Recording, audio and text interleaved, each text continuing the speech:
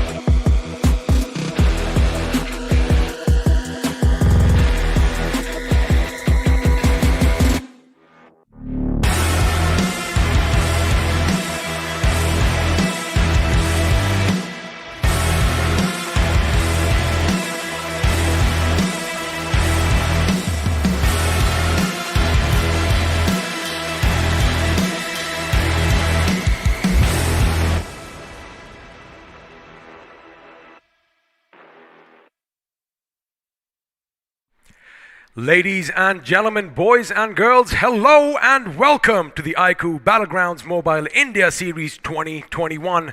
And let's be honest, this is the moment everyone's been waiting for.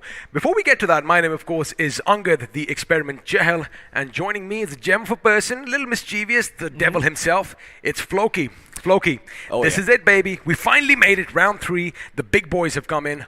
Sparks are going to fly. Absolutely. The creme de la creme is here, baby. We got all of the best teams over here playing it out right now. Exactly. Just be a little cautious, You might burn yourself looking at the quality of these teams over here. But I'm quite sure, given the games that we're going to be seeing today, we're going to see a lot of interesting stuff. Brace yourself for that mid to late game chaos, because that is where the action's going to be. Now, what I love is, again, we've been going about this in the last couple of weeks, that this is the chance that a lot of these underdogs, a lot of the unknowns, have the spotlight on them. But the question is, what is going to happen when fresh meat, this new blood, goes up against the old guard? Well, are the old guard going to crumble under pressure? Because, with ever-changing times, the newer teams are more adaptive, more versatile. Or are they still going to hold their ground and go down as legends? And, well, speaking of legends, we got to give a massive shout-out to this bad boy in my hand, the iQOO 7 legend, for basically making all of this come together. Absolutely. This phone is single-handedly responsible for this all. So we're going to be talking a little bit more about this, letting you know exactly what it holds. But just in case, it's a beast for gaming, like, XP has been saying all along. It's really, really good for those purposes. Also has some really good cameras in there and a 22-minute flash charge to get it up to full battery. So if you have a phone that, needs to suit your gaming needs, as well as make sure you make some good memories when you're out with your friends, this is the phone to get. And it has everything in store for you, but you know what? Don't take our word for it, because once again, let's actually have a listen from the official smartphone sponsor for BGIS 2021. It is, of course, the iQOO 7 legend. Let's take a look.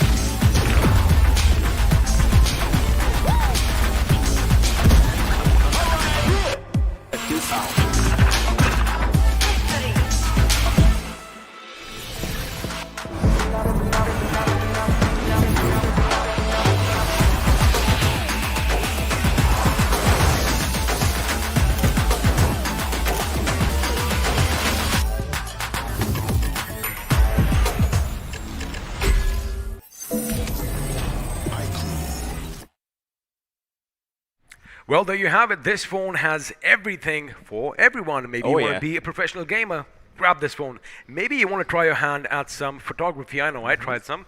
Grab this phone, 48 megapixels, and, well, even if you do anything, like you mentioned, that flash charge is going to make sure that you're always going to be 0 to 100 real quick. And let's just have a look and see what else this magnificent phone has to offer. Oh, absolutely. If Experiment can become a good photographer by just picking up this phone, I'm sure you can as well.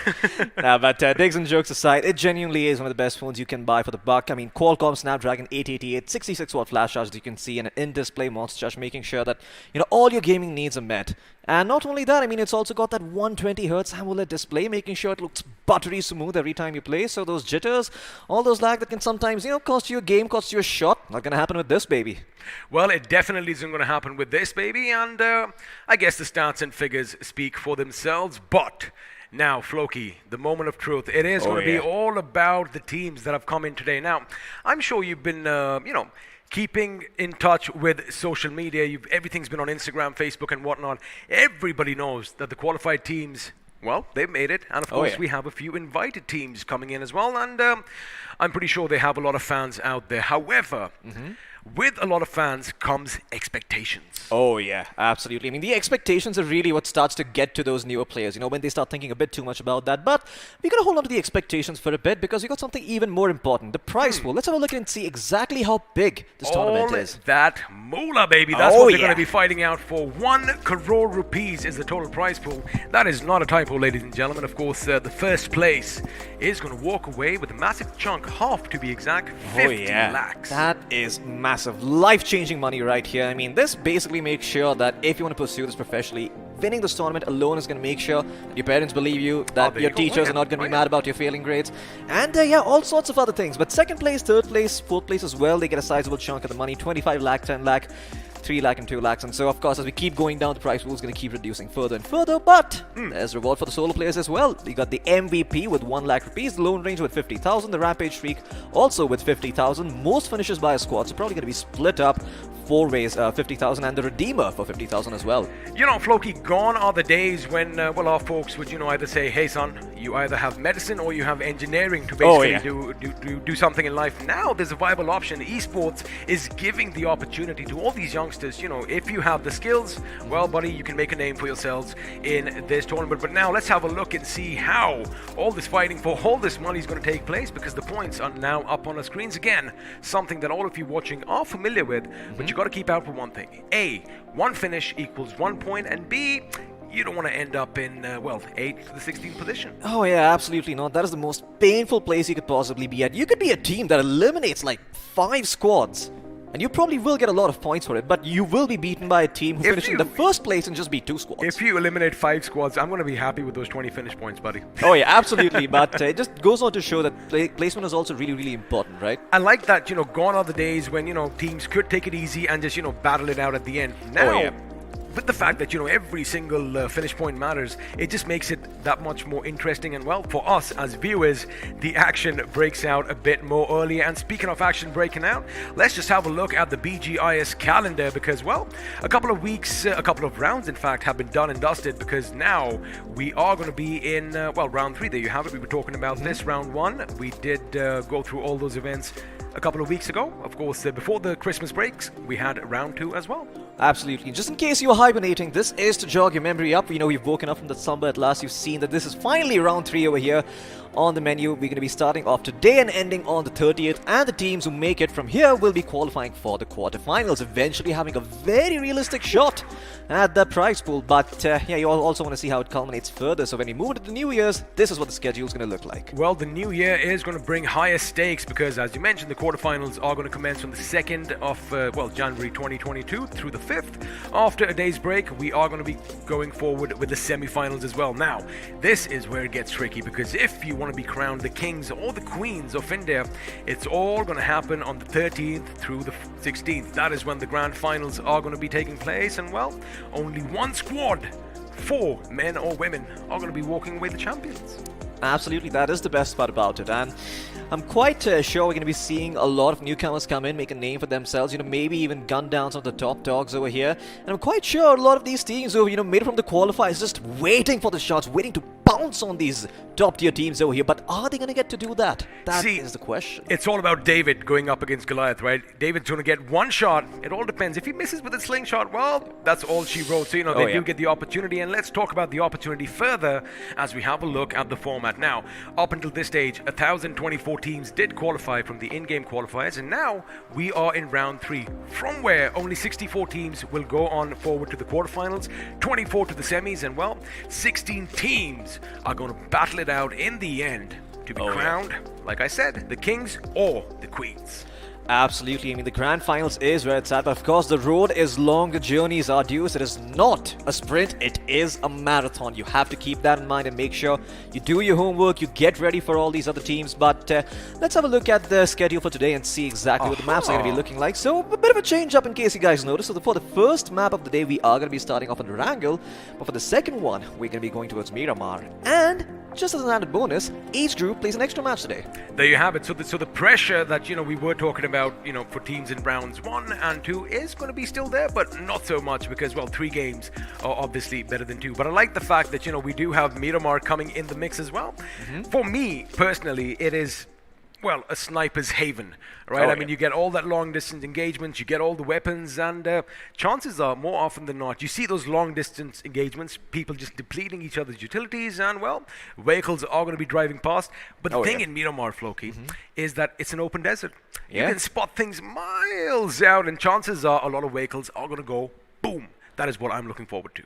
Yeah, well, let's see if that does end up happening, which I'm quite sure it will. You know, a lot of these teams are going to be sniping. A lot of these teams are going to be very, very happy. Those designated snipers finally getting to play. You know, it's been such a long time since we've actually seen the map change up from Erangel. So they're going to finally be like, okay, you know what? I finally get to play my role. I finally get to have impact on the team. And maybe some of the players who up until this point haven't been performing well start really shining right now. Because like we've said earlier, you know, Erangel, it's a balanced map, but not necessarily a map that favors sniping.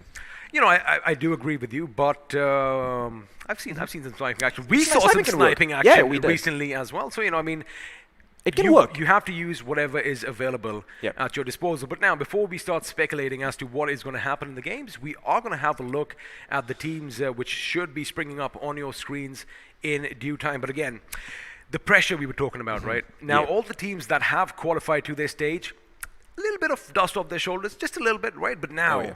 like I said, the old guard's coming. The big boys have entered the fray, and chances are either the teams, as they go up against them, they might buckle under the pressure, Absolutely. or they grab this opportunity, they grab this moment. They know that everyone is watching. The spotlight is on them. If they can dethrone one of the old boys, whew, that is going to be quite a Cinderella story. Absolutely. I mean, the underdogs, they've always got the mental edge, right? Knowing that the other team probably doesn't have as much material on them as they do on them. So, in all these things, the underdog a little bit over here. But the cool thing about being the top dog is that as long as you stick to your plan, as long as it keeps working, and, you know, as long as it is working, the underdog teams eventually are going to look at that and be like, okay, guess what we're doing is not working. We got to start emulating these guys. And that is where those teams start messing up a little bit. They're like, oh, well, this is not working. We maybe need to borrow this page from their book or that page from their book. And it all falls apart. What I'm going to expect is, since again, you know, we talk about, we're just going to separate the teams as underdogs and, well, the better known dogs, or the big dogs, if you will. So the thing about these big dogs is that, you know, I mean, yes, they have all that pressure, but, you know, before we talk about the big dogs, let's actually have a look and see which players made it, well, pretty much made waves as we shine the spotlight on them, because, well, they did make sure that they surprised us. There you have it. First up, round 2 performance. It is going to be coming in from Sub-Zero. And, well, looks like 15 finishes is nothing to scoff about. 15 finishes. That is a ridiculous number. I think the only person I've seen come close is Joker. Keep in mind, this is just 2 games apiece. Oh yeah, this is just 2 games apiece. 15 finishes, 2,400 damage, which means he potentially knocked down even more players. And he's got 3 headshots to boot for as well. I mean, wow, I'm just waiting to see when this guy's going to prop up on my screen and you're seeing all the carnage for myself in first person. But let's have a look at what other players are also here in the spotlight. Where there's another player we should be keeping an eye out for. And well, we remember this name. Untitled OP, the only player who is indeed, like his name suggests, kinda OP. Kinda, I think it's a bit too OP over here, but yeah, 14 finishes, 1865 points of damage, 1 assist coming in along with 2 headshots, and well, a decent average survival time as well. Again, we knew that UP50, you know, if I quickly go back to round 2, their first game was a bit lackluster, but then they knew that, you know, if they want to get into round 3, oh buddy, they've got to make sure they bring their A game. That is what they did, and of course, Anuj was pretty much at the tippity top to make sure they qualified for this round.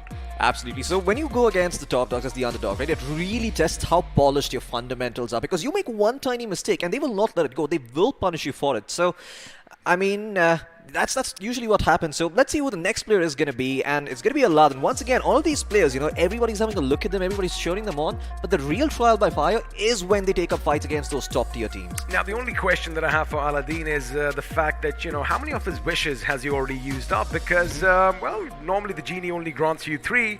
I'm going to assume 1 is to make sure they get to this stage, and now is it going to be their skills or is it going to be luck that propels them forward? Because judging by the numbers, I think it's all skill. 13 finishes, 2,204 points of damage, and 7 assists. This is the kind of guy you want on your team. Absolutely. When, you know, somebody says team player, this is the man that pops up. Aladdin, you know, he's got 13 finishes. So individually, he's also strong, but then he's got 7 assists. He's got a couple of headshots. I'm quite sure if we were having a look at the player's revived stat as well, we could have seen that, and that could have also been up there, just helping his teammates get back up on their feet. You know, over the last couple of months, we've seen a lot of new vehicles being introduced. I wonder if we have a flying carpet coming in sooner or later. But for now, we're done with the players. Let's have a look and see which teams or which squads made it to the top. And well, if you have one of your members in the player spotlight, chances are that squad is going to share some of that limelight as well as Sub-Zero with a total of, yes, what the hell, 42 finishes, Floki. in 2 matches, they managed to get 42 finishes. That is a ridiculous number. I Think mean, about it. averaging 21 a game, these guys might just give Team Miami a run for their money.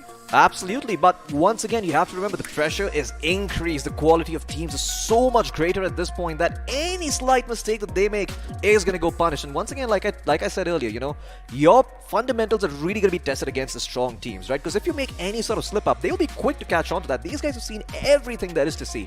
And this is when you truly find out if you've got what it takes to dethrone the top tier kings. I mean, yeah, I just hope for their sake that this performance continues, because I too, like everyone, you know, enjoys a good underdog story. Oh yeah, But I mean, at the end of the day, the pressure, it's gonna mount, and maybe they're gonna buckle, maybe they're gonna perform.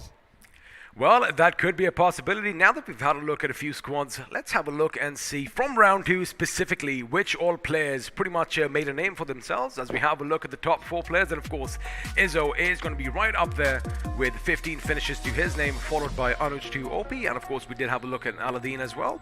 And coming in number 4, we have Empire from 4 Heroes. Absolutely great stuff coming out by all of these players, of course. But Empire, okay, I mean, I don't believe we saw him in the top player spot. Well, okay, that's good enough. I mean, he is in 4th place, so it's still a good place to be. But 13 total finishes, 2 assists, 1300 damage done. You know, usually the podium just has those 3 positions, right? 1, 2, Yeah, and 3. But I like that the fact that explains it. we are, in fact, shining some light on, well, the underdogs as well, because all it takes is one game, that one extra finish point, maybe a couple of placement points, and, you know, you could basically topple the leaders, as you said. So, again, buddy, I guess I like the fact that we have a lot of teams to watch out for, not just, well, the old guard.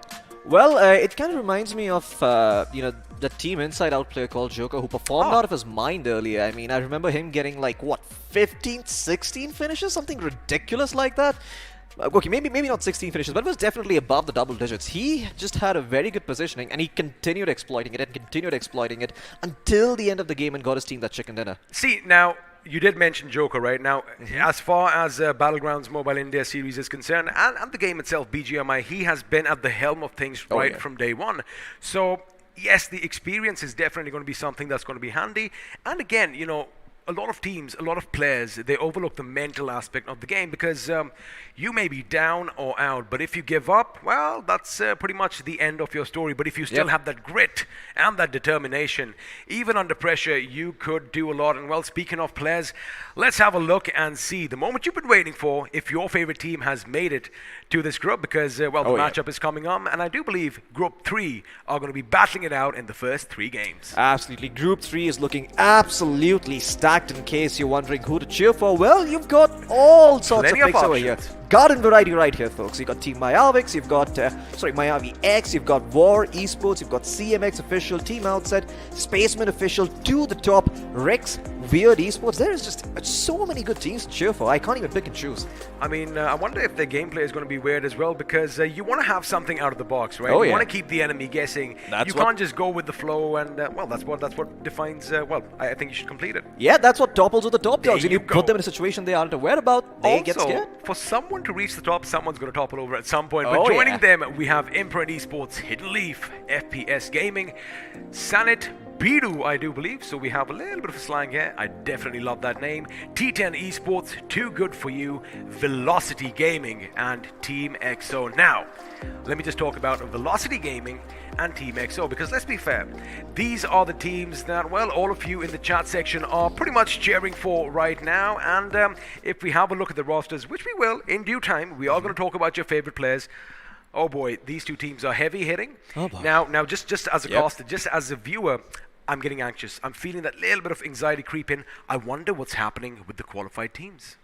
I mean, I don't even want to be in their shoes right now. You know, you grow up seeing these guys. You see them play international tournaments. You see them play in so many different tournaments. You learn from these guys, and one day, you're in the same sort as them. You're like, now I gotta beat my own master. Also, that's when you know you've made it. Again, yeah. It all comes down to you, right? What are you going to do with this opportunity? Are you going to be happy with what you've done so far? Or are you going to grab it, give it your all, and, well, just be the new names that we might be chanting for years to come? Absolutely. But, these are the knights in shining armor that are going up against the knights also in shining armor. But these knights are the ones who've had their metal tested. They've been there, in all of these different tournaments, garnering up all their experience. Velocity, EXO, all of these teams have just been there. Compare these to some of these newer teams who are still trying to make a name for themselves. I mean, well, they're going to get cut, they're going to get bruised, and they better hope they're carrying enough bandages and medkits, because they're going to need them if they're going up against these guys. Those mistakes that we talked about, not going to go unpunished. Speaking of bandages and medkits, now if you have been watching over the past few weeks, which I'm sure you have been, man, the utility game was a bit low, a bit lackluster. Because, again, so, for these teams, they didn't really want to fight early on, which forced them to go for distant drop-offs. And, the loot is going to be scattered, not enough for an entire team, so they had to, divide and share. Now, what that does is, if you wait for the next circle and, you're still holding your ground, you don't have enough time to loot up unless someone comes towards you and somehow you defeat them and loot them. But again, see the way I'm speculating right now, it's all from watching all the games. Exactly. Right? It's all from experience. I'm expecting something like that. But now, what happens if the big drops, the hot drops, are contested? Because that is what I want to see. Because I do believe a few teams, maybe in game one, maybe in the last game, they might actually drop down where one of the big boys land and be like, hey, we're here. We're going to try and give you some competition. And again, just test themselves. Absolutely. I mean, that's what I'm going to be waiting for as well. It's really sending a message to these teams that we are not afraid of you. We're going to come exactly where you are. But before we go there, a word from our sponsors is overdue. It is overdue. And of course, we are talking about the iQOO 7 Legend, where legends are made. Let's just have a look once again.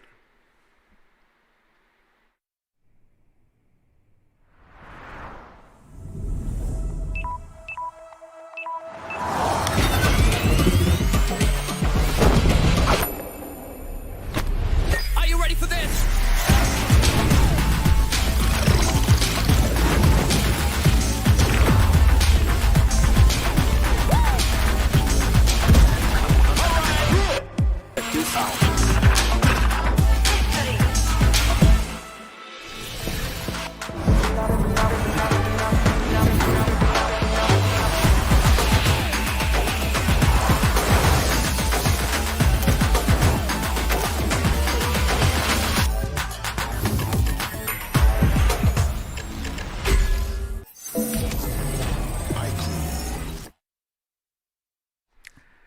Floki, the more I see this particular video, it tells me one thing. This isn't just a great phone for gaming. It can do everything. Absolutely, it can do everything. I mean, like I said earlier, going out for a trip with your friends, you want to click a couple of good photographs, a couple of good selfies, maybe even consider a different career in photography. Well, this phone has got you covered. What better place to start than using your own phone to click some pictures and see how they turn out? And I completely agree. I'm just still, that thought was rattling in my brain because I did try to sneak one off, but they did kind of catch me. There you go. But again, I'm going to try again. Now, I know you all want the same thing that we do. You want us to stop talking. You want the game to begin. But before we do that, we have the hot seat on for right now, and I'm going to put him under the spotlight before the players have all that light shining on them. Now, buddy. All right. I'll give you an easy one. All right. Forget predictions. Forget the first circle. Now, you know forget what? all Put me that. on the guillotine. I don't care. All right. Put me in the spot. Alrighty. Curveball. Just So throw it now the thing is, I'm going to pick a team. I'm going to pick two teams. I'm going to pick Team Velocity. All right. I'm going to pick Team Mayavi. Both teams, heavy hitters. Oh, yeah. Both teams, we know they can frag. Now, one team in particular, all of us watching, we know a bit more about. Now, Team Mayavi is the underdog in the situation. Now, if you were a part of, say, Team Mayavi, and you're going up against Team Velocity and EXO, are you going to be frightened? Are you going to hesitate? God, no.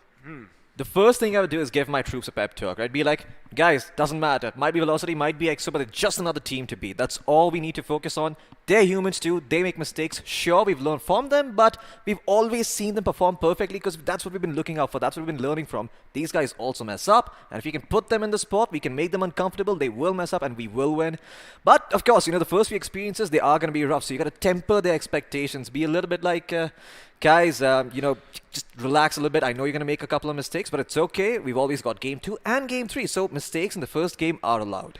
One thing, another feeling that's just kind of creeping in right now, even as casters, I'm pretty sure you get that little bit of a giddy feeling, before any event starts. Oh, yeah. Now, I'm just going to go back to my gaming days. They didn't last too long, but I did have some, right? Oh, the anticipation when the adrenaline starts coursing through your veins, you do have those thoughts that, I don't want to be the guy who messes up for my team. Yep. But you also want to be the guy who, just outshines, outperforms everyone else, because at the end of the day, yes, we are going to have teams walk away with ridiculous amounts of money. But again, us humans, we love this one thing, pride. We have egos, and well, we are fighting for bragging rights as well. Absolutely. I mean, all these players are not only, like you said, I'm better going than up you. against each other, but they're also going up against their own teammates a little bit, right? They're like, maybe they have like an inside bet going on. Oh, I'm quite sure I can frag more than you. They've got And something themselves. to. Yeah, exactly. And themselves. It's kind of an affirmation of their beliefs, right? So when they say that, you know what, I'm going to be the top fragger of my team, and they don't do that, that really just ends up, hurting their confidence a little bit. So for them to be in that spot at this moment is very, very important. Where they're feeling confident, they're being like, you know what, guys, doesn't matter. We're going to perform. If I make a mistake, I make a mistake. I'm just going to have a go at it again. I think that is the winning attitude, and that's what it's going to take. You can't ruminate over the mistakes that you've made, because it's just going to fester, develop a negative mindset, and then you get to the point where you're like, God damn it, why am I even here? I'm clearly not capable enough to do this. And if you don't believe in yourself, no one will, not even your teammates. No one will, and again, just a few words for you guys. From the corner of my eye, I do see that the screen has flickered on. Life is going to be pretty much bustling on Spawn Island sooner or later, because all 64 players are already in the lobby, and in about 120 seconds or so, we are going to have action break out. So anything that you would like to ask me here, Floki, because I've got a few things that I want to get out. All right, Let's see if you ask the right questions. No. Really? No. I read your mind. Wow. We're not going to talk about that over here. So Again, this guy just wants to get me in trouble. You know what I was going to ask? What were you going to ask? What do you prefer, a Desert Eagle or an Orm? But you clearly said no to the Orm, so I guess Desert Eagle's the way to go. Guys, learn from the best. And speaking of Desert Eagles, we actually had a lot of pistol action we breaking did, out didn't we? in the last in round 2. In fact, we were talking about it. We saw the shotties, we saw the pump action, we saw the double barrel, we saw the DBS in action as well. But we never speculated or never contemplated seeing a pistol, even Actually getting a fat frag or a finish. also at the midpoint of the game, because I love that. One thing that teams, me as a player as well, you want to make sure that you are kitted out to the gills, right? Yeah. But sometimes when your weapons run out of ammunition, you can whip your weapon to the pistol, because again, it's faster than a reload. Absolutely. Always remember, switching to your secondary is always faster than reloading. So, yeah, we saw that. But what really makes me happy is that, sometimes people are in the spot where they're like, you know what the hell, I can't fight this, I don't have a rifle, I don't have an SMG, I'm just going to give up that position. The thing is, you don't want to fight sometimes because the map around you is just so beautiful, it's so picturesque, it's so pristine. And speaking of the map, imagine walking down the streets of Pachinki with enemies on either side, but you have no idea, because right now it looks beautiful, but sooner or later those streets, ladies and gentlemen, are going to be covered with blood. Oh yeah, and blue as well. You have to remember, once again, if there is a 17 team in the mix, and if there was ever a 17 team in the mix, it would be the blue, because we've seen the blue get itself a couple of knocks over the past couple of rounds. Oh yeah, even in round 2 we saw that happening, so hopefully this time around it's not the same. But there's the basketball court, and just going back to what I was saying earlier, I did mention about the Desert Eagles, whipping them out when the time is right. Many a times players will just not take that fight instead, but sometimes you have a positioning advantage. Sometimes you know that you haven't been detected, so if you're a little bit sneaky, you put one well-placed shot, you could walk away with the entire loot on a stranded enemy by himself. Credit where credit is due. I've been around this map hundreds and thousands of times, but what production is showing me right now is just beautiful, because again, while you are fighting on the ground, while you have all the enemies about you, you never stop for a second and appreciate the beauty. I mean, come on, have a look at that shot. That is just pristine. But Floki, I want to see some bridge action tonight. I want to see some old school bridge blocks, because it hasn't happened yet. But you know what's going to happen right now? The game is going to be underway, ladies and gentlemen, as the Big Bird has taken to the skies. So for the first time in round 3, day 1, Floki, where are we flying to? Well, we're about to find out soon enough, as we seem to be hovering over the terrain of Zarki, going all the way towards Sosnovka military base, not exactly bisecting the map in half, but leaving most of the areas accessible by the flight path. So there you go. Let's have a look at where all of these teams are going to be dropping in. I imagine we're going to have all these teams get their choice of drop locations. I think the only drop location that's going to be hard to access is going to be maybe Mansion or Lipovka. Kameshki could also be out of the picture, but once again, you can rotate to that place later on if you drop into Severny, shooting range, Rozhok, or School right now. Well, a lot of options for a lot of teams, but of course, I do believe there are going to be a couple of teams that all the viewers are going to be watching out for. In fact, we are waiting with bated breath as well as to where they are going to be dropping down. But for now, it does look like we do have a couple of teams heading towards West Georgia. Now, I do believe Hidden Leaf might call West Georgia Paul their home, while To The Top are going to be heading down to the hospital. In fact, they may even drive down along that western coast of Gatka, making sure they loot everything inside. Oh, yeah. But the moment we've all been waiting for, where is Velocity Gaming going to be going, and where are Team EXO headed in this round? Well, we're about to find out soon enough. Now, one would say that it seems to me that VLT do like to drop towards Sosnovka, and that is what is happening at the moment. They are going towards Sosnovka, and even contesting them, though. That is the question. No, they were, just gliding alongside them, but instead we're seeing action going towards the eastern part of the map. If you've been watching this team, in the past, and, they did play under different banners and whatnot, three things are going to be, in life are true, right? Death, taxes, and the fact the boys from VLT are going to be heading to Sosnovka military base come what may. And looks like the other teams got that memo, because no one is going to be there to contest them. It looks like we are going to have some early skirmishes break out, ladies and gentlemen, all the way down south near the ferry pair. But for now, looks like it is going to be on the same coastline, but on the other side, because action is going to be aplenty at the farm, as Saneth Biru are going to be dropping down. However, they got to be careful, because Imprint Esports are dangerously close by. Absolutely. These are going to be super scrappy fights early on. Everyone dropping in towards the same general area. There's not going to be enough loot around for everyone to pick up. So we could see teams just fighting with a bunch of weapons that are not really meant for those sorts of engagements. Now, you have to remember, this early on, you kind of just want to make sure you kit it up fully and getting your choice of loot. But with all of these teams around the corner, the only way you're going to get better loot is by shooting your opponent in the head. And hopefully you're able to do that. But at the moment, it doesn't seem like they're choosing those engagements just yet. There's still that bit of a lull phase going on. Well, I spoke too soon. Too good for you. Are they too good for me? Well, we're about to find out. Oh, the player's super low, and oh no, they don't even have weapons yet. I wonder if a grenade went off at some point, and all three of them were in the vicinity. For now, it's going to be Team 12, Saneth Biru. They are going to be, they cornered one of the boys from Imprint Esports, and Johnny is going to bid us adieu pretty early on. So we aren't going to see any where's Johnny, because, he's out. Absolutely. Well, he had a bunch of sugar in his mouth, and his papa came by, did not like the fact, and very violent fashion, just killed him off. Well, there you go. That's a bit too dark, keeping in mind that, Johnny's a kid.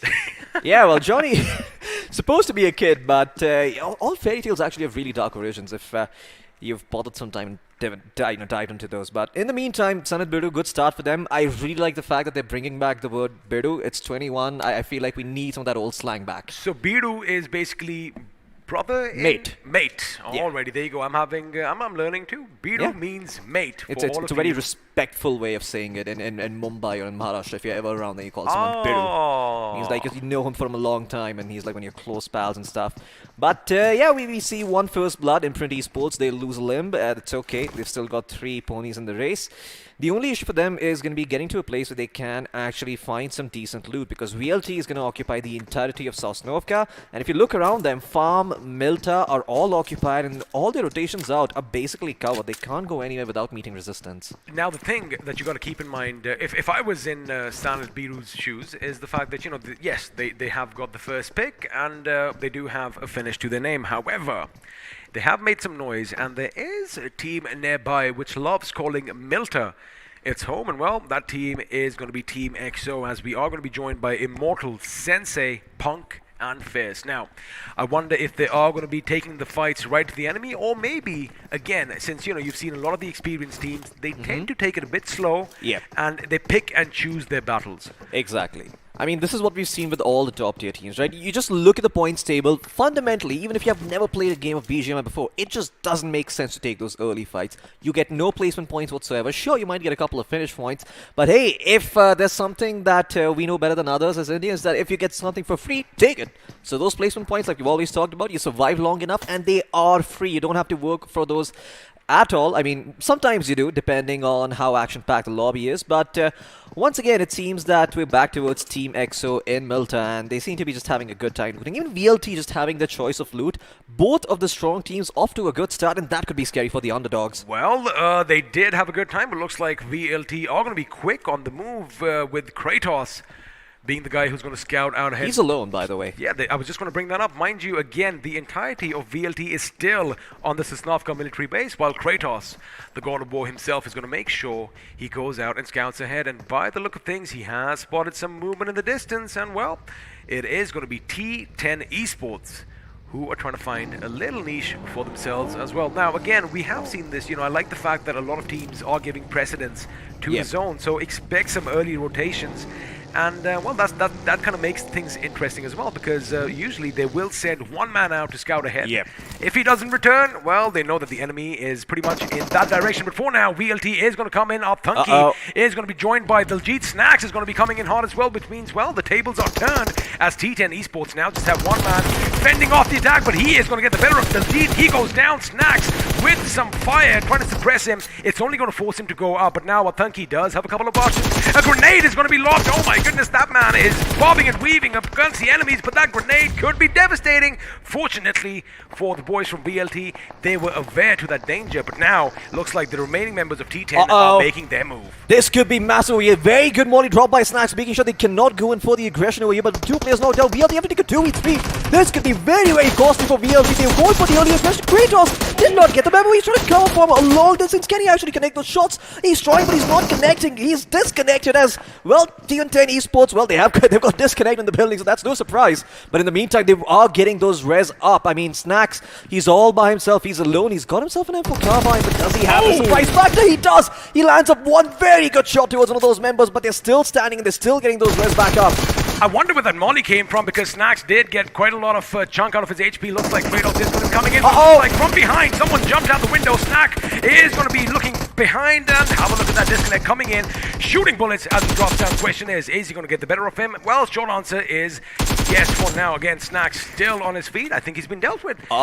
He's been dealt with. Now Kratos is all by his lonesome. He is in the shack. This could be devastating. Little did Eska know that Kratos was inside, and now let's see if he is going to shoot with the hip. He needs to come out because all those bullets are hitting the woodwork, but now it is going to be T10 coming in for the kill, and looks like this could be it. Kratos does manage to take one down, but unfortunately his life has been snuffed out. Ladies and gentlemen, Velocity Esports out in the 16th position with just that one finish. Well, we talked about the old guard going up against fresh meat. They are hungry for blood. Absolutely. Well, they might as well change their name to T1 Esports to T10, because that's clearly where they belong after taking out the side of Velocity early on. Velocity, well, they wanted a taste of the bait. Little did they know their foot was in the bear trap before they could smell it in the air.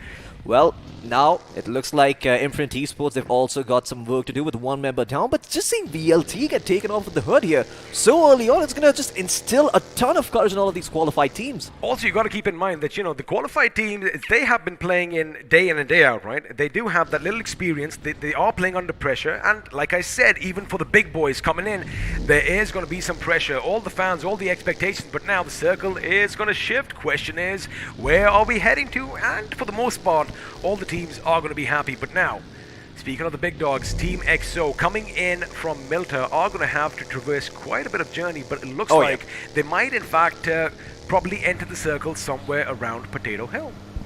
Yep, they most certainly could. The Potato Hill slightly relevant over here, but it's going to take a lot of circle RNG to try and make sure it stays relevant as long the longer we go into the game. CMX official in the meantime just trying to rotate in as well. But yeah, so far we don't see a lot of reason for some early action. There's enough real estate in the circle for all of these teams to be satiated. That's when we start moving into the third circle, that is when we should be seeing a lot of the action breaking out over here. But yep, there you go. There's a rotation coming in from EXO. In the meantime, Spaceman official very, very happy just holding this barn outside Pachinki, making sure they've got themselves this long house with tons of room to work with, just making sure even if grenades are lobbed in, they can just run away and hide behind those boxes for cover. Well, let's see what else Spacemen are able to do over here, as they do seem to be on a bit of a spotting mission at the moment. Probably not going to be taking any shots, although I could be wrong about that. Sanat Biro, they've already lost one. They kind of want to make sure they don't lose any more over here, because I do think over here, DXOP, he has an inkling that there is someone there in that general direction. Probably has marked them as well, alerted his teammates to that fact. But in the meantime, War Esports, well, as their name suggests, Imprint Esports might have a war on their hands. They might just have a war on their hands, and it looks like for now, they are just going to be driving by, trying to find a nice little spot for themselves, as they are going to come under fire, courtesy FPS Gaming. Now, you see some vehicles move in the distance, buddy. All you got to do is take a few shots, and if Lady Luck is on your side, they might just connect in the noggin, and well, the driver could be brought down. But for now, it would seem like War Esports are going to make their escape as they move further inland and, well, try to find some greener pastures for themselves elsewhere. FPS Gaming are going to be happy with the circle, and, well, speaking of the circle, let's have a look and see how everyone's spread out. Now, there is a general trend that everyone is kind of migrating towards the center of Gotka, you know, making sure they have either one of the compounds or even that long irrigation canal for cover. But the thing is, there's only so much real estate, and sooner or later, well, teams are going to be locking horns with one another. Yeah, these are definitely all of these teams having the same priority, sort of, you know, I mean, this is when they're going to start learning about the meta, realizing that, oh, everybody likes to get into the circle early on, but, well, looks like we're going to have to hold on to that thought, because it looks like the side of Team Too Good For You are going up against the side of Summit Biru, and, well, Summit Biru, they're going to try their best to try and take down Too Good For You with... I believe, okay, they've got 4 members up and running, never mind. So, oh, right, it wasn't Print Esports who lost their members early on, but okay, those nades being pulled in, are they going to do some damage? Hawk, still standing in the meantime, does take a little bit of damage, but he's okay for now, being that first line of defense against the side of Too Good For You. Now, if I'm speaking of Summit Biru, they have a little bit of an advantage because, you know, they still have that little mountain to work on the right flank. Oh, no. That particular one with the smoke grenade, but grenades are going to come in. I know what you saw. Hawk is going to be a lucky man standing. He did deploy a smoke grenade. However, the enemies threw a grenade as well. Oh, that could have been a bit too close for comfort, but Hawk has got to make sure, since he is the only man in the line of defense for his team right now, he is going to be taken down, and it is going to be Visit with the magical grenade, making sure he's put down. Now, we are going to have a little bit of reciprocation coming in, as Too Good For You are living up to the names, making sure that Damon is put 6 feet under, which means now, well, it is going to be a bit problematic for Summit Biru, as they only have 2 men left standing, and by the look of things, Floki, they are going to be running away to live to fight another day.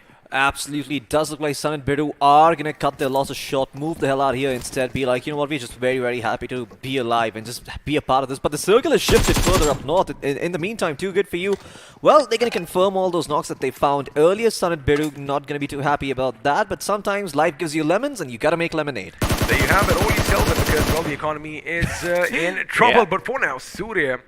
Now, again, he's playing a risky game over here. Now, as far as his flank is concerned, it is not secure at all because his teammate is in another building quite some distance apart. Well, just the moment I say that, it looks like Zenex is going to make sure that he regroups with his teammate. Now, Sandy could be making a move. Visit with an M24. That is going to put a smile across my face, but unfortunately for him, his intended target just jumped out of a building. Now, if I was in Saint Biru's position, I want to make sure that Too Good For You make all the moves. So if they make a little bit of a mistake, you know, we capitalize on that. Or, since they've lost their element of surprise, since they've lost their flanks, they should probably fall back just a little bit, regroup, and, well, hope that another team hears the commotion, comes in, and mop things up. But for now, it looks like they are going to anticipate Too Good For You moving in, so, you know, I'm not going to blame them. Meanwhile, on the other side, just northwest of Pachinki, Imprint, right where we left them. Absolutely. I mean, Imprint, this was the wounded animal that we saw earlier, but, well, even though Johnny is down, they've got Manya, Moscow, and Addy still in the mix, and hopefully they can have enough of an impact to make sure that they're able to at least get that top 6 or top 5 spot, get those, you know, good placement points going for them, because you have to remember it is going to be a bit of a cascading effect with 3 matches in play over here, so you don't want to walk away with 0. At least. You don't want to walk away with 0. And, you know, the fact that you just mentioned 3 matches, right? My mind just went to VLT now. I know that they're done and dusted. But again, they might just come out swinging next time. But we're going to hold on to our thoughts because it looks like Ricks have spotted the enemy in the distance, driving past them.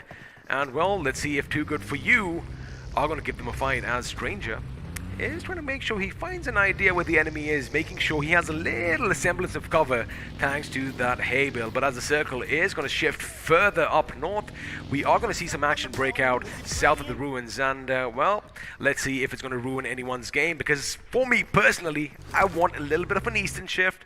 I want to see some urban warfare in Pachinki, and, well, sooner or later, teams could be stacking up. Now, keep one thing in mind. Have a look at how EXO are scattered all over the place. Now, a couple of the members, Punk and Fierce, are going to make sure the ridges due north are going to be in their control. While we still have Immortal left near the church, so he has that high ground. He has a good 360 vigil, and, well, Immortal is a man you do not want to mess with. You do not want to test his mortality. But this now, is fun. again, they want to make sure they have the options. Now, since we've got a shift to the ruins, looks like Punk and Fierce were in the right position. Absolutely. I mean, you pointed this out wonderfully, right? EXO spreading out their resources, making sure they don't take those fights early on, making sure that the rotation is prioritized a bit more. But in the meantime, Rix looks like they're going to be driving their vehicles in, looking for some sort of engagement.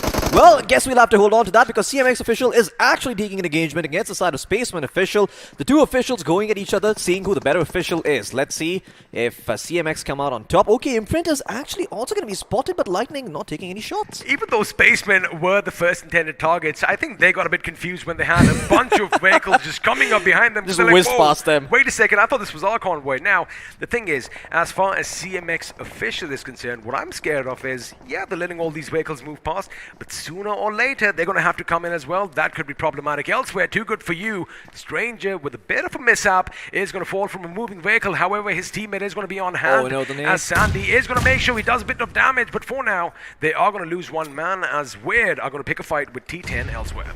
Absolutely too good for you. In the meantime, they've lost one player, but they get Sandy back up on his feet, and Stranger still also reeling and licking his wounds. He's going to try and crawl towards Emperor, but oh, the vehicle explodes, knocks Stranger off his feet. He cannot be raised up. He is most certainly gone here, and looks like we have the side of Team Outside to tank for that. Guess what? EXO also looking from the distance, thinking about a third party over here at this point. They could potentially get a lot of finishes here, but Sandy also eats a nade. Emperor is on fire. This is going from bad to worse for too good for you. Now, even though Team Onset, they do have, well, those buildings for cover, I like the fact that Evac is making sure he's a bit further up, keeping the enemy at bay. Now, Visit with a few smoke grenades.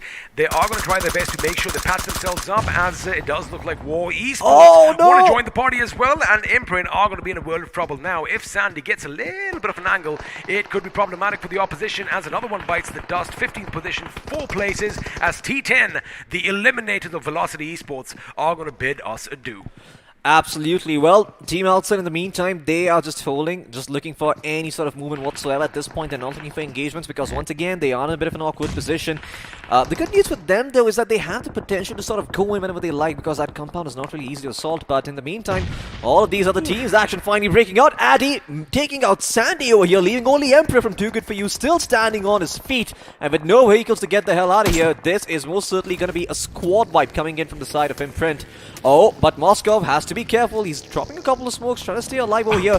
And Emperor, oh, someone just whizzes past him. That was purely for vision purposes. He just wanted to find out if he's there. He's got the information, and now that smoke is just going to be peppered with bullets. Oh, and he was right in front of him for now, but looks like Moskov is going to be at hand. But Addy is going to drop to the ground, and well, Emperor is going to breathe his last as the king has fallen. But for now, Addy's coming under heavy fire, and he just manages to make it on the other side of the burning vehicle. But looks like an M762 is going to go off and drag it. Oh no! Is going to get the better of him. Forget it. It's all done. Evac is going to blow that vehicle up, and with that, well, another team is going to bite the dust, which now means Imprint Esports are in a world of trouble. They are in a death valley situations, but now on the other side, amongst the ruins, it's going to be Team EXO fending off Team Mayavi. Again, both heavy hitting teams. Absolutely, and both of these teams seem to love the ruins. Mayavi, how many times have we seen them in this position? I think every time they're on the server and ruins is up in the is in play, these guys just snatch up that piece of real estate. Now, in the meantime, Sensei is alone. He needs his teammates to come in. He cannot be the one going in aggressively, and they are coming in on those vehicles. But elsewhere, CMX Official, well, they're getting the players knocked over here. Garuda has to be a little bit careful. Look at those explosions coming in all around him. He has to be terrified. This has got to be some PTSD coming in from all those explosions here. But looks like FPS Gaming, in the meantime, they have got plans too. They're planning to join the party in.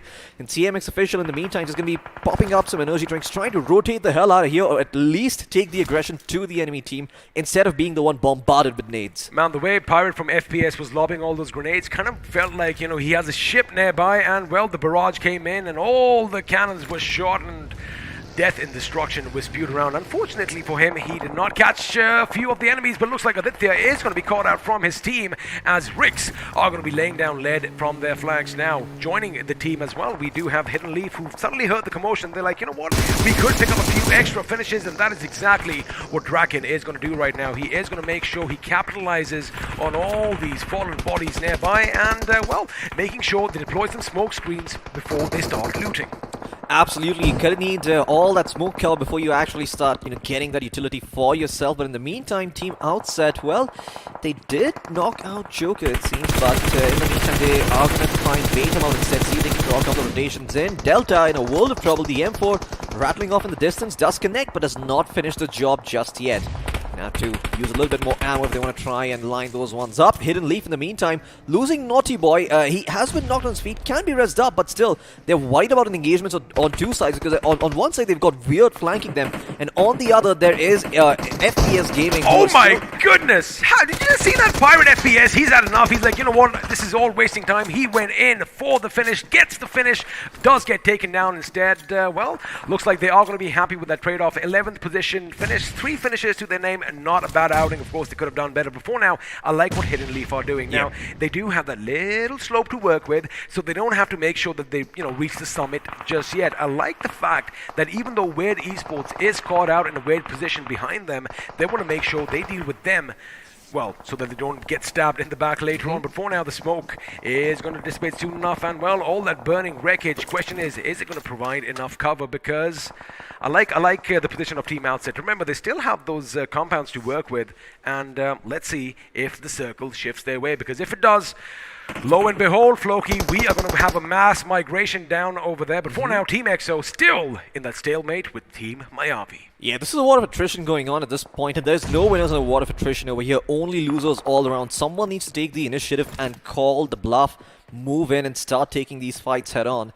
Maybe find an angle or do something. Don't be reckless, but clearly be a little bit aggressive. Elsewhere, Mr. IGL getting knocked out by the plays, and he was trying to survive for as long as possible, but it doesn't seem like he's going to be able to do it for much longer. Ends up with just 1 point in 11th place. And his team is, well, it looks like his team is still in the mix over here, so it's not going to be the end of the world for them. Rix and, well, Darko in the meantime. Lobbing a nade, does it find? No! Fierce, he's actually somewhat low, but the cover provided by those walls is going to keep him alive for now. Again, I love the fact that we are in the final few circles, the 6 to be precise, 10 teams still alive and kicking, 29 players alive. Looks like Darku wants to reduce that number by 1 more, but is going to be unsuccessful. I like the position right now. They do have these cliffs to work with. They have that little bit of a dip so that, they can have some cover from either side, but what you can't cover for is all these grenades that are lobbed at all these obscure angles. That looks like a good one. It could be devastating, but elsewhere, it's team to the top. They are finally giving Team Outset a run for the money as they are going to be making sure they enter one of the buildings now. Shivam down on his knees. He's going to be taken down.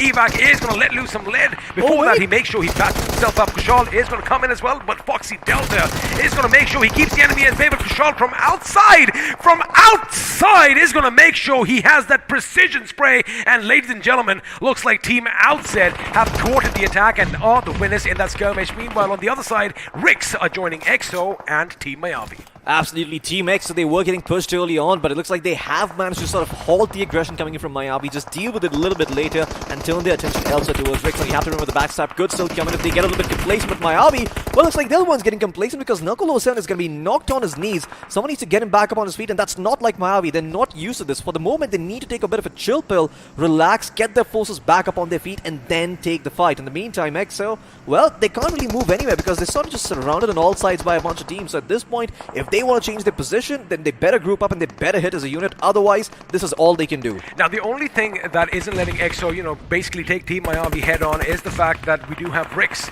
occupying that little mountain top. Because if they move out, well, they are going to be shot at from 2 directions. And right now, looks like one of them is going to be caught off guard. Darku, the bandit, wasn't paying attention, and Fierce is going to capitalize on that now. He is going to throw smoke to obscure their vision. Well, I think he realized that was the wrong projectile, and now the grenade is going to come in. Is it going to be a good one? It has the right bounce. Knuckle could be in the line of fire. Unfortunately, he's going to be out of the blast radius, as it does look like Admino is going to come in with the revives. Now, this is where I do believe Fierce could actually drop down, go in for the flank, as his teammates are going to make quick work of Rix. And if they deal with Rix, Team Miyavi could be in a world of trouble. Yeah, Team Miyavi still reading and licking their wounds. They need time to heal up, and Rix, this is all going to be about surviving for them as long as possible. With Rana, the only player standing over here, all he needs to do is make sure he stays alive. That's all he needs to do over here, because the rest twist on the other side. Team Miami will do all the work for him if he just manages to stay uptight. But just to add one point, now Team Miami waited in this position way too long. Have a look at iQOO. They've already moved on further. They've already pretty much got the better of them. And now the thing is, I wonder if Team Miami knows that Team iQOO is on their right flank, because they might still expect them to be at the ruins, and well, they could be in for a nasty surprise. It most certainly could, but in the meantime, Team Outside occupying the only compound, like you mentioned, still in the circle, are making good use of it. But now they need to get the hell out of here. They need to go out in the open, into the world. Oh, Rana, look at this man just surviving at the moment. His legs out in the blue, but he's still standing strong, and finally he's going to have to start moving in that blue. Going to do some damage over towards him. Still dotting his eyes, crossing his T's. Will knock one in, trying to get the finish, but will be eliminated by fighting. Now this is a big problem for the side of Team Miami, because they're trying to take a fight against iQOO in the meantime as well. And iQOO, well, not sure what's happening with them, but I know Outside Esports are taking the fight with all three of the members still standing at the moment. Shivam, he's sitting behind the car at the moment. It could explode, so he has to be a little bit careful. Outside in a good position, making it even better for themselves as they pop those tires. But now, wait a second. Is that all she wrote? Is another team going to bid us adieu? Looks like War Esports work hard in the middle. They did have the center of the circle. Unfortunately, all those grenades were a bit too much for them, as now we are down to the final two teams, ladies and gentlemen.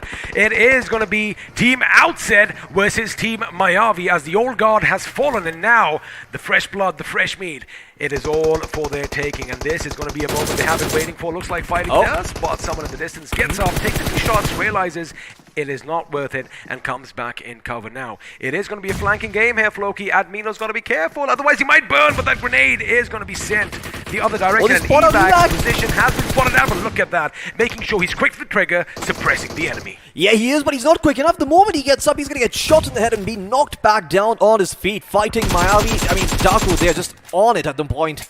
Team Outside with only 2 members standing, this most certainly should be them calling it quits and biting the dust over here, unless Shivam can pull some sort of miracle out of the bag over here. Look at that. Kushal, he's also about to just pop a couple of smokes and make it, try and go forward and maybe get some aggression going over here against the side of Team Miami. But Team Miami, well, this is the time to act proudly, because they know they're in a 4v2, so they might as well go in, bait one out. Daku going from the outside. Question is he going to pull up a Shroud moment overhead? No, the Blade Zone is going to break it down instead, and that is all she wrote. Again, it is going to be the heavy hitter, Team Miami X, coming out on top. We did talk about it. We did see those moments where David did go up against Goliath, and looks like this time the slingshot won as the underdogs got the spotlight. But again, Team Miami fighting 6 finishes to his name. Absolutely. You have to remember that the Goliath is still standing. There are still 2 more games to be played out, the next one being on Miramar, which could be the game changer over here, because all these teams have had a lot of experience playing on Erangel. Miramar, not so much. Well, we haven't really seen them play on Miramar, so again, they could have been, practicing in that map as well. But again, what an amazing outing. Now, we did see the big teams lock horns with the underdogs right at the beginning, and it did seem like, things are going to go their way. Even if I talk about Team iQOO, right at the end, they were holding the ground well, but again, 2 guns are always going to be better than 1. But if you missed any of the action, which I'm sure you didn't, let's have a look at all the action that broke out in this game of Erangel. Well, starting off, I think the first lesson we learned that it isn't the size of the dog in the fight that matters, but the size of the fight in the dog that does. As VLT, they bit off more than they can chew, and they got punished for it. It looked good starting things off, but it just seemed like they didn't finish off the players in time. They thought they were going to be abandoned, but no, the communication was there from the team. They were like, you know what, guys, they've knocked down 2 of us, but we've knocked down 2 of theirs as well. If you guys come in, we can potentially win this engagement. And boy, did they do it. And maybe, sending VLT packing at 16th place has to feel good. In this situation for Sanat Biru, the fact that Hawk, already pretty much took a couple of grenades before he was finally knocked out, he should have probably moved back or fallen back just a little bit, and his teammate came in for the revive again. Something that they can learn from, because you got to keep one thing in mind. All these games, yes, they are just going to be playing 3. It still has a little bit of a learning curve. Absolutely, it most certainly does, right? It's a completely different experience being in a lobby with, 14, 16 good teams versus, being in a lobby with 8 or 4 good teams. Over here, your mistakes are going to be punished, and clearly it even applies to VLT, because they made a mistake early on. They were a bit too aggressive, but not to hop onto that. As we moved on, we did see Team iQOO perform really well. They got themselves the 3rd place finish, but all these other teams as well, just it didn't seem like any team was really afraid of taking fights at any point. When they were cornered, they did take those fights, and some of them came out on top. At this stage, we were joking about it earlier. I don't think anyone's really going to be afraid afraid or really is going to be hesitant Yeah. about taking these fights. It's all about how you are doing on that particular day, because some days you have good days, some days you have not so good days. So for what I believe is, especially for teams like VLT and EXO, and of course we are going to see a lot more invited teams in future, they haven't gone against them as yet. For them, yes, the pressure is still there, but they've made it, right? They've already made it. For these newer teams, they are hungry, Floki, and well, it's on display on our screens. Well, the one thing about a hungry man is that he thinks very straightforwardly. He relies on his instincts. Maybe that's what VLT and EXO start using against these hungry teams, punishing their aggression, deliberately setting up baits. Last time, we saw Kratos playing, the sack, being the scout for his team. And we saw a lot of vehicular explosions as well. So I think we saw a lot of knocks as a result of that. But once again, Team Miyavi, they have to be feeling good coming out swinging. They know for a fact that VLT and EXO were eliminated before them. In fact, VLT being eliminated early on is probably, what perhaps made them feel comfortable. Like, all right, you know what? If these guys are out, well, this lobby, it's not as bad as we thought. We can still perform over here. But now the tables turn, because we do not go to Erangel next. We move on to Miramar, and that is a different beast altogether. A different beast altogether. And just prior to the game starting today, I did right next to Miyavi, big hitters, and well, that is exactly what happens. But let's have a look and see how each and every team did, as we do have the points standing coming up on our screens now. And of course, Team Miyavi with that chicken dinner are going to be out there at the tippity top with 23 points to their name. Yeah, but it's close. It's really, really close between them and Outside Esports, because they're the ones who got more finishes compared to Miyavi, sitting at 22 points total. In third place, we got EXO with 13, who's also tied with the side of Hidden Leaf, at 13 points as well, having 9 finish points to their name. Rix in 5th place with 5 finish points. 6th place goes to War. 7th place to Weird. Team to the top in 8, and then 9 to 16th. Unfortunately, we have Velocity Gaming and Sunit Birut there in the bottom 2. Notice one thing, barring 3 teams, Team Miyavi, Team Outset, and Hidden Leaf, each and every team did get a little taste of blood, right? Yep. A little taste for victory. They do have somewhere between 2 to 5 finish points, which again goes to show that these teams, when they are in the nitty-gritty of things, they can hold their own. They can put up quite a fight. But again, that is where the experience is just kind of, is out of reach for them, because it makes a difference. Whether you want to take that fight at that moment, whether you want to rotate out from the blue and come back in. Again, hundreds of possibilities. Absolutely. I think there are 3 stages to being a really, really good at something. First is knowledge. Second is, second is confidence. And third is experience. So when you have knowledge, that's when you can start being confident about things. That's when you can start believing in yourself. When you believe in yourself, all it really comes down to is experience. And clearly the experienced teams over here are having the better time, except for Velocity perhaps. But let's have a look at the MVP and see who it is at the top spot. Wouldn't be surprised to see one of the members from Outset. And well, it is Evac from them. 6 finishes, 1,000 damage, 1 assist, 1 headshot. This man, well, clearly deserving of that spot. Again, we did kind of point this out at the time when his Team Outset, did have those 2 houses all for themselves. Evac wasn't in the house. He was a bit further up, because half the enemy, pretty much, if the enemy could see them in the house, they could shoot back. He made sure they were kept at bay. He made sure he went just a little bit across the flat top terrain. Yep. And lobbed his grenades, keeping the enemy down below. So again, instrumental in this victory over here. But let's have a look and see who else is going to join him as we have a look at the top 5 players from this game. And well, that is pretty interesting. No surprises there. Hidden Leaf. Now again, Hidden Leaf had a good game. We did see them end the thing with high finishes, but they were taken out just a bit too early. Yeah, unfortunately for them, this is probably going to tell them that, hey, they've got the cojones, they've got the experience, they've got everything they need. Now it's all about tempering that. Now it's all about, putting that hot sword into the water, letting it cool down, let it solidify, and let off all that steam. But in second place, we've got Fighting, we've got Stony from Hidden Leaf, like you mentioned, we got Chinu for you as well, who also, by the way, I remember he was sitting on like a sliver of HP, like 20 or maybe 10 points of life, and he managed to score a knock. That was insane coming in from him, so congratulations to him for getting himself in the top 5. And in 5th place, we've got Draken from the side of Hidden Leaf. And once again, like you mentioned, all of these teams getting a taste of the action. So at this point, it is not going to be the knowledge, it's not going to be the confidence, but the experience that separates the wheat from the chaff. And of course, having a look at all these numbers on our screens, let's do something else. Let's have a look and see at all the numbers from this game as we have a look at the match summary. And wait a second, 105 grenades were used. However, only 4 culminated in finishes because, well, a majority of them were smokes because we had a lot of open fights this time, Floki. Absolutely, we had a lot of open fights, and 105 grenade being tossed over here. Absolutely amazing stuff. 6,000 healing done as well. Wow. So many knocks and finishes too. Airdrops perhaps not being prioritized, but clearly, you can see the rescues as well, sitting at 49. Clearly, a cut above what we've been seeing round 1 and round 2. And well, I know you love that stat. Longest finish distance, 320 meters. I'm sure you've done a little bit better. Well, I mean, I'm not one to toot my own horn, but yeah, maybe. But again, we've had a look at numbers. Let's have a little bit of a graphic visual as we have a look at the finish to damage performance graph. And well, it is going to be pretty much even Stevens. That is amazing to look at. That's what we talked about. Each and every team got a little taste of blood. Level playing field, I mean, this is what we talk about, right? As soon as we start moving up in terms of competition, we move further to the third round, to the quarterfinals, the semifinals. We're going to be seeing these teams sort of reach a level playing field, and maybe, just maybe, a team's going to discover something over the course of this tournament that's going to tip them over the edge, allow them to take out these top teams consistently, and perhaps start putting up higher averages. But until that happens, all of these teams pretty close. Miami with 1,000 damage, Outset taking the cake with 1,800. We've got T to the top with 1,100 as well. Rix with 1,000, Weird with 1,000 as well. You've got Hidden Leaf with 1,600. You've got Team EXO with 1,300. And even the teams who haven't, gotten all that much damage, and there's still, reasonable amount of numbers. You're seeing 458, 378, 200, 619. So, yeah, I mean, all of these teams, like you mentioned, taking all these fights. Absolutely, and well, let's see if you're going to be good enough to see which top 4 teams are going to make it in the top 4 just from a visual representation. If you can't, we got you covered there as we have a look at the Outset, Hidden Leaf, Mayavi +1. EXO, there we go. Well, I mean, you do not get in the order, not in the order.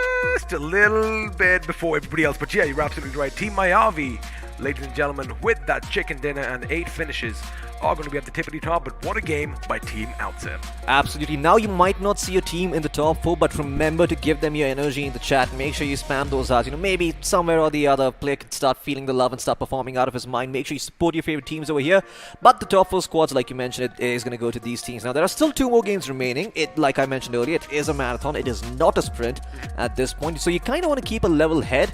If you're VLT right now, be like, you know what? All right, guys. Game 1, done and dusted. It's all right. Look at it as a 2-match affair. We start on a new leaf, and we're on the back foot. We made it from the lower bracket instead. Since you brought up sprinting and marathon, I'll say that, they may have lost the battle, but they haven't lost the war as yet. They still have a couple of more opportunities at stake. Question is, Floki, are they going to go up and grab it? Because as far as the underdogs are concerned, as far as the unknowns are concerned, they are making sure they make the most of the spotlight that is on them. They are making sure that they capitalize on every single opportunity that is given to them, and well, that is what champions are made of. And like I said, we might just be chanting their names in the years to come. Absolutely. I mean, who knows? Maybe this is the tournament where that one player pops up, catches everyone's attention, and maybe gets a good deal for himself, goes out there and, makes a name for himself and his country. Of course, that is the dream. But it's a bit far-fetched at the moment. So let's get back to reality. Let's focus on the games coming at hand over here. Let's talk a little bit more about VLT, address the elephant in the room. What could they have done better in order to prevent that? Was that them being a bit too confident? Do you think that's the issue? No, I think T10, the team that they did go up against, they just reacted brilliantly, because you got to keep one thing in mind. Kratos did have that first little scouting option, on the right side of the bridge near the blue house on top of the hill. Now, what happened was, they spotted just one person in the building on the left side of that particular road. So information was given out. That's why you saw Snacks, Diljit, all 3 remaining members come and hit that compound in one go to take care of that one guy. However, let me tell you one thing. I do believe it was Eska who pretty much kept them at bay, got a knock for himself, and, with that grenade, just basically wasted time. His teammates came in, got the job done, and again, that is what legends are made of. This is the kind of moment. Even if you go up against the big dogs, you got to make the most of it. And speaking of big dogs, speaking of legends, let's quickly have another word from our lovely sponsors. It's the iQOO 7 Legend.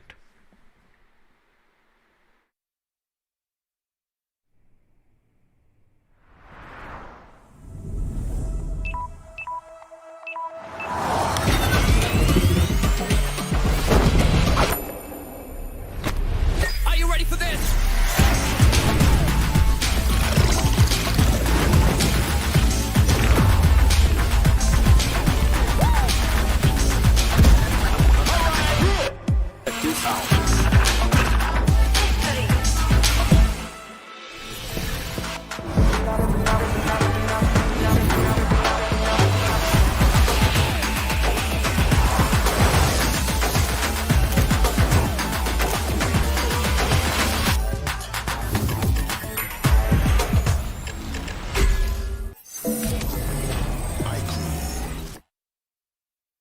Well, there you have it. Floki, the Snapdragon 888. We've got the 66 watt, I beg your pardon, 22 minutes. 66 watt flash charging, ultra gaming. Enough said. Go and grab yourself one of these monsters, and we might just be talking about you in the not too distant future. But for now, let's go back to what we were talking about earlier. Now, again, as far as game one is concerned, I don't think the underdogs are really feeling all that pressure. Absolutely not. I mean, seeing VLT being knocked down in 16th place, if I was on the still be like, all right, I guess, this is no competition. You got to keep in mind, as in when these knocks and finishes are taking place, it shows up on the kill feed, so everyone is going to be keeping an eye over there. Exactly. It's almost like a public humiliation of sorts, right? I mean, you have to keep that mental game going if you're VLT at the moment. Again, big teams, massive number of fans, massive expectations. For me, if I was in their shoes, I would feel the pressure maybe a bit more. Because, all your fans, all the lovely viewers watching right now, they come to expect things from you. They expect you to win every single day. But like we said, sometimes you have good days, sometimes you have bad. And I wouldn't really say they had a bad start. They had the right idea. They had the right, play in from their playbook. Unfortunately for them, T10, again, reacted to that situation very well. All due to that one gentleman in that house, making sure he did lose his life initially, but making sure he kept them at bay for long enough for his teammates to come in again. Kratos from the distance couldn't really do much, although he was the scout. He did get that M16, was laying down some shots, but it was just too little, too late.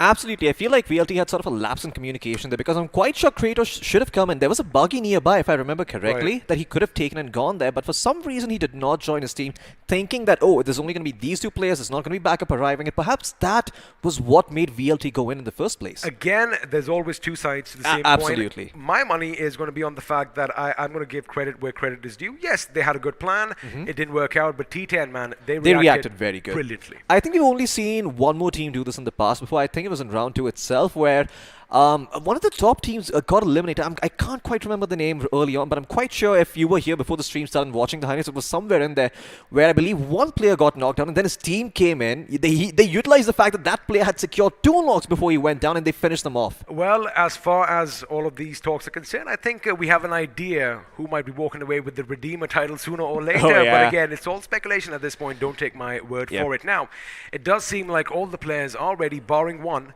So we are going to make sure that all 64 players are going to be in the plane once it takes off, because this time, again, like you mentioned, we aren't flying to the green and luscious plains of Erangel. It's going to be the harsh deserts of Miramar, and I'm happy. I'm excited. Massive map, a lot more action, a lot more space, a lot more real estate. However, it also means that action could take a little while before it finally appears on our screens. Absolutely, and this is where every team sort of gets to fight at full potential, because there is so much real estate available on the map. You go around, you get your pick of weapons, you get your pick of whatever the hell you want. You want to keep flashbangs over smokes and nades, you've got it. I mean, go for it. Not advised, but go for it. So, these teams are going to be... I've seen some amazing flashbang usage in Miramar. Yep. Hopefully a couple of these teams showcase that.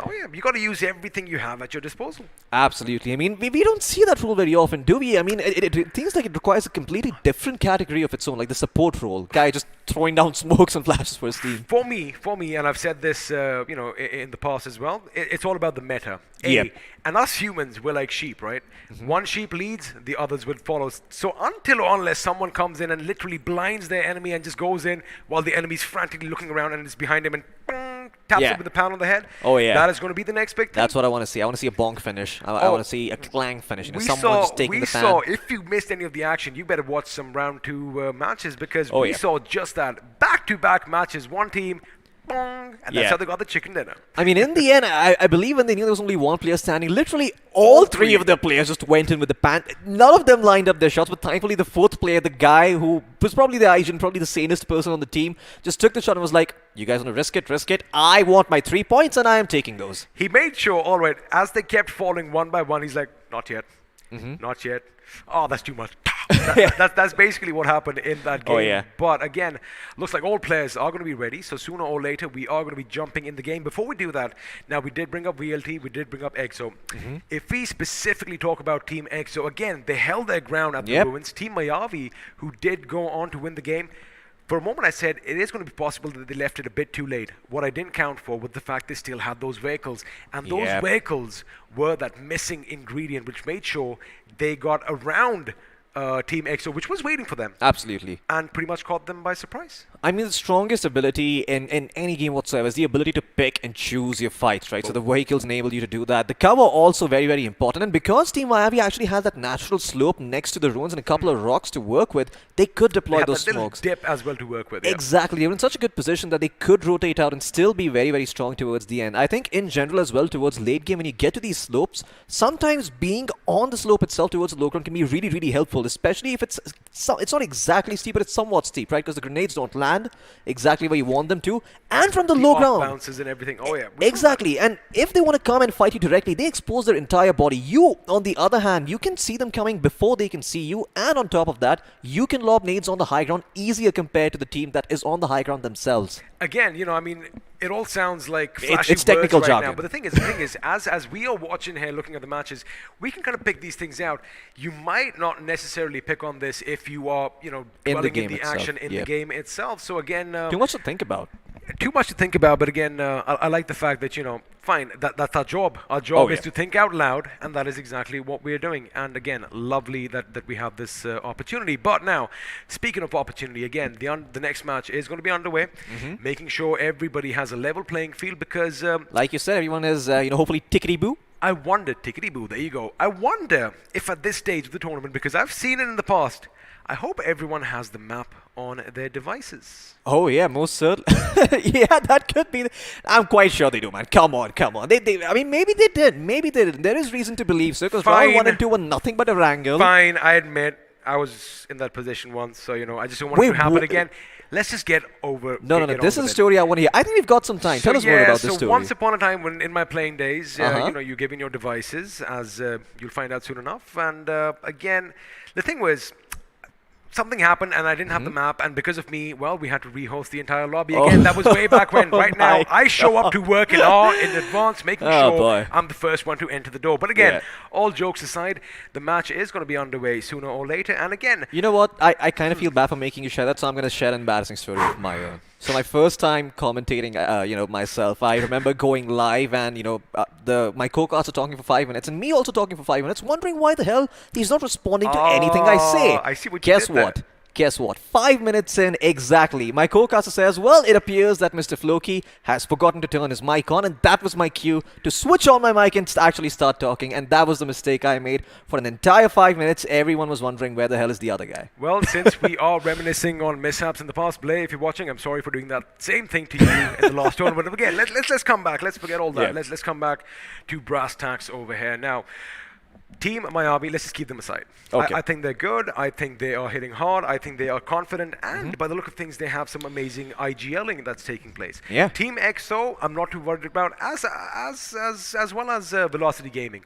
Because now Velocity Gaming, dare I say, maybe they underestimated their opponent. Yep, they could have.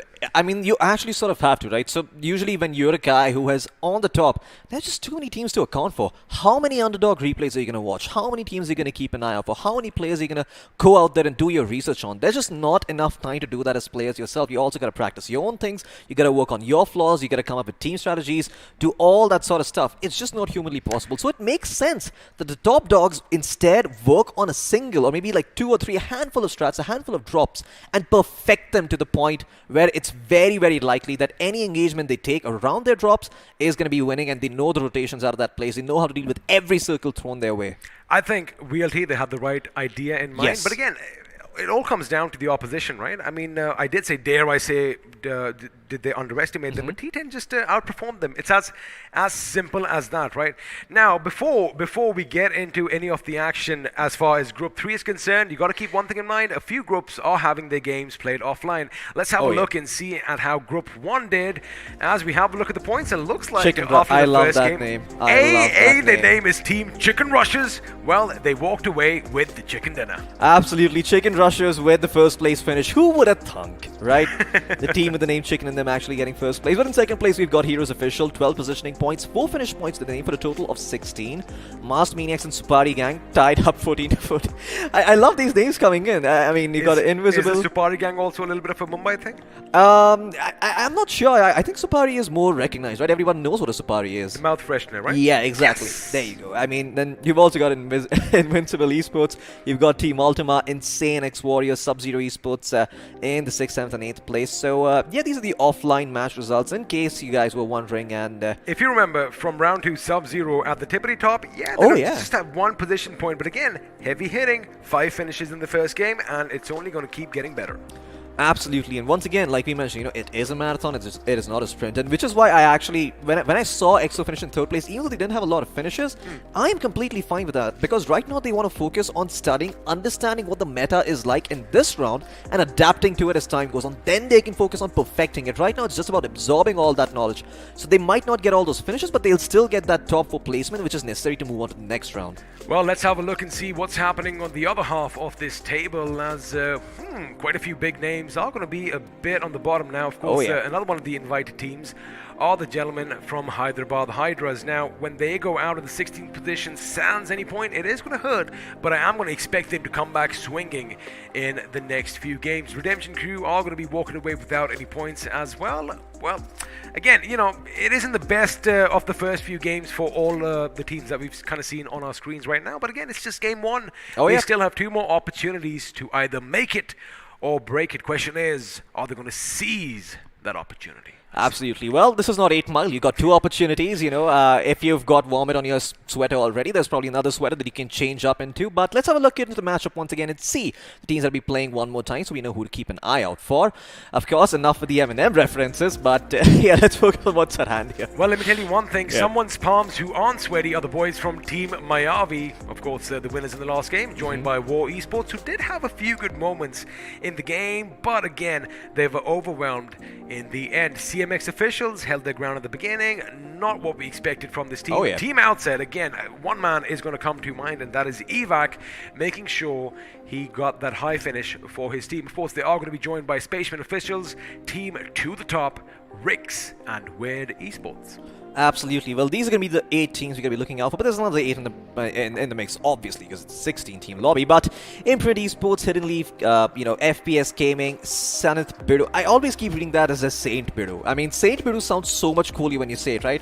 He's a Bidu, but he's also a saint. But it is Sanith Bidu.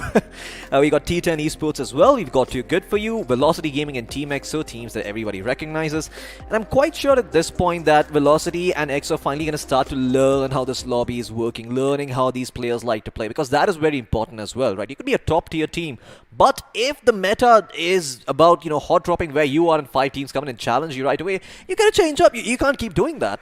Also, I do believe that, you gotta keep one thing in mind. All these boys from VLT, right? You got Kratos, Nax, everyone, even from Team EXO, they were in the same shoes that a lot of these players are in now. So you got to keep one thing in mind. Maybe back in the day when they were starting out, they felt a bit of hesitancy. They felt that little shake. Your hands shaking. You've got the shot. You don't take it. There you go. However, the thing is, Floki, right now, the exposure that even all these newer teams have, not just with official tournaments, but with local little tournaments as well, that mentality is coming in. They are ready for pressure. Even I was playing a couple of classic games the other night, and it kind of felt like, oh my goodness, these guys are taking it way too serious. Calm down, boys. Calm down. But again, it's all about that exposure as well. Absolutely. Those comms, they were like, oh, one guy northeast, one guy northwest, all that stuff. But, we were taking a couple of scenic views of the map of Erangel. It's only appropriate that we also look at Miramar, and boy, does this place look lovely. Going back to the point you were making, what was it that you were saying again? I didn't catch quite. I lost my chain of thought because I want the action to come down to Los Leones, because I don't know why, I just love that urban warfare, especially in this map, and it is going to be hard for people to pick out which these places are, but this of course is going to be Picado, or rather the amphitheater or stadium right to the northeast of said city. Again, Picado is going to be one of those places where you should be expecting a couple of teams dropping. One definitely near the stadium, and one probably towards the gas station. But it all comes down to when that big bird is going to take to the sky, and well, all our speculations are going to be thrown out the window because it is going to be an exciting time. And again, the circle in this map really dictates how the game, or how the flow, or rather how the pace of the game is going to be like, because again, if you have like a centralized circle, everyone's going to just make sure that they hold themselves up and secure or rather fortify their positions. But if the circle keeps forcing you to move, that is where we're going to have some Mad Max Fury action. Absolutely, and this is a very important map to have vehicles in, because you can't rotate out, otherwise you're going to get sniped off from so many different places. Your head's going to be off of your shoulders before you even realize what the hell just happened. But, well, we're about to jump into the game and see for ourselves what the flight path looks like, how it's going to be bisecting the map, if at all. And, well, I gotta say, I do not like what I see, at least for the teams. This is gonna be super tough. The flight path geared a bit towards the east. Ladies and gentlemen, we are going to be flying down to the southwest. Unfortunately, it is going to be along the eastern coast of Miramar, which means if you want to head over to El Pozo, Ruins, La Cobreria, good luck finding a vehicle. But for now, teams that are going to be dropping down in Los Leones, Impala, even Campo Militar are going to be happy. But again, it is the first game of Miramar in this tournament, Floki. So basically, you and I, we are driving blind. We are driving with our headlights off because... just like the players. I have no idea where these teams are going to go. Now, of course, as far as the old guard is concerned, I have a little bit of an idea where they love, calling their home in Miramar. But all these things could change on the fly. Absolutely, they most certainly could. Let's have a look and see where these teams are going to be dropping in. I do imagine that we're going to be seeing a lot of teams contesting each other early on for some of the hot spots over here. There's no way on earth Picardo goes uncontested. Maybe we see Del Patron also getting a couple of teams in there. Now, you kind of want to be the team that goes somewhere over there, in the general area of Power Grid and Montenegro. Sure, you might not get a lot of loot early on, but as long as you get yourself a vehicle, you allow yourself to rotate out and then move on to some place like El Pozo, or maybe go all the way up towards La Cobreria. But it doesn't look like that's going to be happening, so we're going to be seeing a lot of scrappy fights early on. Well, a lot of scrappy fights, and we did kind of mention urban warfare. Los Leones, ladies and gentlemen, is going to be the city. I do believe we are going to have some action break out. Looks like the first few picks could come from said city, because 1, 2, 3, 4, almost 5 squads are vying to take control and call it their home. But for now, Team XO are going to be going up against CMX officials, or are they? Not too sure. I mean, they've got their choices right now, right? I mean, they've got their weapons up and running. That's all they're looking for. You've got yourself a vest and a helmet. That's essentially what you need to fight over here. Don't really need a backpack as much, but I do see them getting themselves, a couple more pieces of utility before they actually go in and start taking the fights. Now, you have to remember, in a map that is as big as Miramar, where there's so much real estate to work with, you don't necessarily have to take fights, but if a team does have the high ground, if a team does have the vantage point on you, it's not like they're going to allow you to rotate out. So sometimes you're going to have to drop those smokes a little bit early. You're going to have to find the right places, the right vehicles, and get the hell out of here before things start getting a little hot and heavy. And speaking of things getting hot and heavy, well, Runner has given his position away by rattling off a few shots from that UMP. Let's see if anyone is going to come close and punish him or not. In the meantime, he's just going to be very, very happy just picking up all that ammo for the SMG and moving on with his life. There's a vehicle waiting for him downstairs. I do imagine they could put 2 people in and 2 people on another vehicle somewhere else and get the hell out of here. But okay, Cruci, that is one safe way to get inside a house. Just park the bus right next to a window and jump in. Thompson in his hand. Once again, a couple of SMGs over here. But I think I see... Oh, never mind. That is not the LMG. That is not the LMG. I thought that looked like an LMG, but it's not. It's potentially just an AKM and an M4 carbine. But... Rix, yeah, I mean, lots of, there's not a lot of early action going on. Like I mentioned, if teams do have a vantage point, if teams, they do have the DMRs, if they do have those sniper rifles at the ready, maybe we see some of the action, but not just yet. Everyone still just wants to be kitted up fully and then take those fights. Again, on a map like Miramar, you can do that because A, massive amount of space all around, and, well, B, the circle isn't going to be too mean. But for now, I, for some reason, feel a bit out of breath because I just want them to stop running around and actually go and start knocking each other down. Yeah, absolutely. It's almost like you got a mental connection with them. They've done all the cardio, but you're the one breathing heavy at this point. But yeah, La Cabrera, I didn't really expect people to really go there considering how far up it is, but it does seem like Team Mayavi, they would much rather avoid those early fights. As aggressive as they are, it is not caveman-style aggression. It is caveman-style aggression, but it's caveman-style aggression from that second or third circle, not right away instead. So I love what they're doing here. Now, usually, you don't really see a lot of teams in those remote corners. Yeah, of Bruins just Miramar. gets ignored completely. But it looks like Campo Militar and Tierra Bronca are going to be occupied this time, and sooner or later we might just see a little bit of a fight break out. Of course, once the vehicles start moving. And speaking of the map, I did want to bring this up. Have a look at that. These two teams are going to be on the top right of your screens, and well, they won't tango with one another just yet, but as they make their way into the circle, that is when all hell is going to break loose. But again, just look at that cluster in Los Leones. I mean, wow, that's the action like 1, is 2, inevitable. 3, The action is wanting, 6 and teams. 6 teams. Looks Yep. like VLT are going to make it number 7. Absolutely. Well, there's going to be a lot of action. Thankfully, Los Leones is big enough to accompany all of these teams and, still have no fight really breaking out. But just as I say that, I might have jinxed it. Costos Curse is real as Weird Esports. Well, looks like they're going to be the first ones to get a knock going for themselves. T10 Esports paying the price for it, but not really all that much. They've got a member around. They can dress them back up and get to a better spot. Well, there you have it, ladies and gentlemen. The first knock is going to come after the 5-minute mark, and I'm sure a lot of us anticipated just the same. But for now... And now we're going to snooze for another 10 minutes. There you have it. Good night. Bye. Join us again in 5 minutes, but looks like the Pirates had a little bit of a misstep as he is going to fall to his knock. Lucky for Knees him. shattered. Well, the knees could be shattered, the ankles could be gone for a 6, but again, the thing is, 21st century medicine, especially in the world of BGMI, is so awesome that, a bandage can pretty much, give Fix you that. your severed arm back. But again, don't try that in real life. Pirates FPS is going to make sure that he patches himself up, and, just a PSA over here, never step out of a moving vehicle. Absolutely, we've seen that on Erangel. Let's just not see that mistake being made on Miramar as well. And the cherry on top of the cake, this happens way too often in Miramar.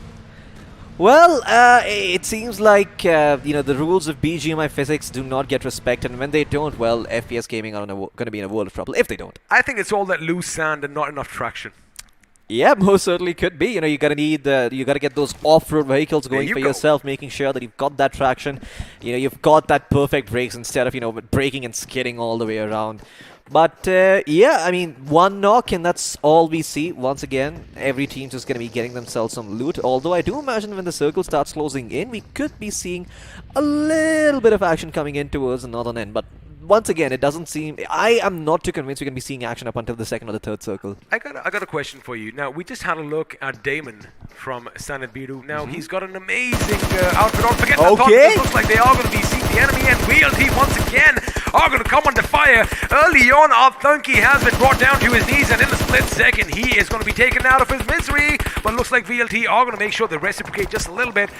Again, Floki, this is looking dangerous for them now. They have lost one man. Another one of their members are going to be low on HP. Question is, do they stay here, fight for their pride, fight for the position, fight for the next round, or do they basically re-strategize, regroup, and, well, like I love saying, live to fight another day? VLT need to live to fight another day. If they don't, they're going to be in a very, very hard spot, and with one member already being knocked out, I'm sorry, the buggy going, it just made me laugh out loud. But yeah, this is no laughing matter for the side of VLT. Having lost one of their members, they need to play conservatively. They need to focus on surviving right now. And I wouldn't even mind seeing them give up, a couple of spaces in their inventory, for fuel instead. Just making sure they can always rotate out if need be. That they don't have to give up their vehicles. Now, again, that is one of the things we were talking about. You want to make sure that all your teammates are not in one vehicle, because things like this can happen. That is why it's so crucial. You want to send someone else to, go out and scout up ahead, which again is something that they're definitely going to be employing from now on. But for now, team to the top, atop a mountain, did spot the enemy in the distance, let loose a few shots. But Ricks are going to be back on their feet. Again, you got to keep in mind, a lot of long-distance engagements, which means towards the end, utilities are going to be next to nothing. Absolutely. I mean, you have to remember the utility very, very important on this map. The circle closing in as well. Let's see who it's going to favor, who it's not. I, for once, just want to see all the teams in Los Leones get completely screwed. See another shift. And, it does sound a little bit sadistic, but it's fun. And I, for one, particularly do not care about the well-being of the teams, but the BGMI gods do, so they will be merciful. Again, you know, I mean, you're not doing what I do, so learn from your mistakes. I've stopped asking for things. Oh. So if you stop asking for things, then the BGMI gods do shine upon you with some gratitude. Before now, the circle is going to shift a bit further down south. Chumacera still empty. That means that could be taken up for grabs. Los Leones again is going to be hustling and bustling with life as more and more teams are going to be joining the fray, which, you know, could be a silver lining for teams towards the north of Los Leones. Now, I'm talking about T10, I'm talking about Bricks, because as the enemies are going to come in, as you can see on your screens, they are going to have a field day, pretty much taking their pick, and Disconnect is going to be disconnected from reality because vehicles don't usually do that, but for now, looks like he's going to make it to safety. Oh my god, we saw him in the last game as well. This is one lucky camper. Absolutely. Disconnect. So lucky. Just, you know, his car completely flipping, but still survives to tell the tale. Couple of scraped knees, couple of scraped ankles, maybe a bone cracked here and there, but nothing a couple of managers won't fix. Nothing an energy drink won't fix. Oh yeah, absolutely. Just so good that it actually ends up reconstituting your bones. You know, just restoring that calcium and that density, making sure you're back at full strength again. But yeah, I mean, that's the one thing I would really want from BGMI in real life. You know, just have an energy drink and all of a sudden you have a fracture. No more. Just wait 5 minutes and it's all gone. Now I'm compelled to tell you guys, do not try this in real life. It does not work. It is for promotional purposes in the game only. But for now, it looks like Draken is going to be blown to smithereens as the bandit himself, Daku, is going to come out and do some damage. And there you have it. That is where that little mishap took place, as all that is left behind is that burning pile of rubber and metal. And well, somewhere amongst that, we're going to have a twisted body right next to it. Absolutely. And look at that. I mean, Daku is just having a field day, you know, riding that minibus around, just try and see if he can, you know, maybe just bait out a couple of shots. Why are they using the boost? I actually don't get it. When it's hilly terrain like this, it's so easy to crash. Just accelerate instead. It saves fuel. No. In this economy? No. We're going to be making sure we have the boosters on 24/7. Yeah, speed thrills, it might kill, but again, you want to make sure you get to your destination as quickly as possible. But what it also does is, it makes sure you lose your fuel, you run out of fuel in the most precarious of situations, as it seems like Addy is going to find himself in. But the only thing is, not enough enemies around. And the moment I say that, Knuckle has the right idea. There you have it. Some more burning wreckage over there, and Knuckle is going to spot the enemy. He gets that scar out, lays down a few shots, but it is going to be Addy who's going to be a bit quicker to the trigger. But again, taking a fight on two fronts isn't the best idea. 3 fronts almost. As fighting is going to come and make sure he is put 6 feet under. Fighting once again, making things work for his team, as it does look like Team Mayavi. Good start to the game, 2 finishes already. I love this. I love this group looting coming out. They know the blue's closing in, so they kind of need to make sure they get the hell out of here. But look at Daku just chilling in the minibus. I'm not sure what he's getting out for. I think he's trying to see if there's some loot available next to that corpse over there. So, yeah, that's probably what his priority is going to be. But Mayavi, well, the second blue zone also doesn't hurt that this much, but soon enough it should be dealing a little bit more damage. Let's have a look at the replay once again and see how that went down. Out of the 3 picks that we had in this game, well, this was the third one. Oh, okay, so this... Well, you talked about a well-placed shot, and that is exactly what you wanted. Keep in mind, at that exact moment, he had 3 weapons trained on him, and 3 magazines were unloaded. That is why, in the blink of an eye, car went boom. And again, in proper Miramar fashion, that is what you should expect. But right now, ladies and gentlemen, looks like my wishes are going to be granted, as urban warfare is going to be the call for the day, as the circle has shifted to Los Leones. Now, my co-caster sitting next to me has a little bit of a frown on his face, but you know what?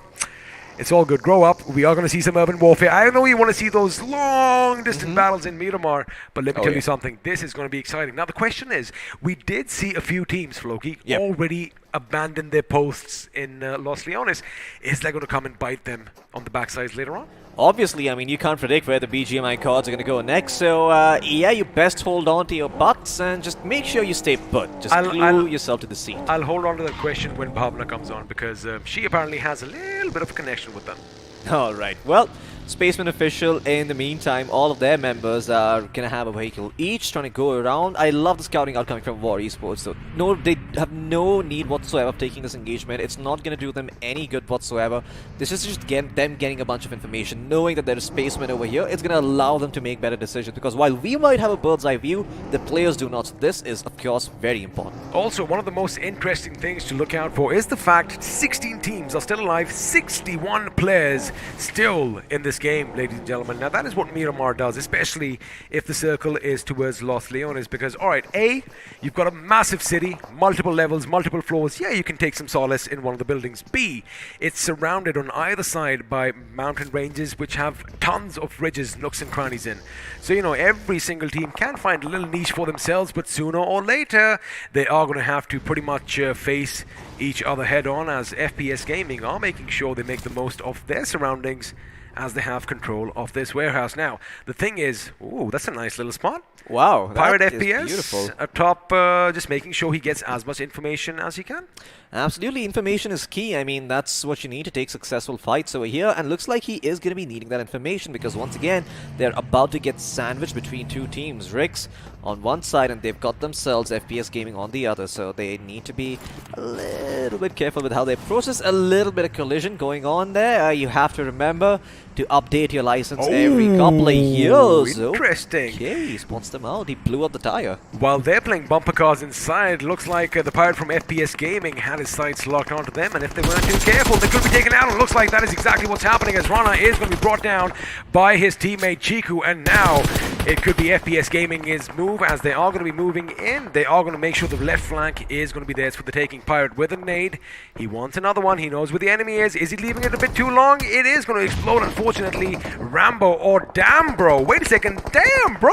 He is still going to be in the game, but this grenade could be it. Now he is going to patch himself up. The grenade goes boom. Lucky for him, he still has almost half his HP. Now, Pirate FPS, again, I called it earlier. This guy is calling in for an artillery strike, but looks like it's going to be Joker who is going to take down Damn Bro from another team. Absolutely, and Rick's Gaming, well, this is not the kind of fight they were hoping for. They started off really strong, but now with two players gone, they've got a decision to make. Do they want to stick around, or do they want to tuck tail and run instead? Play for placements. Now you have to remember, I know we do not see this at the moment, but this is relevant information. The circle has hard shifted towards the west, so Rex do not necessarily need to go out just yet. Although, with all of these teams closing in, they're going to have to get smart about their positioning because they do not want to be discovered early on. Oh, they don't want to be discovered early on, but now the thing is, everyone is going to be heading to greener pastures as well. The only little bit of greenery left in this desert map of Miramar, and that is when all hell is going to break loose. Someone is going to let slip the dogs of war. And well, teams are going to start toppling over one another like dominoes. But for now, CM official, Garuda, I was just going to say he has a good spot, a good high point advantage, a vantage point over there. But looks like he was spotted out and is going to be suppressed, forced back. But for now, his teammate Weird Zero with the Mini 14 trying to rattle off a few shots in the distance. Unfortunately, the enemies are going to smarten up, and once again, Mr. Sniper himself, Diljit, is going to be down on his knees. That means Snacks has all his work cut out now. Snacks is going to be near his fallen comrade, but keep an eye on Kratos. Kratos is on the other side behind the enemy. Question is, can they communicate? Can they do something? Can they sync up to take down War Esports? Yeah, this is going to be a little bit hard for them to try and coordinate. They need one of the players going and scouting out ahead when one player is already on your knees. You can't really take that risk. You have to remember there's only two members standing. I love the initiative from Marduk. Even though he's going to get knocked down, he's going to get all that information for his team, and that is what is most important. War can now start bouncing, can start taking the fight one front. Render Kratos completely ineffective, but in the meantime, it is Snacks. Oh my goodness! Completely ineffective. Spooky Boy is going to get spooked as Snacks is in the house, and now the Gypsies are also going to be taking a fight. Oh no! He gets him! Oh, he gets him! A 3K coming in from the side of Snacks. What the hell is this man eating for breakfast? He only needs to take a one savage. He goes still standing, and Kratos is coming in from the flank as well. Kratos just needs to go forward, lay out a bait for his teammates so Snacks can finish up the job. But the blue, it's starting to close in. They also need to worry about that, and this blue is going to deal a fair amount of damage. Savagery will be spotted out, and Kratos will clean him up. Snacks with the 1v3 clutch. There you have it, making sure that he is going to be snacking on the enemy and not the other way around, as Kratos and Snacks are going to be the last members left for WLT. Now, this is the kind of gaming we came to expect from these gentlemen, and let me tell you one thing, Snacks, if you saw his moves, the duck and weave, the bob and weave, he ducked under fire, came back up again. That is what experience is all about. But for now, yes, they are still a two-man squad. Unfortunately for them, Basement Official have spotted some movement in the distance. Shots have been fired. Kratos, in fact, did take a little bit of damage, but for now, he does have that little dip to work with. Snacks, in the meanwhile, can patch himself back up, but he is exposed and looks like he could be taken down. There you have it. The king has fallen, as Kratos is now going to be the last man standing for his team. The thing is, he is going up against the enemy. going to be taken from Standard Vito is right in front of his face, but he goes down. He couldn't keep up with the hip fire. Now Kratos is going up against two members, but unfortunately Standard Vito once again are going to get the better of him, and there you have it. The big boys are going out. VLT exiting in the 14th position with 4 finishes to their name. Elsewhere, it does look like Team Outset are taking the fight to CM Official. In fact, only a thin wall separates the two, as Garuda's got to be careful with that grenade. That grenade could go boom. It could spell trouble, but for now, Team Outset on the receiving end of things. Shivam is going to be the last man standing. Can he go up against a 2-man squad? No, he cannot, as he's brought down. Wait a second. He wasn't the last man standing here, Floki. Korshvil is nowhere near his team. Oh yeah, I mean, this is the reverse bait sort of coming in, the reverse side where 3 members end up, giving up their lives, but there's one still standing at the moment. And look at that, Joker is going to be reviving all of his teammates from CMX over here, trying to get them back up on their feet, while Shom is just waiting for a quick and painless death as he bleeds out slowly but surely. Imprint in the meantime trying to take a fight up against the side of Spaceman Official. I see only 2 members from Spaceman over here. This could be problematic, and that is because one of the members is knocked and the other one is already long gone. So this means only Vision XP and Amukasop are here in the mix. Let's see if they can take this fight. Right now, Addy will take out Pirate FPS, but... That was almost a self-nade there. Oh, it was almost a self-nade coming in. That's what I didn't notice. Thank you for pointing that out. But now Imprint Esports, they're going to get their member back up on their feet. They want to make sure that they take 4 people to the late game. It is very, very important to just have the numbers advantage. It is stupidly powerful to just have 4 members alive, no matter what your positioning is, but those nades pouring in from the high ground, making it impossible for the side of Imprint to rotate out until Moscow starts taking matters into his own hands. He's hearing the truck being rattled up. Look at him trying to go forward, but he's not really moving just yet. He's still not confident about this. Instead, prepping a nade. This is going to do it, but no, he misses, and now he's been revealed. He's going to get the UMP out, trying to take a fight. Will succeed. Good headshot coming in by him, but he is at half HP. Will he push forward or will he go back? Spaceman trying to circle around the side of Imprint Esports and catching them off guard over here, and they are succeeding. Look at that. Johnny's going to get knocked down his feet as well, leaving just 1 member standing, and Addy will also be taken out, and Mukasop to die for it with a sliver of HP. Spaceman Official, well, they have been eliminated. Imprint Esports making sure they imprint themselves on the brains of everyone else, but just as I say that, well, their woes are going to catch up as Team Miami, the heavy hitters, are going to come up and mop up anything that's left elsewhere. We are going to have another fight breakout between Team XO and FPS Gaming. Of course, we have CM Officials nearby as well. If you missed any of this action, we got you covered, because have a look at that. In the blink of an eye, one team wipes out another, but their lives are snuffed out. There you go. Addy is going to try and go on the side. He's making sure he's got that right flank secure, and there you have it now. He has that little ditch. He is going to try and patch up his teammates near that little buggy, but from behind, it's going to be the hungry team of Team Miami. There you have it. One boom, dead smack center all the players, and well, that is all she wrote. My goodness, I mean, that is just coming in after the fight is over and pretending you did all of the heavy lifting there. Well, it looks like Imprint might have imprinted something onto our minds and the players' minds as well, but Miami imprinting their foot on the backsides of Imprint Esports. And now Rick's gonna get that same treatment, but by the side of FPS Gaming, that second nade coming in so close, but it does not find them, and Team Miami in the meantime still standing strong. Look at that distance, this man is an absolute mad lad, spraying with the M4 at this distance. Come on, fighting, show them some semblance of respect. Well, as fighting gets the better of lightning, looks like another team that's been quiet this time, as T10 still all 4 members alive, but they are going to have to come out from their little haven at some point or the other. Till then, Admino from Team Miami, almost slipping through the map, is going to make sure he dishes out damage, and Ricks are going to be at the receiving end of things. In fact, I think they've been taken out. There you have it, FPS Gaming's Pirate coming in as well, making sure another one bites the dust. That's what we told you, boys and girls. A domino effect, as suddenly we find ourselves with half the number of teams we started out with. 19 alive, 29 still in this game, but Team Miami, Floki, they are looking good. Still a 4-man squad, dishing out death and destruction in every direction, but for now, it's going to be Weird Air Sports holding on against Team Tough. Yes, there you go. Dark Rope, he's going to be taking the brunt of the fire over here. Does get one knock, but gets knocked into. Now needs to wait for his teammates to come and trade him out, but is Kami actually going to allow that? Oh boy, look at that beautiful single shot coming in from the AK, just hitting him straight in the head,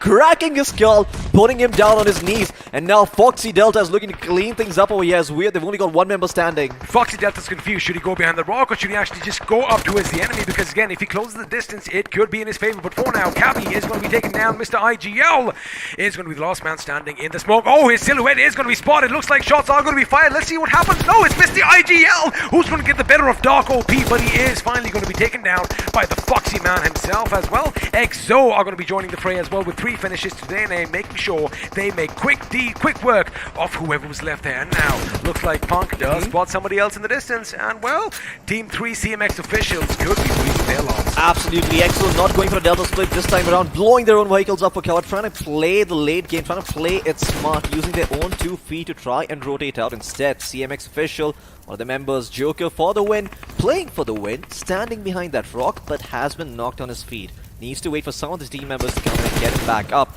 Too good for you in the meantime. Also find a knock elsewhere. And look at Joker, just moving around, just teasing the side effects. So he's like, you can't hit me.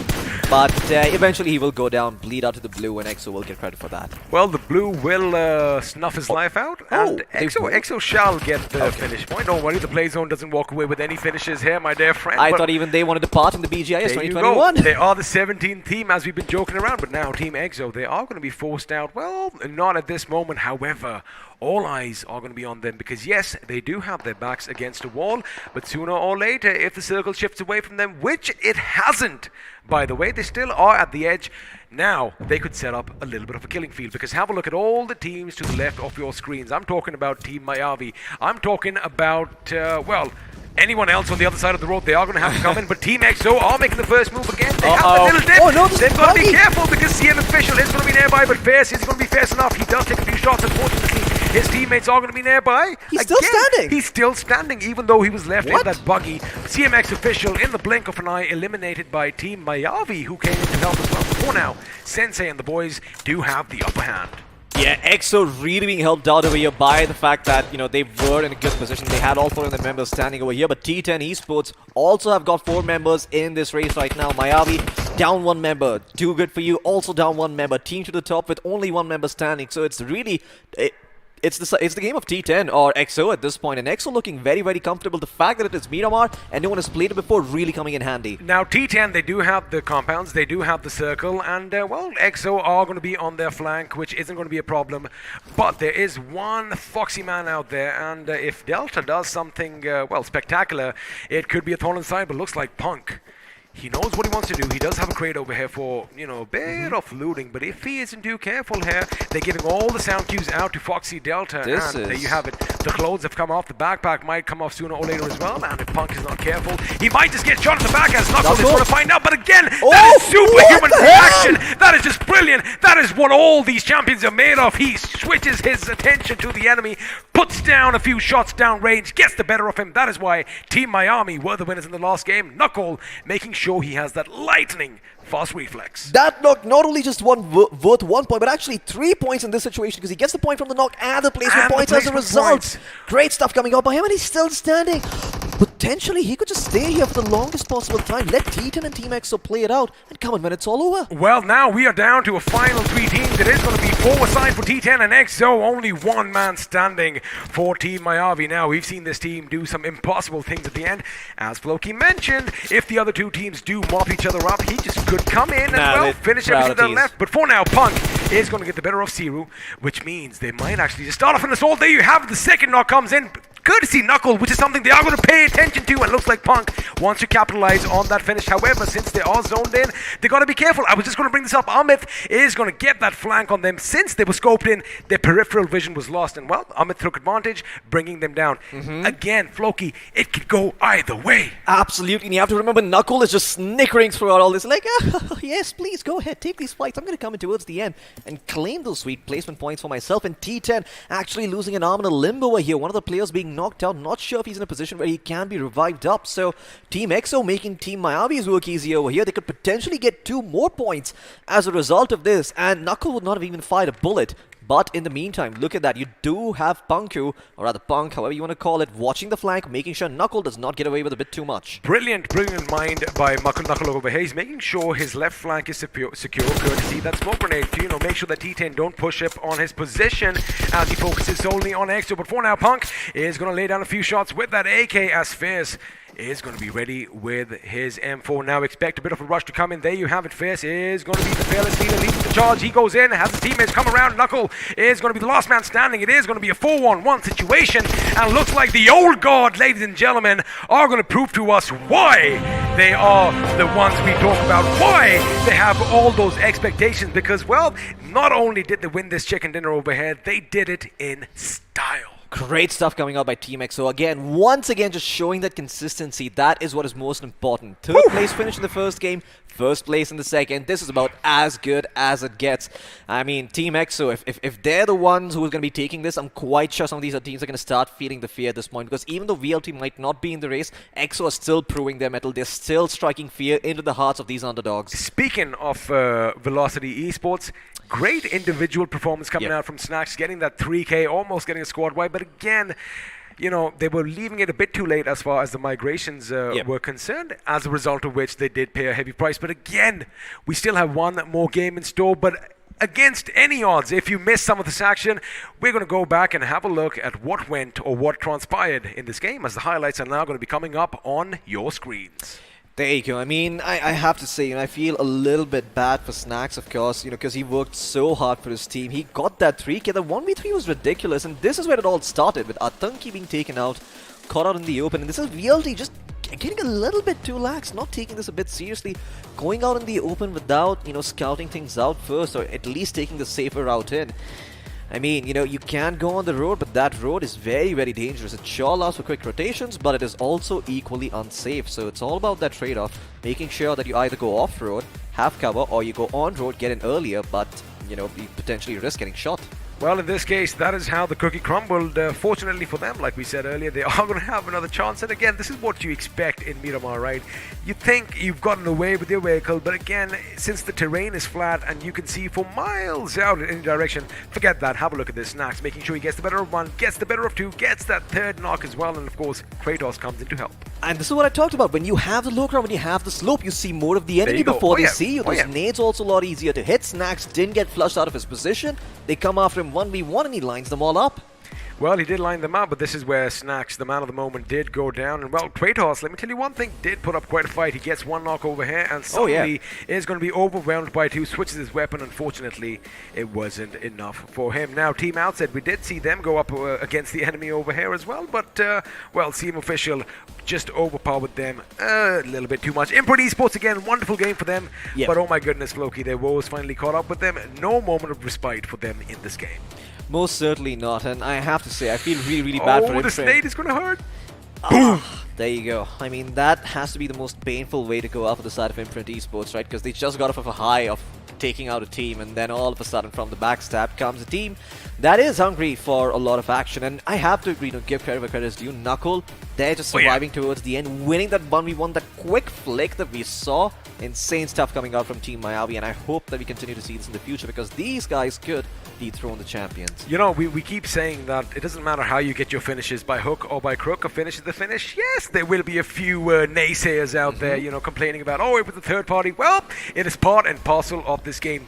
Hey, do it better. It's open qualifiers. You can come in. The objective is you want to walk away with the maximum number of points. It doesn't matter if you're going to be stealing a few finishes here and there. It is going to add to your points. But again, at the end over here, Team EXO, they use the terrain really well around them. Now, we did kind of anticipate a few of these pushes coming in. And again, that's all experience that was working out. But the moment they got those two knocks over there, even Team Miyavi till the end, even though they were just a two-man squad, Knuckle and fighting, man, they kept rattling those bullets up until their lost breath. Absolutely, they most certainly did. And I have to say, Knuckle towards the end, just surviving for so long. I believe Team Miami did get that second place finish, didn't they? Yeah, there you go. Knuckle making his presence felt over here, and then Eska gets taken out, and all of a sudden it's Team Miami who actually got that second place finish. So Knuckle single-handedly worth 5 points for his team. 5 points. 5 that we know of. 5 that we know of. Actually, more than 5, because he got that 3, he got that 1 knock. It's 6 points in total. Now, if we just quickly talk about Team Miyavi, although they didn't win, you would not use words like consistency with them. Keeping in mind, round 1, they had one flashy game. Round 2, they had one flashy game. But round 3, oh boy, they are firing on all cylinders. And, well, they are coming out swinging. But, of course, Team EXO, calm and composed under pressure, knowing when to take those fights, showcasing why the old guard, well, we refer them to as the old guard because, again, all that experience coming in handy. Absolutely, but the experience could also be what stifles you and weighs you down, keeps you locked into that particular playstyle, because Team Miyavi, they look, even though they're consistently ahead over here, they look very different from all of these other teams. They are hungry for opportunities. They're hungry for those, chances where they can come in and start the fight, get that fight going, and it's never in the early game. It's never in the first 2 circles where these guys start taking those shots. If a fight comes to them, sure, they're not going to back out of it, but they will not be aggressive until the time is right. They wait. They make sure they get something out of that aggression, either a good amount of utility or good positioning. But let's have a look at the point standings and see exactly where they are. Second place. And it's all thanks to Knuckle. It is all thanks to him. As, 6 points. Well, they do have 12 points coming in from finishes and 9, I beg your pardon, 12 from placement and 9 from finishes. But it is going to be Team EXO. The moment you all have been waiting for, 15 position points thanks to that delicious chicken dinner. And well, they do have their finish points in double digits as well. It is going to be 11, which means the total of 26. Absolutely. You got T10 Esports in third place with 15 points as well. And Team to the top, a team that we didn't really see much of in the last game. This time around popping off, getting themselves that 4th place spot. CMX Official in 5th. Too Good For You in 6th, Imprint in 7th, and FPS in 8th. Now, in 9th place, we do have Velocity Gaming with only 5 finish points and total points being 5. Once again, if they were just one placement high, they'd get 1 extra point, but unfortunately, it just wasn't their day. Which means now, the next game, it's make it or break it for them. Absolutely. Now, all the stars need to align for them. EXO needs to get eliminated early on. Mayavi needs to get eliminated early on. To the top, T10 and CMX don't have to perform. And maybe then they have a chance of coming out on top. I'm going to predict something for the next game as far as Velocity Gaming is concerned. Now, I've seen them, back in the day when they played under a different banner.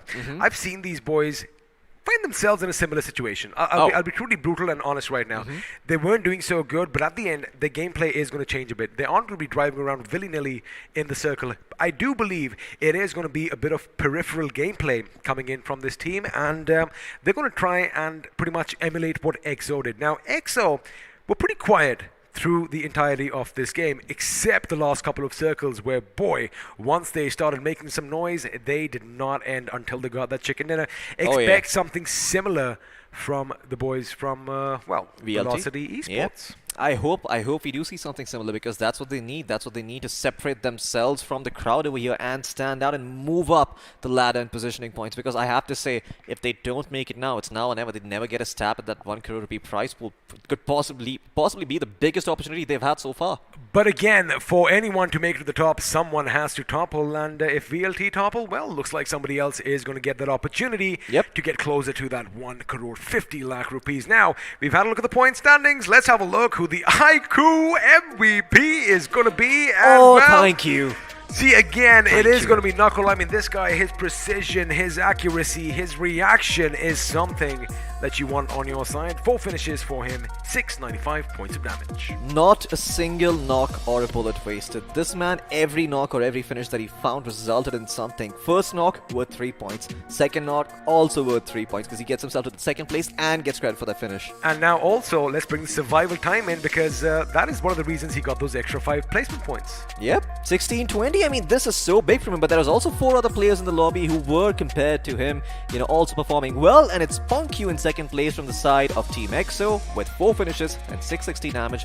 Darko in 3rd place with 4 finishes and 530 damage. And we got Joker playing for the win, like his name suggests, with 3 finishes but 720 damage. So perhaps on the higher end of damage done this game. Snacks, though, in 5th place as well. I mean, of course, he pretty much stole the show, stole our hearts. But let me just talk about Punk real quick. Now, he didn't get the iQOO MVP, well, because he doesn't have enough damage. But again, let me tell you one thing. Expect to see him on this page a bit more in the near future, because Team EXO, well, they definitely have woken up. But this guy has those MVP qualities, and well, the only thing is he needs a bit of direction. It's like, let me paint a picture. Imagine he's like a big bulky pit bull, right? All he's got to do is someone's got to put him on a leash and tell him, all right, head this way, go and annihilate the enemy. That is what he goes and does. Absolutely. Every Hulk needs a Captain America, and every Hulk needs to be told when to smash and when not to. So Hulk smash. Oh. Exactly. Hopefully you got that for them. But you know what? Let's have a look at the stats and see the kind of destruction caused over here. And 82 grenades were used, but only 2 actually resulted in finishes. Because, well, it looks like they let their bullets do all the talking, as you can see from the number of knocks. 41 rescues this time. Wow. Again, it is Miramar. You are going to expect those long distant engagements. And, well, if you aren't quick enough, you're not going to be able to finish him. Yep, so a lot of meaningless engagements, basically. Well, meaningless. It costs you resources. It costs you ammunition, but it costs the other opponents. It costs them time, it costs them meds, it costs them armor. War of attrition, exactly. That's what it's all about. So the more you're able to get knocks, the more you waste. I'd rather be on the side that is shooting then being shot Absolutely, at. absolutely, of course. But, once again, you have to remember, in these sorts of situations, sometimes you can end up giving up a lot more to get a knock in turn of getting it. For example, revealing your position. But let's move on to the next stat that Wait a we've lined second. up. Wait a second. A word that rhymes with revealing is healing, and looks like it's going to be a bit more this time. 8,281. Last time it was 6,000 again. The only reason is those long distance engagements. Once again, I mean, yeah, it's like you said, even though there was a lot of long distance fights, we didn't necessarily see a lot of DMR action. We didn't see a lot of sniper rifle action.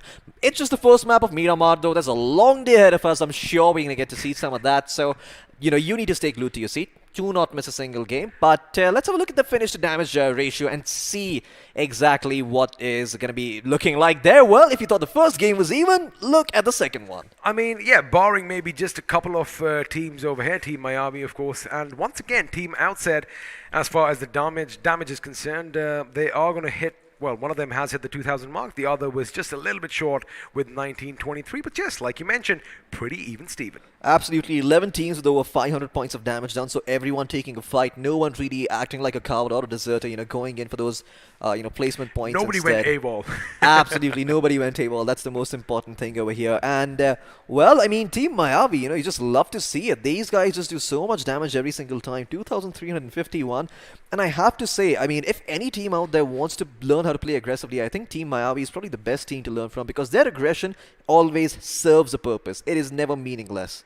And, well, sometimes you can just watch them for the entertainment factor. Oh, because yeah. You remember in round so two, fun to watch. They were on the hunt, Floki. But now it is going to be a little easy for you all to kind of envision what the top four squads are going to be like. If it isn't, well, we're going to bring that up on your screens right about now. And Team XO are going to be at the tippity top with 11 finishes and the chicken dinner, with Team Miami in second with 9 finishes. T10 Esports, again, a good outing for them, Floki, in third position with 5. And Team to the top, pretty quiet in the first one, pretty quiet up until the end in this game as well.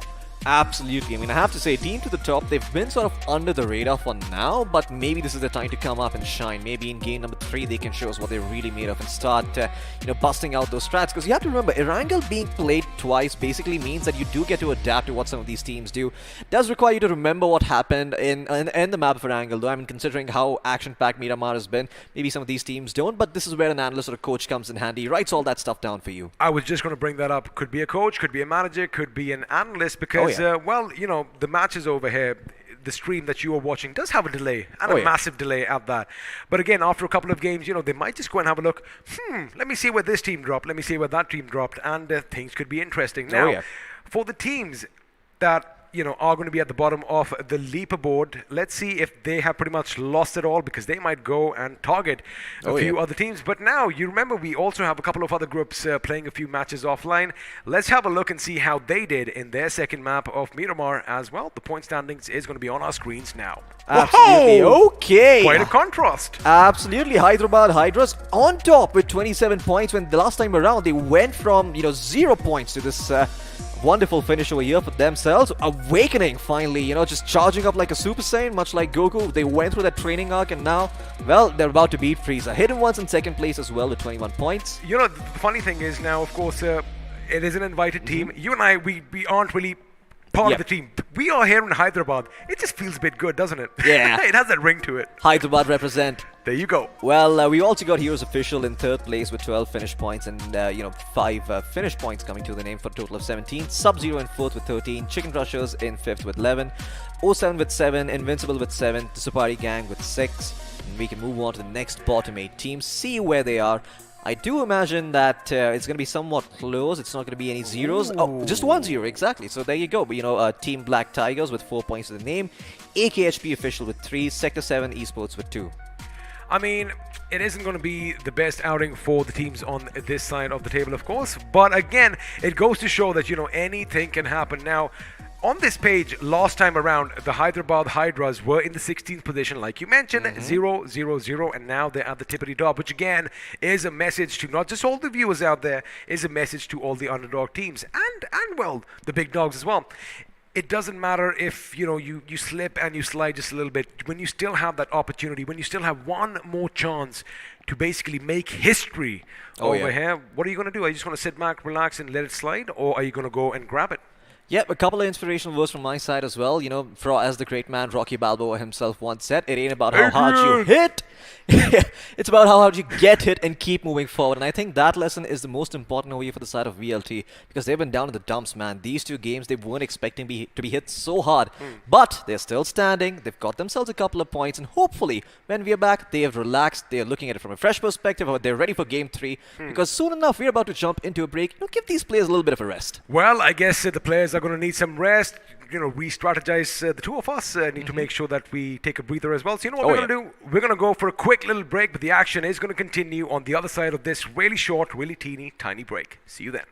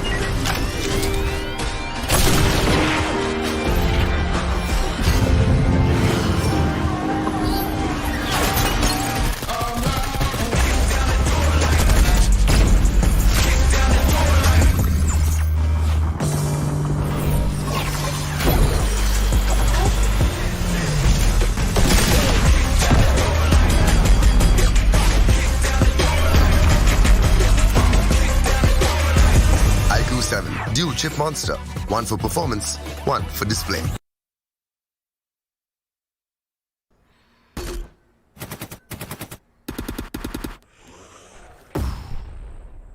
Enemies ahead.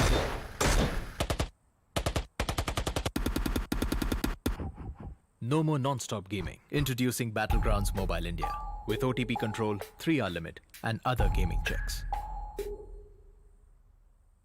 Battlegrounds Mobile India. Game responsibly.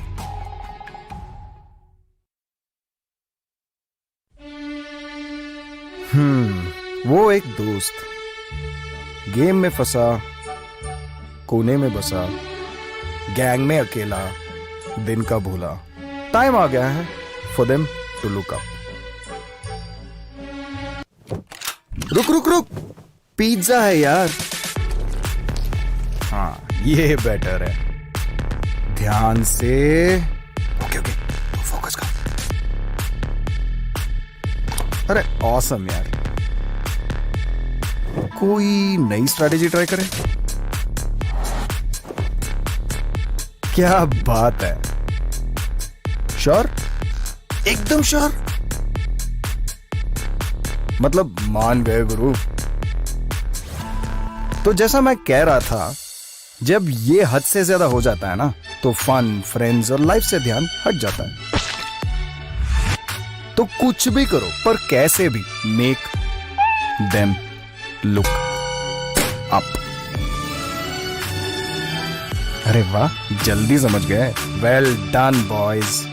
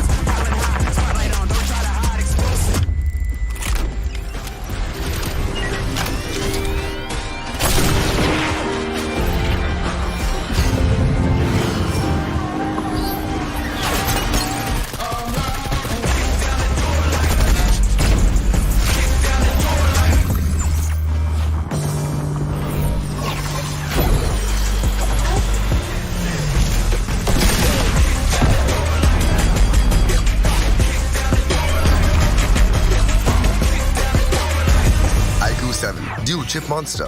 One for performance, one for display.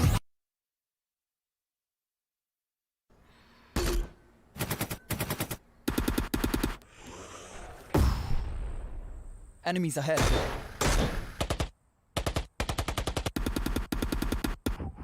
No more non-stop gaming. Introducing Battlegrounds Mobile India with OTP control, 3-hour limit, and other gaming checks. Battlegrounds Mobile India. Game responsibly.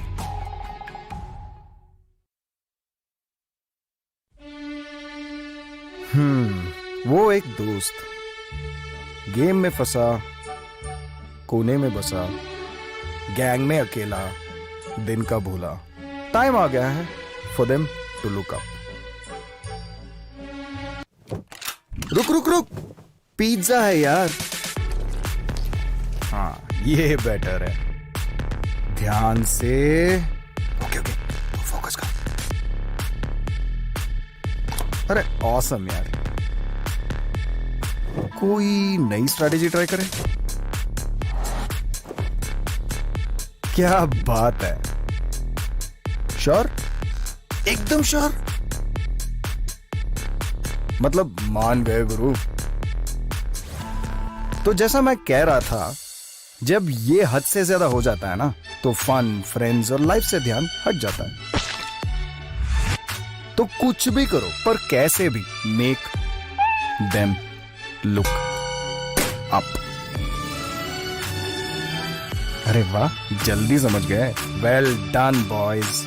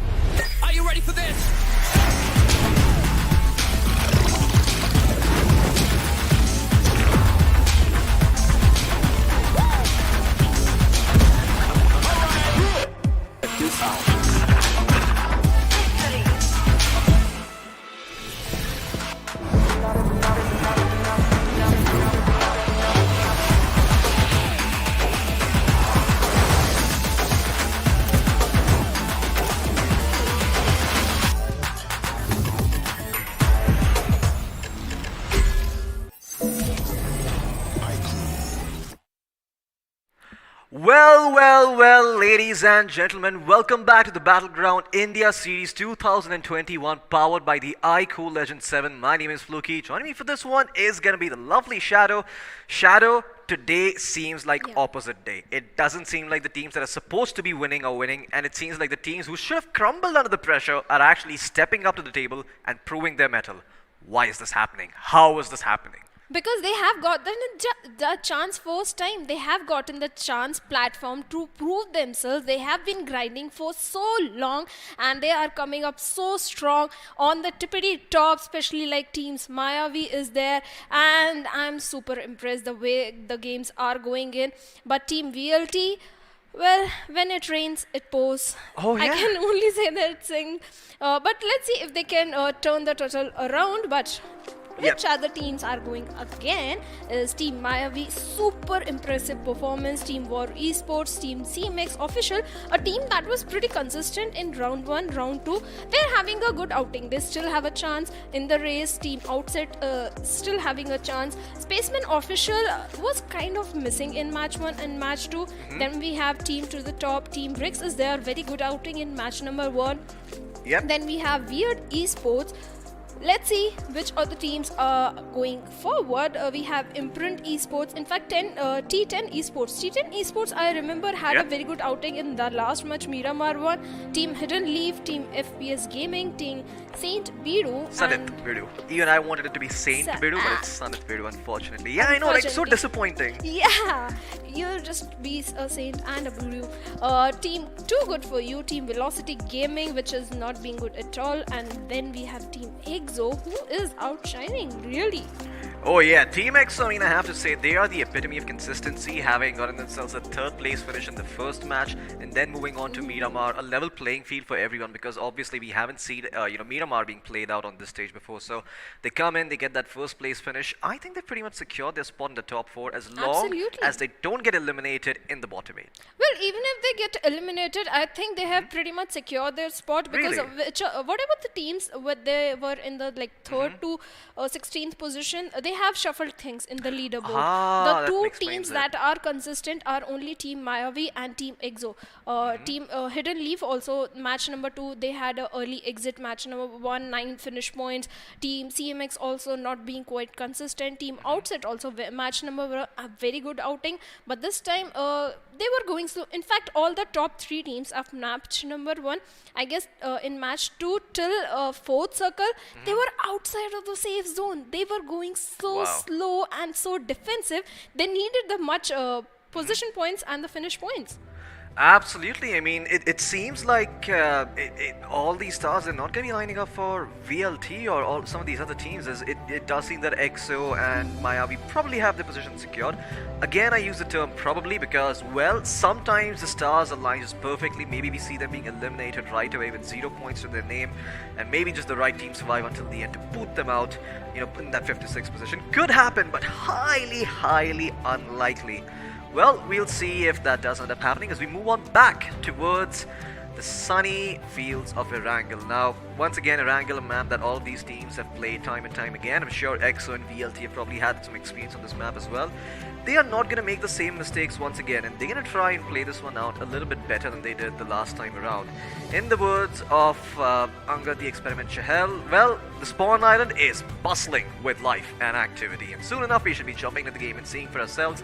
Personally though, I want to ask you a completely offbeat question. Out of all these scenic shots, which place do you like seeing the most in Erangel? Is it Ruins? Because I personally love seeing Ruins. While I'm casting, I love Ruins. When I'm playing, I love Yasna because I love the urban area. You can pretty much take the fight slow and steadily, and let's see which of the teams like Yasna, because some of the top teams last time dropped towards the Severny area and the Milta area. One of the most expected team we expected that will dominate was all the way down towards military base. They still have a chance, Floki. I think they still have a chance considering the top teams of match number 1, that is Team Leaf, was on the bottom of the page. On match number 2, Team CMX was on the bottom. In match number 1, things are not consistent. So I think Team VLT still has a chance, but time will only tell. For now, the plane path is towards the eastern side, going all the way from eastern side of Yasna towards military base, again favoring VLT. Team EXO for their drop location. Team Mayavi might have to glide in a little longer for their favorite drop location, but the question is, are they going to change the drop? Yeah, well, we're about to find out soon enough, because it does seem that VLT had some trouble playing from their original drop location early on. So Snovka, last time they dropped in, well, we all know how that story ended. So let's just hope we don't see a repeat of that in game number 3. This time around, they've learned from their lessons. They've wisened up a little bit. And guess what? It does seem like they are going to be getting Sosnovka. But okay, it does look like they might end up being contested. Now, these teams could very easily be also going towards Fairy Pier, Primorsk, or Quarry. But there is a possibility we see someone go to Nova Ripnoy. In fact, I think I see the side of FPS Gaming making their way over there. So Sosnovka not going to be empty. In fact, Weird Esports also making their way on Sosnovka Island. So yeah, things should be very, very interesting. Speaking of action, well, right away it seems that Addy is going to make his presence felt. with the UMP in the house, rattling off a few shots over towards Hawk. And Hawk is not going to be too pleased about that. Saint Bidu, oh sorry, I made a mistake again. It's Sanat Bidu, not Saint Bidu. As cool as that name sounds, unfortunately the I is placed in a little bit different place. But looks like War Esports could be in a world of trouble. Two of the players got out over here, surrounded by the members of Team Miyavi. They did not get the memo. You do not contest the side of Team Miyavi. Team Miyavi, well, they dot their I's, they cross their T's, they finish off the players, and now War Esports, look at the awareness coming in from this man. Fighting knew exactly that two players are going to be coming in to try and backstab the side of Team Miami, so he went out there, scouted them out, possibly looking to punish them. Instead, sees them running away, knows for a fact those 2 finish points are secured. Meanwhile, back towards the house with Imprint were, well, they've done their job and then some. They've taken out Hawk and they've made sure that they have this compound under control. We do see the members of Sanat Bidu looking to come back in and maybe, try and mess with the side of Imprint Esports, but they're not going to have the numbers to do so anymore. Well, they don't have the numbers, but Team Imprint is going to be happy. They have already earned themselves 1 finish points. But I'd like to draw your attention towards the map feed. Look at the military base. 3 teams are already there, and the circle is already towards the southern side. Team VLT is going to be happy because they just have to hold their position. They just have to hold the military base island until the circle leaves them, because that is the only thing that can work in their favor. If they go all guns blazing, try to cross the bridge or come out in the open area, they might have to face casualty, which they don't want at all. On the other hand, team number 13, that is T10 Esports, one of the player is quite in the open area. Weird Esports Hill is not spotted him down, and that is going to a very big problem. Weird Esports people are running like a bunny in the open field area and disconnect. Why are you not shooting? He doesn't have a gun. No, but this is still information. Yeah, he doesn't have a... Oh, he doesn't have a gun. Just a couple of bandages. Can walk up to them. He finishes in front of him and he doesn't have the weapon. But he still gets information. I guess that should account for something over here. And Imprint Esports, Manya, well, pulls out the Uzi at this point. That is ambitious. But okay, he does actually connect with the Uzi. Even at that distance, still fairly accurate. Manya is going to be cleaned up. He could potentially go forward and get that loot for himself too, but in the meantime, it looks like he's just going to try and make sure he survives. And there you go, FPS Gaming going up against side of Imprint. Imprint, he's split up over here. How many times have we seen Johnny caught out in the open? Once again, he's going to be laid to rest over here. And FPS Gaming, they've got 1 finish to brag about. They did lose Aditya in the process, but with 3 players still alive, they can maybe try and make a play for those placement points. Well, FPS has already been having a good outing in match 1, 3 finishes, match 2. They had like 9 points for the name. This time they need to be very consistent if they want to finish in the top 4. But for now, military base bridge area is quite congested, and Imprint Esports are already at the receiving end of the shots coming in from some direction. But for now, they are looking pretty safe. They can move towards the safety area. But that was one individual player, Manya. But disconnect, his life was limited. There were free deliveries in front of him, but he had no gun. It was obvious he's going to get spotted down, and now he has already bid bye-bye to his teammates. Yeah, lots of early action we're seeing on Erangel this time around. Not resulting in any squad wipes just yet, but a lot of these teams losing a couple of players. War down 2, T10 down 1, Sanat Biru down 1, FPS Gaming, Imprint, and 2 Good For You down 1 each as well. And with 57 members remaining in the fray, things are starting to get a little more interesting over here. We're going to be seeing some different playstyles crop up. Teams go for some unconventional routes, some super late rotations as well, just to try and make sure they're able to get in. Oh, that is a flashbang being popped. Let's see if it actually does connect over here. Eska, well, he still has 1 remaining over here. Is he going to consider throwing it? No, he's waiting it out. Oh, but he gets shot right there in the neck, and there you go. Looks like War Esports, they're going to be getting the credit for this one, as the AKM does the work at that mid-range, and unfortunately, it looks like they might have bitten off more than they can chew. Bardock, okay, he's going to try and cosplay as a fish, instead goes into the water, gets submerged, and doesn't get revealed, but guess what, bite it. Well, he is very, very good by the sea, like his name suggests, and he's going to be going for to try and find him, or better yet, maybe just take out Savage Rico in the meantime and try and get that pick instead. Doesn't spot out the member from War. I think Bardock soon enough is going to have to surface for air, so has to be a little bit careful with how often he stays down there, and he's been spotted. I think Bardock should be meeting his end right there, but elsewhere on the map, Rick's trying to take up a fight against the side of T10 Esports. T10 will lose one of their members, and I think T10 did they get eliminated? Yes, they did. Yeah. Oh no, they get eliminated right away. I mean, the first circle, it didn't even close in, completely, and already we're seeing a team being knocked out over here. Pirate FPS just gonna make sure that Bardock will finally end up falling. If the asphyxiation wouldn't kill him, the grenade most certainly would have. He sees the loot. Does he go for it though? That's the question. Don't think he does.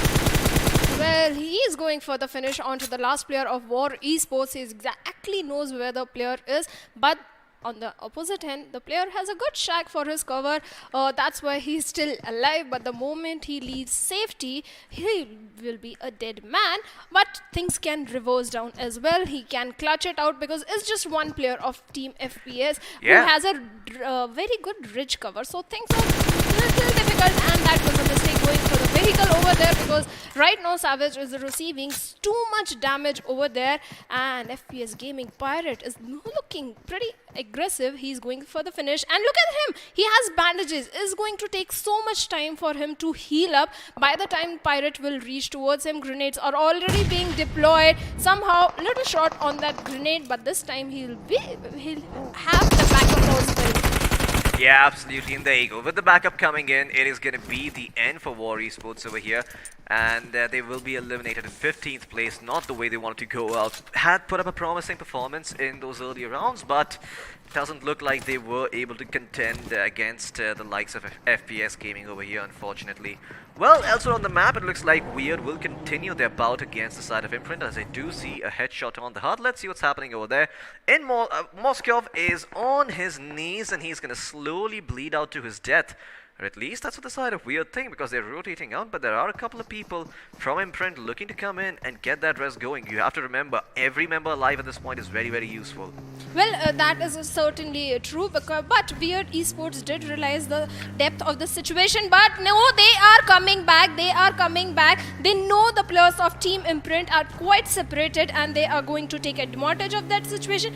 Are they going to? Because they seem a little confused. They seem a little confused, but by the time they decide, Addy will revive his teammate, and looks like Weird Esports, all the three players are again back in the game. Look at the position of the two teams. They are right at the southern shorelines of the military base island, but Team VLT has already changed their position and have moved towards the eastern side of the map, but Team Weird is still at the receiving end. No, I'm sorry, dishing out damage on Team Imprint. Yeah, absolutely. Look at that. At this distance, that Mini 14 does so much work, but unfortunately, you do need a direct line of sight for it to actually hit those shots. And at the moment, he doesn't seem to be having that. In the meantime, Space, Vision XP also on the map is getting a couple of picks. But yeah, Imprint and Weird, they're sort of caught between this weird positioning over here. Neither of these teams can leave without really taking a fight. Maybe Weird can gatekeep them a little bit more, but they're still inside the circle. That's what you have to remember. And in the meantime, well, Rix, they're going to go up and take a fight against a Spaceman official. Now, Rix still have 3 members up and standing, and they are reviving a Dimbro over here. So let's see if he can get back up on his feet and actually take the fight against Spaceman. But Vision XP going for the flank over here. Is he going to get spotted? No. He's actually going to go for the res instead. Smoke's being dropped to provide some cover, but grenades could penetrate through that, and cause some problems over here. And there you go.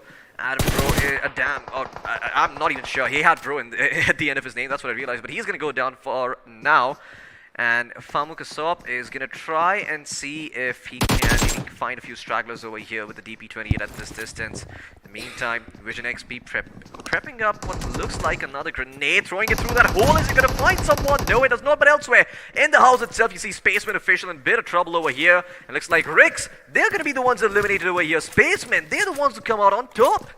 Well, certainly the way the players of Team Spacemen were placed, 2 of the players covering the flank angles if the players of Team Rix come out in the open area, and 2 of the players of Team Space right at the compound throwing grenades and shooting down the bullets. Team Rix had no space to move around, but Team Too Good For You is literally at a good position to take shots in the direction of the players of Team Spaceman. And on the other hand, Team Imprint players are also falling down, but this is a perfect shot that was coming in. Of surprise coming in from Too Good For You takes down one of the player of Team Spaceman quite in the open area. The raise is already coming in, but looks like Emperor is going pretty aggressive onto Spaceman. Will the raise come in? And this it will come in. But Too Good For You has to keep one thing in mind. They Yep. don't have the perfect armor. They don't have the helmet. One bullet towards the head and he's going to fall down. Absolutely, you have to be very, very careful over here, especially because they only have 3 members standing and they're trying to go and take a 4v3 fight. Could backfire like you mentioned over here, but in the meantime, we're going to turn our attention towards Weird Esports instead, where they're hounding the side of Infinite Esports. Only 2 members standing and they can smell blood in the water. Look at Mr. Erangel going forward, but oh no, he's going to get shot in the shoulder. Gets knocked down, we have another knock coming in. Copy is also going to go down, making it a 2v2. All of a sudden, Weird caught in a bit of an awkward position. Your hell also eating a little bit of shots over here. Zero trying to come in from the flank, trying to be the savior for his team, but he will succeed, making sure that Weird, they do not lose any of their players. They will be rest back up, and hopefully they can go back in the circle when it spawns, or hell, even better, it's already on top of them. Well, Moment of Truth is coming up. Is it going to go further up north? Are we going to see a finish towards Pachinki, or is it going to stay towards Sosnovka? Chances are it is going to go further down south. And drum roll, the verdict is... Okay, it is going to stay in Sosnovka military base with a little bit of the bridge coming in from Milta Power. Look at the position of Team EXO. They are right at the bridge area, and towards the farm area we there's have Team Team Mayavi. Mayavi. Are we going to see these teams clashing into each other? I'm very sure they are going to do that exactly. And you know what? If one of the team gets an early elimination, that is a very good news for Team VLT. Everyone is hoping. I think VLT is praying all the gods that somehow that happens. But towards team number Saint Bidu, they have already lost one of the player. They are in a good spot towards the shoreline, but nearby them there are some of the teams present in the vicinity, so they have to be careful. They have a good compound. They better make sure they hold on to it and get a careful information around the teams. Yeah, absolutely. And Sanat Bidu in the meantime, well, they've got themselves good weapons to fight at those long distances with the DP-28, but let's see if they're actually going to take those fights or not. EXO in the meantime, very, very happy to gatekeep the side of Mayavi or Outset from coming in over here, but look at Team Mayavi taking the slower approach. They're being a bit more reasonable about this, and I think I see a very long rotation on the map. If we can quickly pull up the mini-map at this point, we will see a team rotating all the way around from Pachinki towards Farm and Milta and going inside the circle, or are they? Well, never mind. You know what? It's not on the map. We're going to stop talking about it. In the meantime, we're going to have a look at what Sanat Bidu are doing with one of the members being knocked down. He's going to be back up on his feet now, and we'll see if he can make his way back towards safety. Well, Sanat Bidu, they certainly have their work cut out for them over here. The good news being that they're inside the circle, but that's where the good news ends. They do not really have a lot of ways to take fights at the moment because they're kind of just put here in the spot where they're surrounded by multiple teams on each side, and just firing off a single bullet is going to attract attention towards them. Too Good For You, in the meantime, they are the team circling around over here, and they are looking towards Spaceman as well as the side of Sanat Bidu, so they have to be a little bit careful with how they approach this. Spaceman, in fact, have gone for a 2-2 split over here, so maybe they can bait the side of Too Good For You into taking a bad fight, and it looks like Sanat Bidu instead are going to jump on the trigger. Well, he's certainly pulling the trigger and dishing out a lot of damage onto the players of Team Space. They are down to like 10 HP. Let's see if they can find a knock. But what happens is when you're in a mid-range fight, you can pretty much burn the meds of the enemy team. You can't fight a finish onto them, especially where they are in the cover area. But for now, Team EXO is looking good. A questionable split though. The way they are in a 2v1 versus 1 situation, one of the players, Sensi, is nearby the players of Team Outset over there. One of the player Fierce nearby CMX Official. A very questionable split coming from Team EXO. They better not pick 1v4 fight at least, but looks like now they are rejoining themselves, recombining, reuniting, and Punk is still at the bridge area. That means if the players of Team Mayavi are going to make rotations, he is going to have that intel. Absolutely, Punk is going to be having that intel, and on top of that, he's going to let his teammates know, so he can probably make it back out towards safety himself. But in the meantime, X have to be careful to not take up a war on multiple fronts, because if they reveal their position right now and try and go for some insane fights, they will be in a world of trouble. Well, speaking of the circle, half of it is in water, the other half being in Sosnovka military base, so the beaches and those bridges and rocks next to the beach going to be super handy in providing cover. In the meantime, Punk just doing his due diligence, just making sure no one comes from the bridge. But in the meantime, elsewhere on the map, it looks like Team Hidden Leaf are finally springing over here, taking the action over towards the side of what I believe is going to be Team Too Good For You and Team Too Good For You with 2 members down. Have only 1 person standing. Wizard or Visor, depending on which anime you've seen, is going to be in a world of trouble. He's going to try and get the res back up on Emperor, and Emperor is getting back up on his feet slowly but surely. But it's going to take some time before they can heal back up. In the meantime, Leaf has also suffered a couple of losses over here. It does seem that Hidden Leaf are probably going to get wrecked. Oh my god, that nade. It should spell end for Addy. He should be going down over here. And Visor is going to do his due diligence, going to be going forward and getting, well, not the knocks, but actually the rest for his teammates, making sure that they're still in the game over here. We'll see if the priorities change, but in the meantime, Emperor, this could be risky. If he goes out in the open and gets shot, then once again, Too Good For You cannot play aggressively. In fact, they're going to get turned on by the side of Hidden Leaf, but it does not seem to be happening at the moment. That nade does end up hitting Draken, and Draken will go down. Looks like the losses have been cut short, but okay, Too Good For You, not going to let them run away. They've got the weapons to try and take them out over here. They've also got vehicles to try and chase. And guess what? They did leave 1 member behind over here, Hidden Leaf, and he most certainly should be taken down. Naughty Boy left to his own devices as he's going to pay for all the naughty deeds he's done. He got a hole in his stock yesterday, and now he's going to get led straight in his head. Skull cracked. His game is over. It's going to be just 1 member standing from the side of Hidden Leaf, and that is Tony. Well, he's going to try and keep the dreams alive for his team, but that's all he can do as this last player from his team. Well, he is the last player and he was going No, wait, Hidden Leaf is actually gone. Whoa! Whoa, so he did get eliminated in the buggy over there. He got knocked down and then But look at CMX. Oh no, no. I have seen how the story Please, ends. There's someone even a bike. Throw a grenade. Throw a grenade, please, someone. Wait, what the hell? What the hell is happening? What are EXO doing? There's a player right below you! Look at that! What the hell is going on, EXO? Oh my god, they've got bullets for eyes! They're gonna be eliminated! Wait, what the hell just happened? Who died? Was it EXO? Yeah, they dealt with the enemy, but they lost one of the players. Yeah, they lost one of the... Oh my Yeah. god, they do not look where they're stepping. And the wiper, it bounces, and the poison, it's dangerous. EXO, they're going to lose one of their members now, but they're still in this race. With 3 ponies in the mix, they could still do some damage over here, but look at Sensei. He's going to be looking to do some action in the meantime. Snacks, the man of the match from the last game himself, trying to carry his team and his dreams for victory. There's 4 players still standing from the side of Team VLT over here. 2 of them getting in a car, possibly to try and get a flank going. In the meantime, they're also turning their attention towards the other side. EXO is also watching, waiting for a misstep, and a misstep made by Snacks will result in a shot straight towards the shoulder, being dislocated. The medkit is going to patch it back up. Elsewhere on the map, you're looking back towards the side of FPS Gaming, who are trying to take out the side of Mayavi, and Mayavi might end up getting squad wiped over here. 2 players taken down. Knuckle once again in a clutch situation. This man, how many times is he going to be in the spot for his team? He's delivered once, but to deliver again in this situation, it is unreasonable. He's taking some cover behind the boat. He hasn't been spotted, so he's got that working in his favor.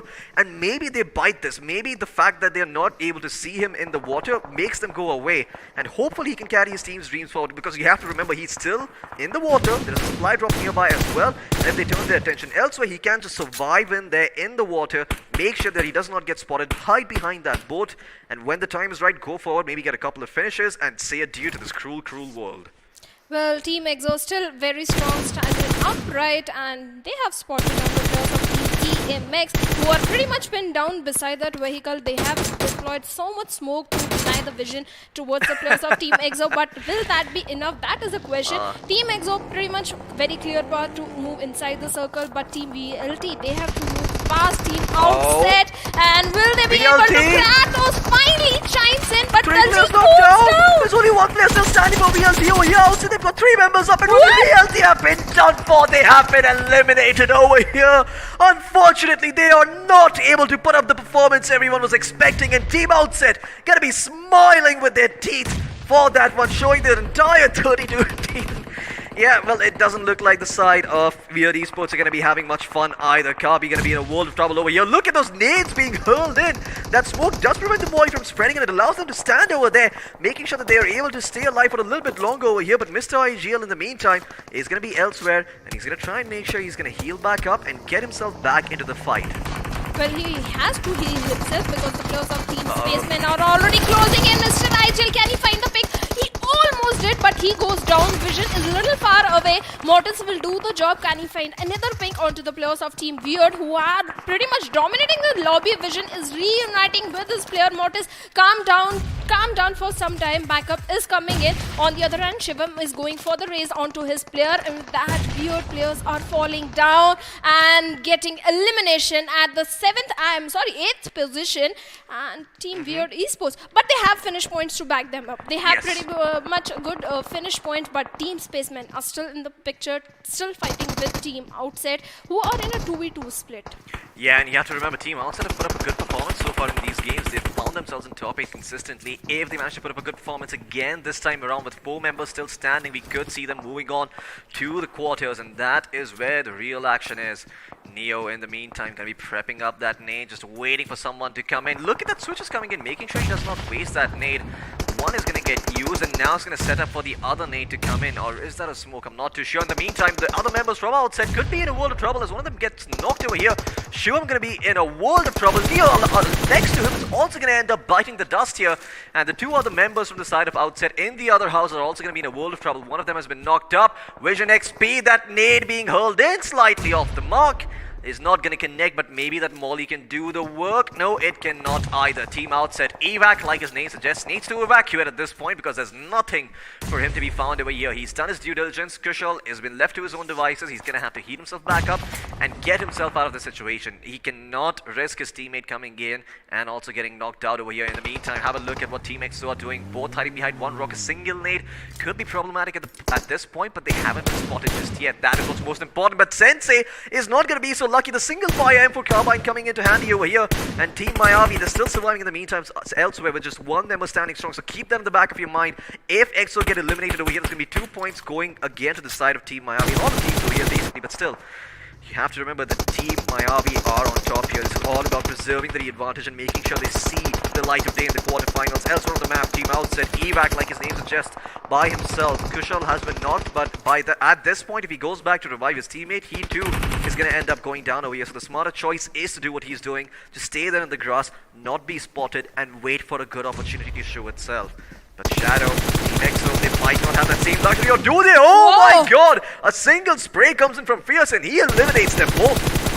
Well, he eliminates Spaceman, but they have to be careful of Team Outset because Team EXO is right now not aware of Team FPS also. 2 enemies right in their territory, and the way Fierce is moving around, jumping like a bunny. The problem is right there. Please, evac, shoot in their direction. He missed the boot. He could have earned 1 finish point. He could have earned 1 finish point if he took out both of them. He could have gotten 4 points for himself as well, and now he's going to smell blood in the water. He sees one of the players down, and he's going to steal that finish right out of the mouths of the side of Team 2. Good for you, and they're going to be pissed. Fierce, standing behind that rock, does not have hard cover just yet. The smoke is protecting him though, so he has not been spotted just yet, but too good for you. In the meantime, still standing strong, and so are FPS Gaming. No one really has a 4-man roster at this point. FPS with 3, too good for you with 2, and out to the next one with 1 each. 1 pony in the race for both of these teams. But EXO with 11 finishes, they are looking good. They are looking poised for that next quarterfinal. In the meantime, look at FPS, due diligence, clearing out the smoke, spamming bullets through it, making sure there's no one in there. And well, if you can't see a direct line of sight, you can prevent them from moving away. They do not have the option of running away from the fight now with the buggy's tires being popped out. And FPS Gaming, in the meantime, going to continue peppering everyone with bullets. They've got ammo for days, they've got bandages, they've got medkits, they've got smokes, they've got the whole kit caboodle, and we'll see them put it to use. In the meantime, the circle once again shifting towards where the side of, I believe, Team Outset member, or the Team Outset member is. But with 3 members standing, FPS Gaming can strong arm their way through this. Let's see if they go for that route. Well, they are going for it, and wag! What a perfect shot coming in! Takes down Pirate, takes down another player also. Emperor is going to the last player standing in back, is going for the finish point confirmation onto the players of Team FPS, who are still standing with 2 men. They are going to get their trace, and Evac is in the perfect position to deny entry to so many teams inside the circle. Can they? Oh, that nade! Grenade from Fierce! My goodness, Fierce, he's got that perfect coverage. He's gonna go for the second one as well, Emperor. Just a little bit away from that is gonna make him. Is gonna make sure he stays alive. But that supply drop is so sweet. Whoa. It's so beautiful. And okay, Emperor is gonna avoid that second nade as well. Third nade going his way. He should be done for. It's not popping. It is gonna pop. But Emperor, he survived. 7 of HP. He's still alive. He's still on his feet. Oh boy, they're not going to be too happy about that as there's still 4 teams remaining in the mix over here. FPS Gaming, they've got all of the members back up. They're going towards a supply drop. Emperor could be in a world of trouble. Too good for you. Probably going to be eliminated in the 4th place unless he can heal himself back up. Medkits being popped, bandages not available. Well, they are available, but they're not going to be of much help at this point. But FPS Gaming, they don't check for him just yet. They know, but they're running out in the open like madmen. And he's going to capitalize on it. Emperor takes down one, and now FPS Gaming, they've only got 1 member standing. Everyone in a bit for Mexican standoff over here. It's the good, the bad, the ugly, and the hideous over here. Let's see who actually ends up coming out on top. FPS Gaming, of course, the prime contenders to do so. They've got 1 member to bait out and feel out the position of Emperor. Let's see if the last player standing is going to try and pounce on this one or not. Well, iQOO, he's got his work cut out for him, but it's not going to be easy. Well, it is not easy at all, Floki. Yeah, absolutely. I mean, Zod, well, we'll see if he justifies his name, and he does! Right as I say that, the nade comes right underneath his feet, blows his limbs off, and he is done for. Emperor on a bit of a rampage over here, but he will be eliminated. However, thanks to his efforts and his shenanigans, they will find the 4th place finish. EXO also going to be taken out over here. Evac spots them out, carrying the dreams of his team on his shoulders. He will make sure they see the quarterfinals over here. And now, a 1v1. Who is it going to be? Outside Esports or the side of FPS Gaming? They both want this really bad. Evac once again dotting his I's and crossing his T's. He has to make sure he clears out every single angle, doesn't leave any sort of room open for the side of Zod iQOO to try and sneak his way in from. That Molly though will reveal where he is, and we'll see if Evac tries to capitalize on it. He's running back towards the flames, but you have to be careful. A moth close to the fire does get burnt, and iQOO prepping up another nade over here might just end up being off the mark. Oh, it almost actually connects. I do think it shaved off a couple of points of HP from Evac's health bar, so he's gonna have to maybe heal himself back up. But in the meantime, Zod iQOO still standing in the grass. Evac has an idea of where he is. His crosshair is perfectly trained. iQOO, this might have just been the bait of a lifetime. That grenade comes in. No, that trajectory is gonna reveal where he is. iQOO probably spotted that. Now he knows where Evac is. But Evac playing the smarter. He's not gonna push this yet. He's gonna wait this one out. The blue is gonna start closing in, and he's gonna let the pressure start mounting up. Those energy drinks coming in handy at this point. Popping a couple of pills as well, making sure he's topped up on HP. He doesn't have much to worry about. Well, let's see if he can get close enough to get that perfect shot. Once again, he's going from the high ground to the low ground, so iQOO is going to see more of him before Evac spots out the entirety of iQOO. He's going to just see a gun battle sticking out. That could probably be his demise right there. But Evac, so patient. This is, well, the 8th circle and the final circle of the game. We'll see who ends up coming out on top. Is the tension just rising? I cannot wait for one of these players to take a shot, but they're both so patient. They both know what this means. Outset and FPS Gaming, they both want those extra 3 points. This is quarterfinals, life on the line. Perhaps the only chance they'll ever have of earning so much money. I mean, this is it for them. iQOO, still standing, still just proning. He's not even standing at this point. He's proning. He's just waiting for them to come through. And I have to say, I mean, at this point, the blue is going to start doing the work. It's going to want to be a part of the Battlegrounds India series of 2021. See if he can maybe, get that Lone Ranger title for itself. Take an extra 50,000 rupees home, because it doesn't seem like Evac or iQOO are feeling a bit too up for a fight at the moment. But the blue is going to force them to, and Evac is going to have to start moving first. Does he have an idea of where he is? No, he's looking around. He seems to be completely blind at the moment. And well, soon enough, he's going to be forced to move. Well, he has to move, but he has got 3 first hits. On the other hand, iQOO has got 2 first hits, and Evac has a good bush around himself. And in fact, he has the height advantage. Now the first hits are coming into the picture. He's popping in, done for. and he's already done for. Well, yeah. Hi guys, I was a little bit unprepared, but here we are anyway. So yeah, I do believe the win is going to go to the side of FPS Gaming. Unfortunately, it's going to be the end of the line for them over here. And yeah, I mean, I have to say kudos to them for being able to do it out. It was a long drawn out affair. It took like a solid 3 to 4 minutes. But at the end of the day, they managed to win it. They get those extra 3 points, and that's all that matters. Because you have to remember, this is the only chance they had of making it to the quarterfinals. So you cannot fault them for playing that slow. Well, definitely. In fact, I believe if Ivac, instead of going for the heel battle game, he had the height advantage. He should have come in around the middle-ish area, centrish area of the final circle. Because if you look at the opponent's position, Chiku, he had a little slopey area. The moment he would come in, pop his head out, Ivac would instantly spot him and shoot him in the head. But it's all the talks. Let's see it for ourselves. What exactly pined down in the last match of this group. And this is where the fight started happening. Team Mayavi outshining Team War, not having a very good outing. But Team Mayavi, I have to give it to Nakul. The way 3 players were early eliminated, the last player was still standing his ground. All the way northern shoreline was completely his, inside the water area towards the shoreline. He held on to his ground. Complete patience game was going on very good position points, although they had match 1 and match 2 to back them up, yet they didn't want to risk things at all. And for FPS, a brilliant game coming in, a brilliant chicken dinner. But for VLT, I'll say their chances of qualifying for the next round are like pie in the sky, but I thought things are starting turtling around for them, because the way the top teams were getting eliminated, this would have worked in the favor of VLT, but that was bad move, that was bad fight. I'll say it's a misfortune. When it rains, it pours. That's it. Absolutely. When it rains, it pours, and War Esports, they felt the brunt of that grenade. You know, Bardock, he tried playing it a little bit smart. He thought maybe getting in the water, he's not going to be spotted, but eventually that nade, it's indiscriminate, right? Grenades, they don't really care who's around. They just, you know, destroy everything in sight. As long as you're in the radius, you're going to get hurt. But I have to say, you know, this is going to be perhaps a little bit disappointing for the side of Team EXO, because they had the numbers. They were looking really, really good up until the end. But then they started getting picked off one by one. You know, they were a little bit spread out over there. And I have to say something, you know, I mean, EXO, if you spread out when you're the first players in the circle, when the circle has just formed, you're seeing you're already inside it, that is completely different than coming into a circle and splitting up, because there's already going to be other people who have done the same thing, who were previously in the circle, who have spread out and covered a little bit of real estate. So the moment you split up yourself in response, you open yourself up to those individual fights and those individual picks.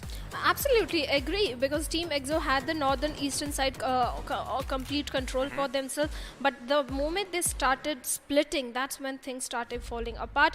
Team EXO were picking up fights with the players of Team Triple T, that is Team to the Top, which was not at the top at all, because they faced an early elimination. But Team EXO, still nothing to complain about, a very good outing, a very good performance. And this particular fight, Nakul is going to be very happy, or happy man, that he was little far away from his teammates, because that is what exactly earned him his position points. They are pretty happy. On the other hand, the team that is not happy is Team VLT. They could have popped in grenades in that compound area, but the direct blind rush coming into the compound of Team Outset, not at all a good idea. Yeah, absolutely. I mean, that blind rush is sort of what cost them over here. And I love the awareness coming in from Weird. You see that smoke being dropped in? That actually makes sure that the molly does not spread, and it gives them some room to work with over here. And even though they were inside the compound, they stayed alive a little bit longer. But once again, it is still just a bad shack to hold. There's just not enough real estate for players to be standing together over here. And at the end of the day, well, that's all it really took for them to be eliminated. Although, no one would have expected Team Outset to perform as well as they did after seeing what we just saw over here. You know, Spacemen, they come in and they take out 3 of their members. One of their members survives towards the end. I believe it was Evac, and he does it all for his team.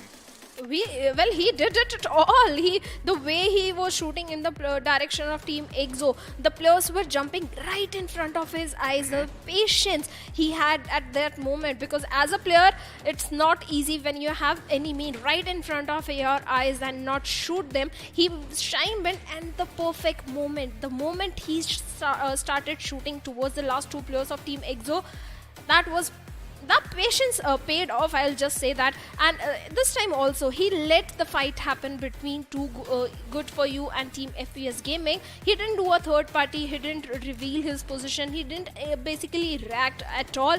That's why he was in the top 3, and finally the chicken dinner also. No, not chicken dinner, the top 2 position.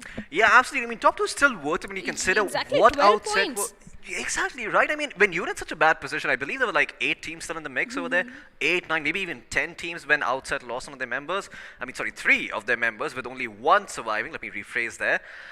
He still did all the work for his team, getting that second place finish, like you mentioned, 12 points, and the finish points on top that he garnered from taking out one of the members from Weird and perhaps another member, I believe, from one of those other teams. So kudos to UAC for being able to do so much over here. But at the end of the day, it's all about the chicken dinner, and FPS Gaming getting that might just mean that we see them slip into the top 4. You have to keep an eye out for the results, though. I'm going to raise my hands up at this point. I've not been doing the math. Maybe you have. Maybe you know who's there. But if you want to find it, you have to come in a little bit later, because that's when we're going to know who has made it to the next round and who hasn't. But in the meantime, this is the end for Group 3. We are done with their matches, which possibly means that VLT don't qualify. We don't know. We can't do the maths, but yes, some dreams are going to shatter. Some will move forward towards the next round, but every cloud has a silver lining. Maybe next time you will come back stronger and then prove your mettle, but that's it.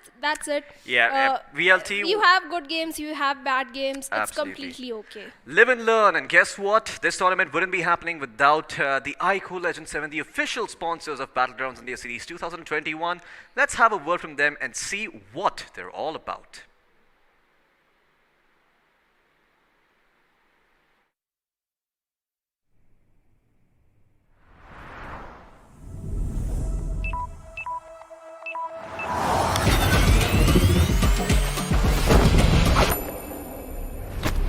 Are you ready for this?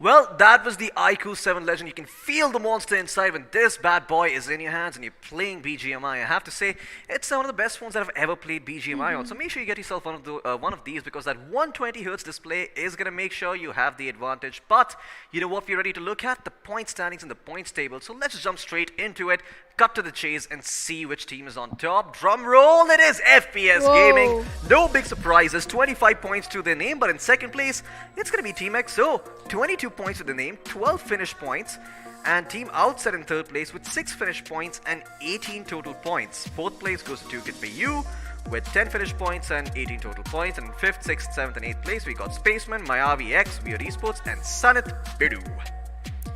Floki, I think we can clearly say Team EXO and Team Mayavi are in a safe spot. They don't have to worry about anything, especially Team EXO, because of the outstanding consistent performance. Team Mayavi this time only 2 finish points, but in the top 6, I think they can make it. But Team Outset, too good for you. FPS Gaming, not a very consistent gameplay in all the 3 games, but I think Team FPS is also in a good spot. I haven't done my maths, but Team Weird Esports was pretty aggressive. They had the complete control of the southern side of the map, going after the players of Team Imprint, like chasing them, literally chasing them and eliminating them, having 7 finish points to their name. I think a good outing coming in.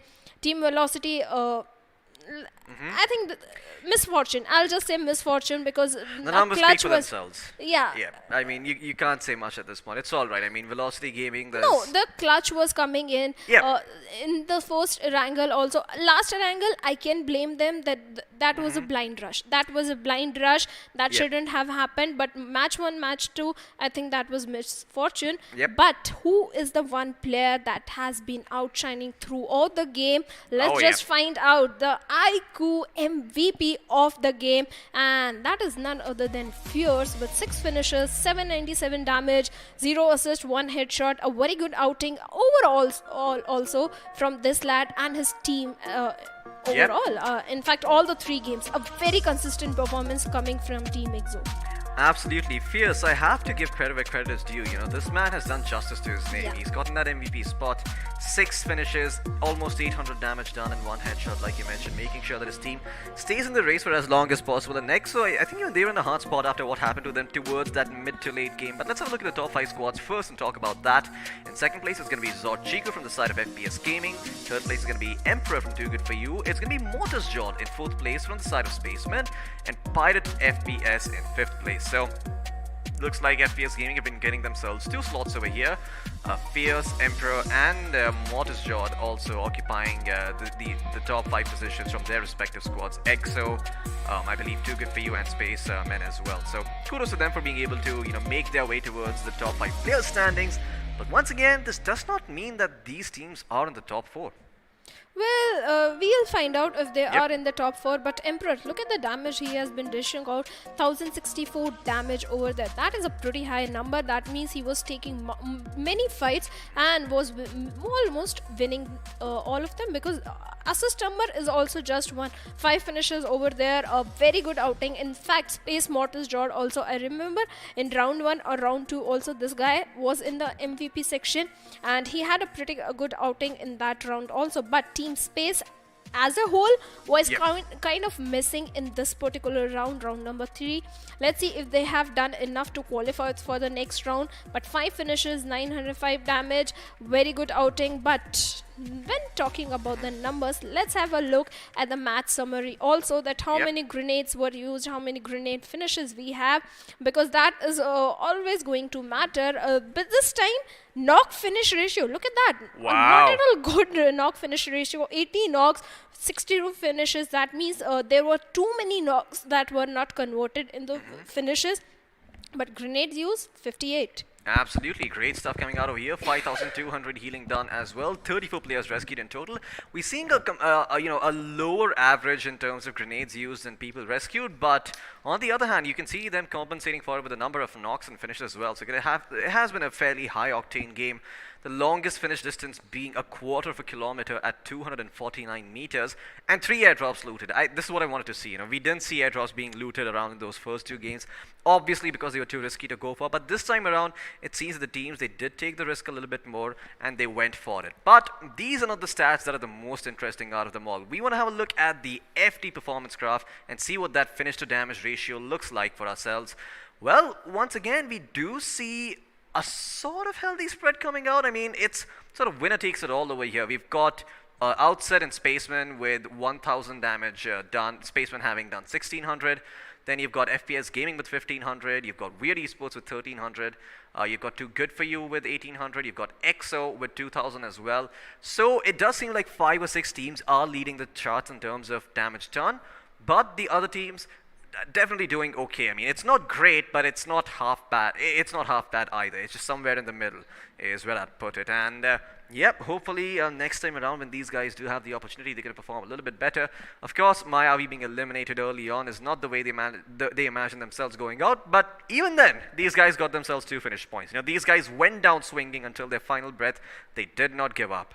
I don't have any complaint from Team Miyavi. They played very best. There is nothing to complain about. But Team Spaceman, look at the damage graph. 8 finishes, 1,600 plus damage. A very good outing coming in this particular game. But the question is, were they too late? Were they too late to pick up the aggression or the fights? Because match 1, match 2, they were in the bottom 5 or bottom 6 of the table. But this time they are in the good spot. But let's have a look at the top 4 squads as well. Team FPS Gaming with 10 finishes, a very good out coming in. And I think this is also one of the team that is going to be in safe spot. We have Team EXO with 12 finishes. Team Outset, a very good performance individually. In fact, Team Outset took out the strongest team that used to be. I think VLT with 6 finishes, Too Good For You, 10 finishes, a complete outstanding performance coming in. In fact, these are the strongest teams went against each other also. FPS against Too Good For You, and I think FPS eliminated Too Good For You. Absolutely, I have to say, great performance by all of these teams Yeah. coming in. Unfortunately, the teams that we expected to perform as well perhaps may have not. But hey, it's a new group. We're going to be moving on to a new group soon enough, Yes. seeing what that's going to be all about. So let's forget about the past and move on to the future, move on to the present and talk a bit more about that. Well, we've seen Erangel, Miramar, Erangel coming up. Of course, Sandhawk is not in the mix just yet. But do you think the addition of Miramar has perhaps made things a little bit easier for these teams who have not been playing these rounds so far? Do you think that's going to perhaps favor them a little bit more? Or do you think that the fact that Erangel is nevertheless still being played twice is going to nullify that? What do you think?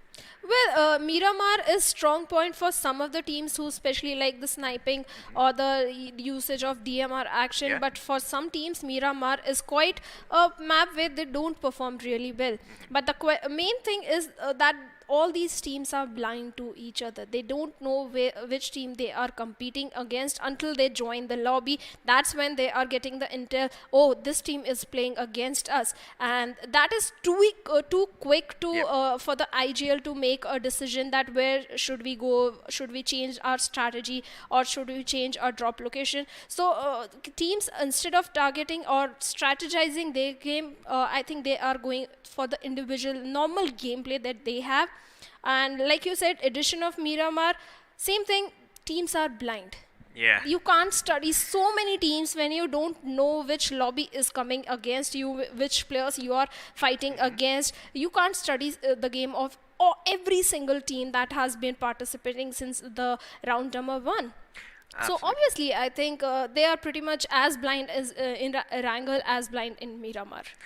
I absolutely agree, and I think that a lot of these teams, they're probably gonna have to stick to the strats that they have learned. Yeah. Like I mentioned earlier, you can't be changing things up at the last moment to try and see what's happening. Now, of course, if you're sort of forced to adapt, you do that. You go ahead and you adapt to the circumstances that you find yourselves in. But let's hold on to that. Let's actually have a look at the point standings for the other group that has also been playing in the meantime that we showed you earlier. So we're gonna be having a look at Group 1 this time around.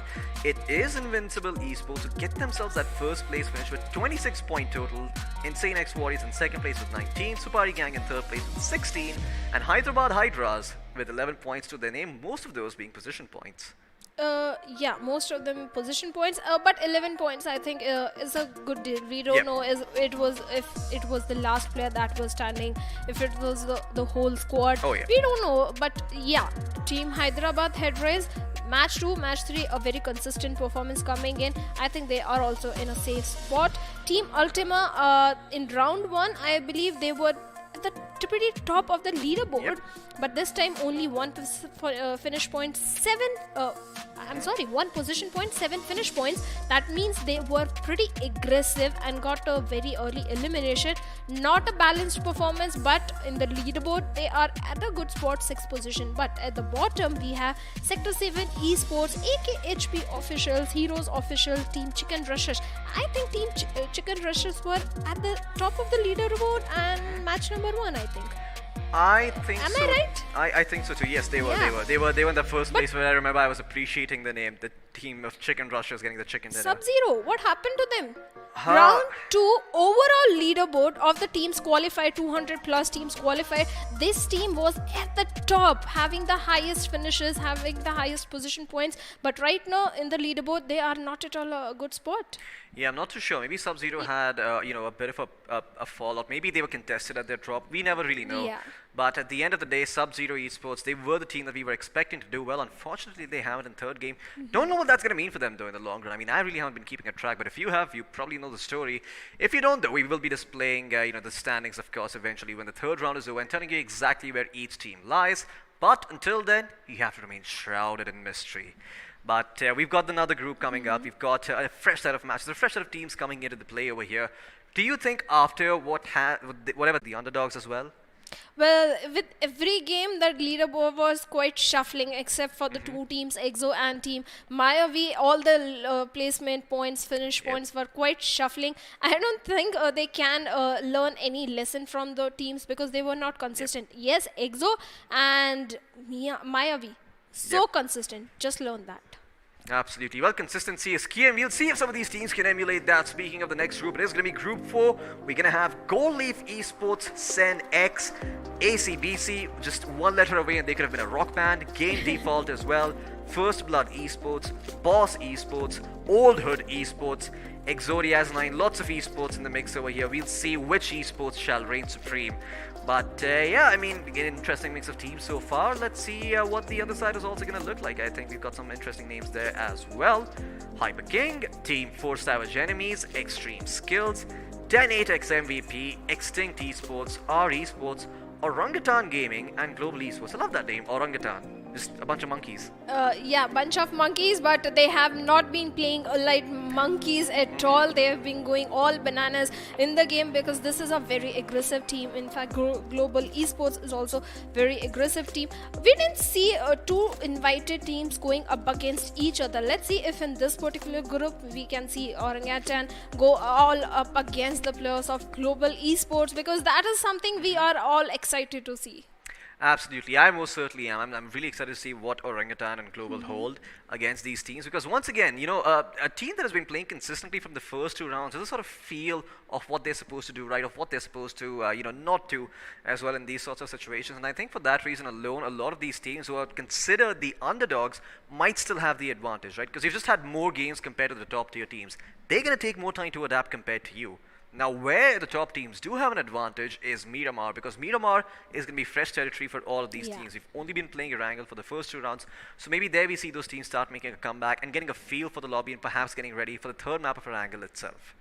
Well, I won't say underdogs first of all. I think unrecognized, because right now they are not even Unrecognized unrecognized. dogs? Yeah, they are getting the recognition. We are getting to know so many of the teams that can outshine. Like Team Mayavi is there, Team Spaceman is there. So many teams, and the individual players are also outshining players of UP50, which we will see in the later stages. Yeah. But yeah.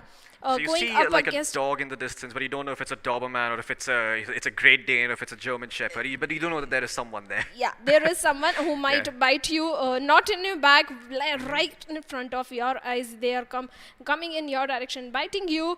So better be careful. I think invited teams should be careful, because their strategies are pretty much revealed. Everyone knows the moment they see Orangutan, yes, this drop location. Global Esports, drop location. This rotation. Absolutely. Everything is pretty much known about these two teams, but these two teams don't know anything about the 14 teams that are in the lobby. Yeah, that is probably where things start getting really, really interesting, right? Because if you're a team who knows about this, if you're a team who is got everyone's eyes set on them, do you change up your playstyle for this event? Or do you perhaps stick to what you know, perfected to the point where no matter what they throw at you, you can deal with it and you can show them why you are such a strong team and why, you know, you've made it over here directly? Well, we'll see if that does end up happening for now, but in the meantime, we'll see if any of these teams have anything interesting to show us. So I believe we should be jumping into a stat that talks about the players. Not sure if you're going to be having that coming up, but regardless of that, let's talk a little bit more about Global and Orangutan. I'm not too sure about these players, so can you perhaps enlighten them, you know, for me? Tell me a little bit more about them and how experienced they are. Well, Orangutan is a newly formed team, but the players that are playing in the roster are pretty much experienced. They are the veteran players of Battle Royale. They have got the experience. They know how to rotate in the difficult situations as well, how to make their way inside the circle. So Orangutan, I'm having high expectations. Global Esports, on the other hand, likes to drop in where other previous veterans used to drop. This place doesn't offer too much of the loot, but they still know how to play their game, how to deal with the situation, how to play with lesser amount of the loot, and they'll go on towards the circle and win the fight. I think Orangutan, and okay, if you have to choose Orangutan or Global Esports, choose one. Well, I am certainly in the spot now, but I'm going to go with Orangutan because that name sounds so much more fun. I think we are going to agree. Okay, well, there you go. Congratulations, but let's have a look at the sunny fields of Erangel, see what's going down there as well. I can tell you about the spawn island. It is definitely bustling with activity. The main map of Erangel right now, not so much. Let's see what the calm looks like before the storm comes in.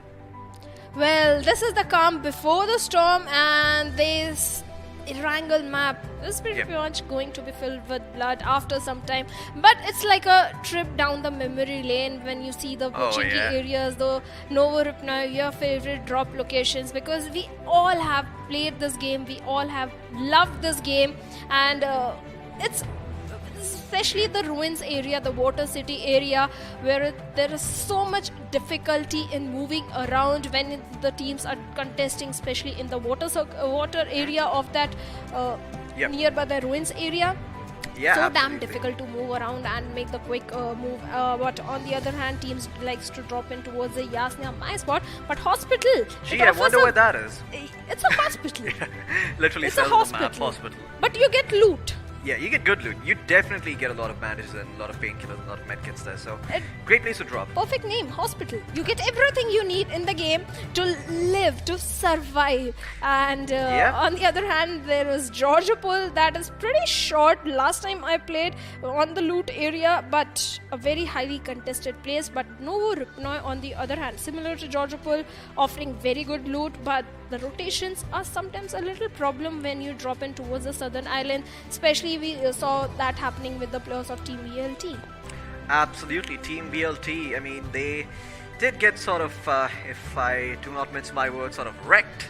But, well, we'll see if the similar fate awaits for some of these other teams over here in the mix as we jump into the sunny fields of Erangel. Let's have a look at the flight path, see what it's going to be all about as we see them going all the way from... Drum roll, if you're looking at the map right now, you know where they are. It's Melter Power, baby. That's where we're going to be starting off. And we're going to be heading towards Primorsk, leaving the northern part of the map hard to access.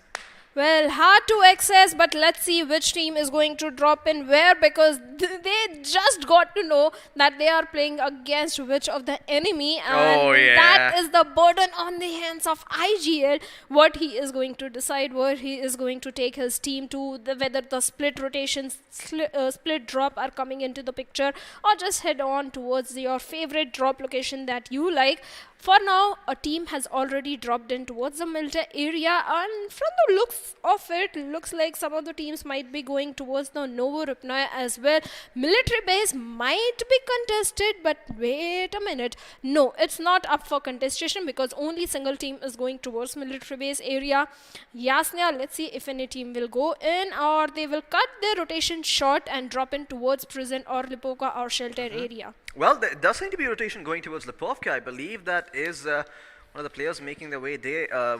I think the name is Nicola. Let's quickly have a look and see what team he is from. But yeah, there are a couple of teams making their way towards the prison or Lipovka area in general. Oh, well, speaking of Lipovka, it is certainly relevant as we have a look at the circle coming in. Yasnia Polyana empty, Rozok empty, School empty, but soon enough, it's not going to be because we're going to see teams drive or walk or run their way over there, and well, speaking of Pachinki, well, looks like teams that are definitely going to be meeting there. At this point, there are 4 savage enemies and another team trying to lock horns against each other. It's going to be KR Gamer who's going to be in a world of trouble as he eats the brunt of the aggression coming in to start things off over here. But can the side of 4 savage enemies answer back? Well, we're about to find out soon enough. Elsewhere on the map, I do see another team gain default, losing one of their players right at the start as he gets knocked down over here. Hyper Kings in the vicinity looking to take the fight to the side of Team 4 Savage Enemies, but we'll see if they succeed or not. Well, we'll see if they'll succeed or not, but a drop location contestation in Pochinki, not a good way to start the game because every single point is going to matter. Floki, there are only 3 games. I can't stress it enough. Every single point means added pressure for the next 2 games. And looks like teams might decide to fall back or retreat from particular fight, especially initial fights. But look like Hyper King, the way they are spotting now, the players are shooting them. And here, Cherry Whitey with that AKM 6 times spray finds a knock. Beautiful spray coming in, finds the confirmation also onto Exotic, and now the opponent team, 4 savage enemy is down to 3-man squad. Absolutely, 4 savage enemies are certainly down to a 3-man squad at this point, and this basically means that they do not have the luxury of picking and choosing their fights anymore. They kind of need to duck and weave. They can't really go out there and start throwing jabs and hooks and see if they land. And yeah, 4 savage enemies, well, now reduced to 3. As they should probably rename themselves to the 3 Musketeers. And let's see if they're able to try and fight against the side of the Hyper Kings. But yeah, already it seems that we have lost a couple of players right off the bat. 4 savage enemies, going out, unfortunately not in luck over here. And let's have a look at where all of these other teams are. Now, we do see the side of Global Esports going towards the quarry, from the quarry area towards Gatka, so they should be getting themselves a little bit of loot over there. Could potentially also go further up north towards Georgopol and then try and make their way back towards the circle from Severny or even possibly Rozhok. They don't have to start rotating just yet because the blue hasn't started closing in, so they've still got a fair amount of time before they need to make a run for it. But soon enough, they need to make a move, and we'll see if they're able to do that without getting shot in the back and losing one of their players. But yeah, so far a bit of a passive start. No reason for these teams to play a lot aggressively, and I like that. You know, it shows that the lobby has matured, it shows that the players have learned, and that there's no reason to take early fights because, well, sure, you might get 4 finish points, but if you get eliminated in 15th place, those finish points, they don't look so good. Well, they certainly don't look good, but one of the team that is looking good is going to be Senex. They have dropped in towards prison, looted that area, and right now heading towards the mansion area. I'm liking that 2v2 split. The 2 players are in the prison, 2 are near the mansion area. They're scouting the area perfectly and then heading on for the rotation. In fact, Lipovka is also quite empty. They can head towards Lipovka and get more meds, more bullets to fire on in the later stage. But Team Boss Esports also dropped in towards Novoripna area. The part of it is still inside the circle, but the question is the rotation, because if they are going to opt for the bridge rotation, a team might be already present over there. If they're going to opt for the water rotation, the team in the Multa power area is right at the shorelines. They might spot Boss Esports and might shoot in their direction, but we'll tell, time will tell what's going to happen. Maybe team will rotate inside the circle. Team Exodius 9 on the other hand just crossed the Novoripna bridge area and is heading towards, I believe Milta area, but no, they are not making a stop in the Milta, but nearby the bridge, team is already ready. Tokyo drifting. ACBC. Absolutely. Well, it doesn't look like they're playing BGMI. It looks like they're playing Tokyo Drift, Fast and the Furious. You know, everyone just having a car, just going and racing around the bridge that leads all the way from Nova Repnoy towards the main island, towards Milta, and we'll see them get a rotation. Stop for a quick, gas check at the gas station, fill up their vehicles with a bunch of gasoline. But in the meantime, all these other team members, they are going to go forward. Well, they are playing Fast and Furious. Let's hope they don't sing CEO again. Oh. They don't lose someone. Let's hope so. Let's hope so. Yeah, well, let's hope that they don't lose anyone, because we all know how that movie ended. Oh boy, didn't end too well for good old Han. Yeah. But yeah, ACBC, I have to say, I love their name. Let's see if they're able to, perform as well as the name sounds. Let's see if their creative juices get flowing in the game itself and they're able to find themselves all those points they're looking for. That's a shiny new sports car that Orangutan have. Well, we'll see if it's going to come in handy or not, because in the meantime, Believe is just trying to scout things out for his team and see if there's anyone closing in on their position. Elsewhere, Drigger also going to try and spread out and see if he can spot out some players coming in from the enemy team. Look at that, perfect driving, perfect handling coming from him. He's not crashing his vehicle into the wall. Love to see it. Well, our esports hero, on the other hand, is not going to love the players of Team CMX over there, because ACBC over there, because they are in the nearby territory and he is alone over there, and 1v4 fight is something he doesn't want. On the other hand, if we talk about the players of Team Boss Esports, they're heading towards the higher ground and they can spot out the players of Team R Esports who are making their rotation. For now, Boss Esports is heavy on the armor, but little short on the mids. Let's see how that is going to turn out, because they are at the shorelines. They are not going to be picking up many fights. They are going to take it easy and slow inside the circle. So with little healings, I think they can survive, especially when the players of Team R Esports from Milta Power are taking northern rotation. But look on the western side. Team in the Georgopol is taking the blue zone damage, making very late rotations, and GE in fact might collide with the players of another team that is making rotations from the Gatka area. Let's see what's gonna happen, because GE split players making rotations. They have got the mids, they have got the gunpowder, but they don't have the zone. They most certainly don't. But this is okay. I prefer the side of GE. stepping with caution, especially in a lobby that they have where they have had like a new experience. This is the first time thing for them. They haven't done this before, so them just getting a feel of the lobby right away instead of going for something too aggressive is very respectable. We'll see if it does end up punishing them though, because there are a couple of teams in the area who are also rotating super late over here, and we'll see if they do end up getting stabbed in the back. And in the meantime, we're going to be having a look at where the circle is going to be moving, as we are at a bit of a stalemate. Gain Default could potentially spot out the members from the side of Team 4 Savage Enemies, but we'll see if they actually rattle off a few shots. 4 Savage Enemies, you have to remember, they were the first team to lose one of their members and take the total down to 59, unfortunately. And, well, looks like Old Hood Esports, they are going to take this sweet, sweet time rotating out of George Bowl, but with the blue zone closing in again, it's going to go further towards the eastern end of the map. Or is it the western end? Well, I'm not even sure anymore. Milta Power is going to be relevant though, and so is Lipovka, and that is what is important to know. Well, that is going to be important, especially when the circle has taken an eastern shift and Milta Power is quite empty. The team that dropped in over there is going to regret their decision. Maybe, but they have a quite good hill, higher ground onto their name. On the other hand, 4 Savage Enemies making their rotation, but the two teams that are in close to each other are going to the players of Team Sensex and Team Gold Leaf Esports, who in round 2 performed really good. They were in the top 4 position of the leaderboard of round 2. Let's see if they can carry forward the same momentum in round 3. But Dawn with the DP was trying to shoot in the direction of the players, but somehow missed the shot.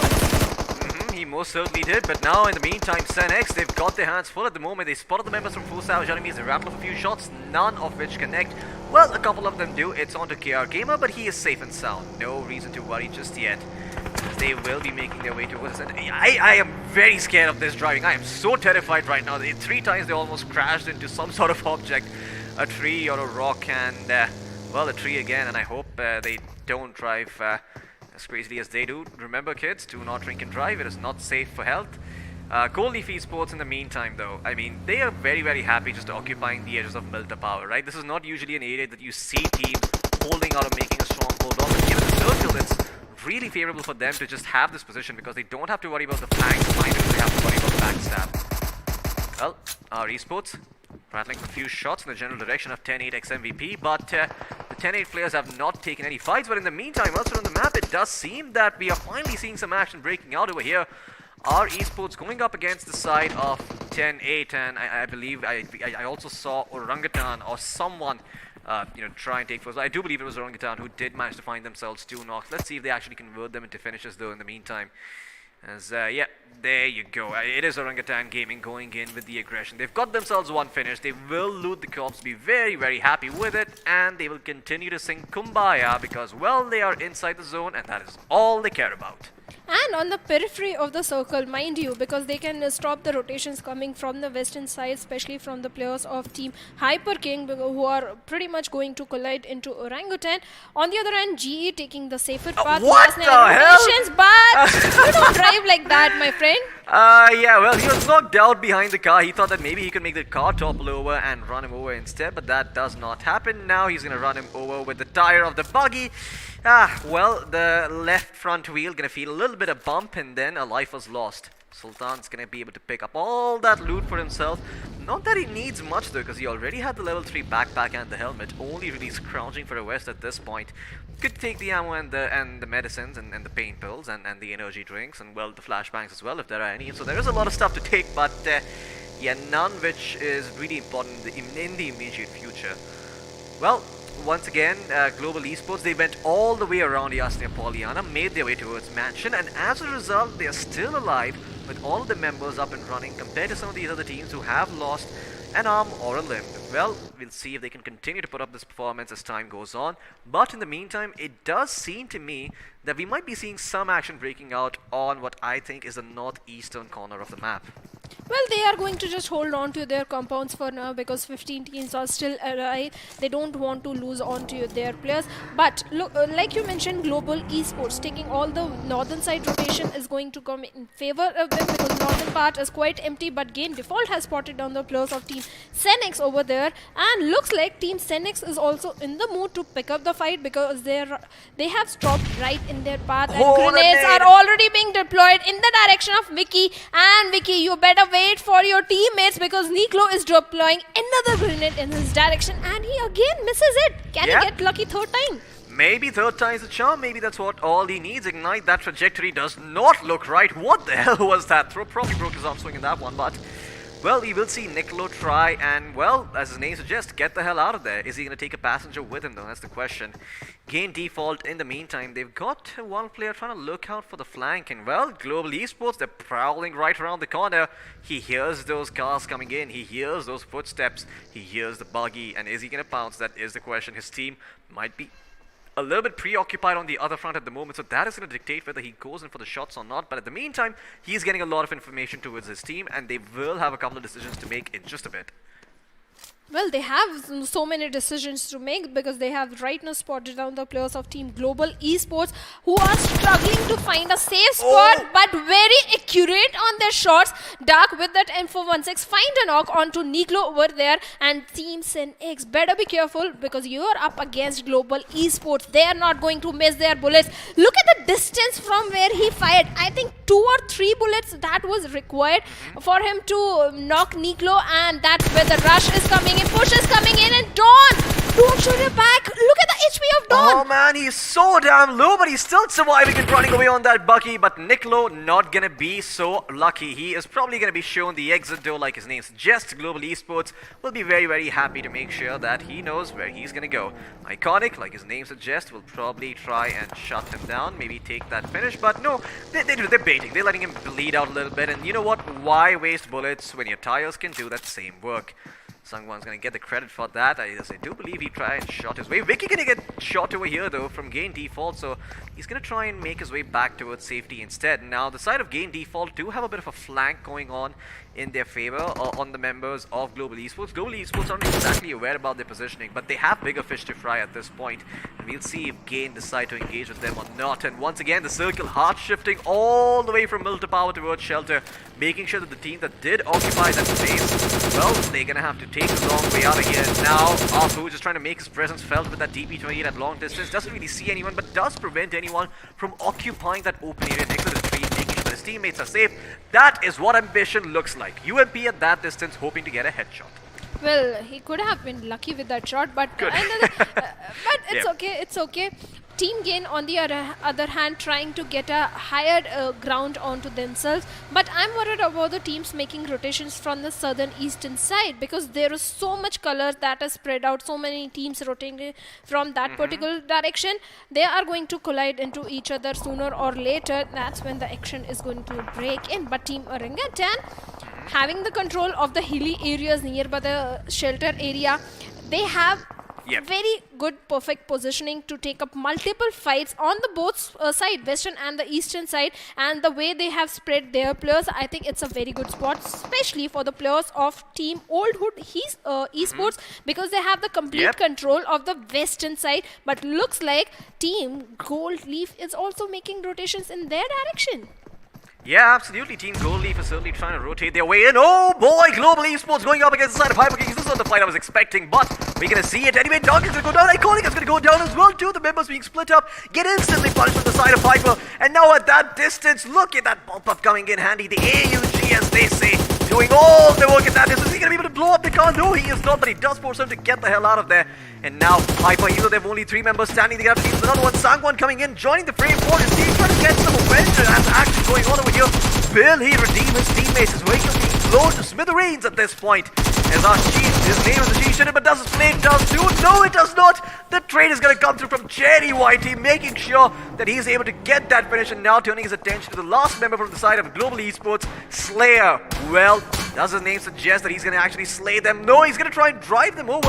Oh, well, never mind. He actually does not know where he is. Oh, Cherry Whitey is so close, but he's still pushing forward, trying to go for the fight. Whoa. Look at the confidence on this man. Slayer knows he can connect those shots, and he will succeed. However, it did cost his team 2 players, and that is going to be problematic. Sangwon still surviving though, which means they have a good shot at the late game, but they are severely wounded, and they need to lick their wounds. Well, Cherry Whitey had the height advantage. There was no need to overexpose himself. That's the advantage that came in the favor of Global Esports. But Global Esports, what a fight. Slayer coming in, eliminating the last player and still carrying forward the flag of his team more forward. But on the other hand, Team Boss players are being knocked down. Force Savage is also falling down. Boss Harsh has already been eliminated. On the other hand, if we look at ACBC, they are in a, I won't say very safe but decent positioning right now to gatekeep all the teams that are coming in, especially the players of Team Boss over there. And 10-8, well, they are also on the edge of the circle. Yeah, they most certainly are. They're using the blown Jeep as cover, which I really like. But once again, they're doing a very risky 2-2 split. At this point, it could be problematic for them. Now, if you're already in the circle, that could work out for you. But this next circle isn't the favor that's fruitful or not. And well, 10-8 MVP, they might have their hands full. Going up against the side of Senex, only one member standing. This could be the end for the team. And Senex, well, they're going to fight through the claw until the end. But they will eventually bite the dust. Ninja and Pro will probably get back up on their feet. The blue closing in, not just yet, so they will have time to get those res back up. But as soon as these res are done, as soon as they're done healing, they need to start hauling butt towards the circle. And elsewhere on the map, we are seeing the side of Team Exodia Snipe with 3 members standing strong, trying to take up the fight against the members of Team ACBC. However, they are fighting from the low ground over here. This is not the kind of slope you desire. They are also on a similar slope, the side of ACBC, so they can still lob in those nades. And from this angle, it does look like they will connect. But are they actually going to go and try and go for those nades, or are they going to just run the hell back? Well, doesn't matter what they're going to do, because Exodia's Knight are going to make their presence felt as they do manage to get a knock with that grenade. And now Boss Bantai also trying to get himself a knock, but elsewhere he's going to get knocked over here. And oh no, Boss Esports will be eliminated by the hands of 10-8 MVP. In the meantime, it does seem that ACBC could be in a world of trouble. He's going to get shot out of the buggy over here from Orangutan Gaming. And Orangutan, well, they certainly gatekeep their foes very well. Making sure that the side of Exodia's 9 don't have 9 lives like cats do. Only going to be having 4, and that's all they have to work with. Maybe a rest comes through and maybe they get one more, but that's all. Ash, in the meantime, looking in the direction of the members of our esports. And our esports, they're spread out well enough, so maybe, just maybe, this can still work out for them if they get a flank going. But that is a big if. And guess what? Believe he's already thought ahead about this, which is why he's popping those smokes, getting ready for those rotations, also giving himself the potential to run away if need be. Well, on the other hand, another fight might break in between the players of Team Gain Default and RST Blood Esports, and perfect grenades are coming in towards the players of Team IB, who are very low on their HP, and any minute the players of Team Gain can go for the flank angles towards them, and that is the death. That is when the death will come in for the players of Team IB over there.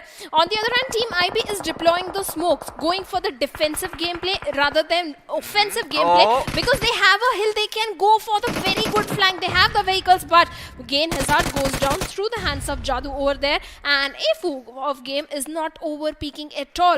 In fact, all the players of Team Game have a good cover area for themselves and picking up fight very carefully.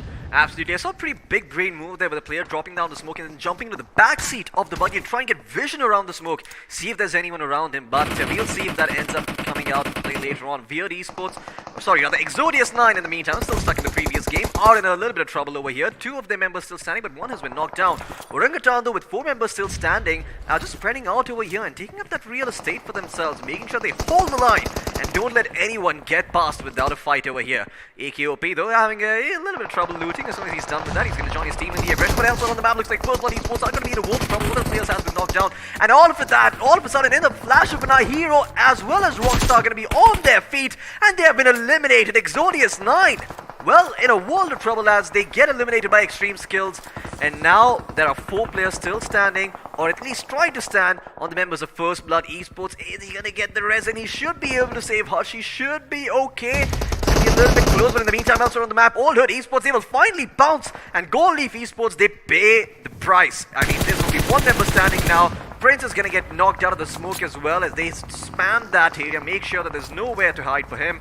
And there's only just 1 member standing. It is going to be Dynamite. Let's see if he can actually get those frags, his name suggests, with those nades. But no, that is going to force him out into the open. Although they haven't started rattling off the shots over yet. Look at that smoke meter. But he actually gets a very good shot going for himself. Still fighting back, but will eventually be put down. And Gold Leaf Esports will be eliminated in the 9th place. Zeus OP in the meantime from First Blood also getting shot at, and we'll see if his members can try and keep him alive over here. A couple of smokes being dropped in as well to save them and make sure they've got some room to work with the Orangutan. They continue their finish spree over here. They do manage to knock out another player, and in the meantime you do see the members of Gain Default slowly inching their way forward towards the circle. That is what is most important positioning at this point, because if the players don't kill you, the Blues certainly will.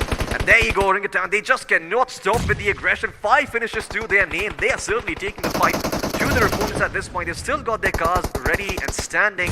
They haven't been popped just yet, but they could be popped over here. Reason has pulled out the Uzi at this distance and will rattle off a couple of shots. Putting Gogeta one in trouble and drive-by coming through from one of the members from Orangutan. Dash, like his name suggests, Ash goes forward and just dashes them all into oblivion over here.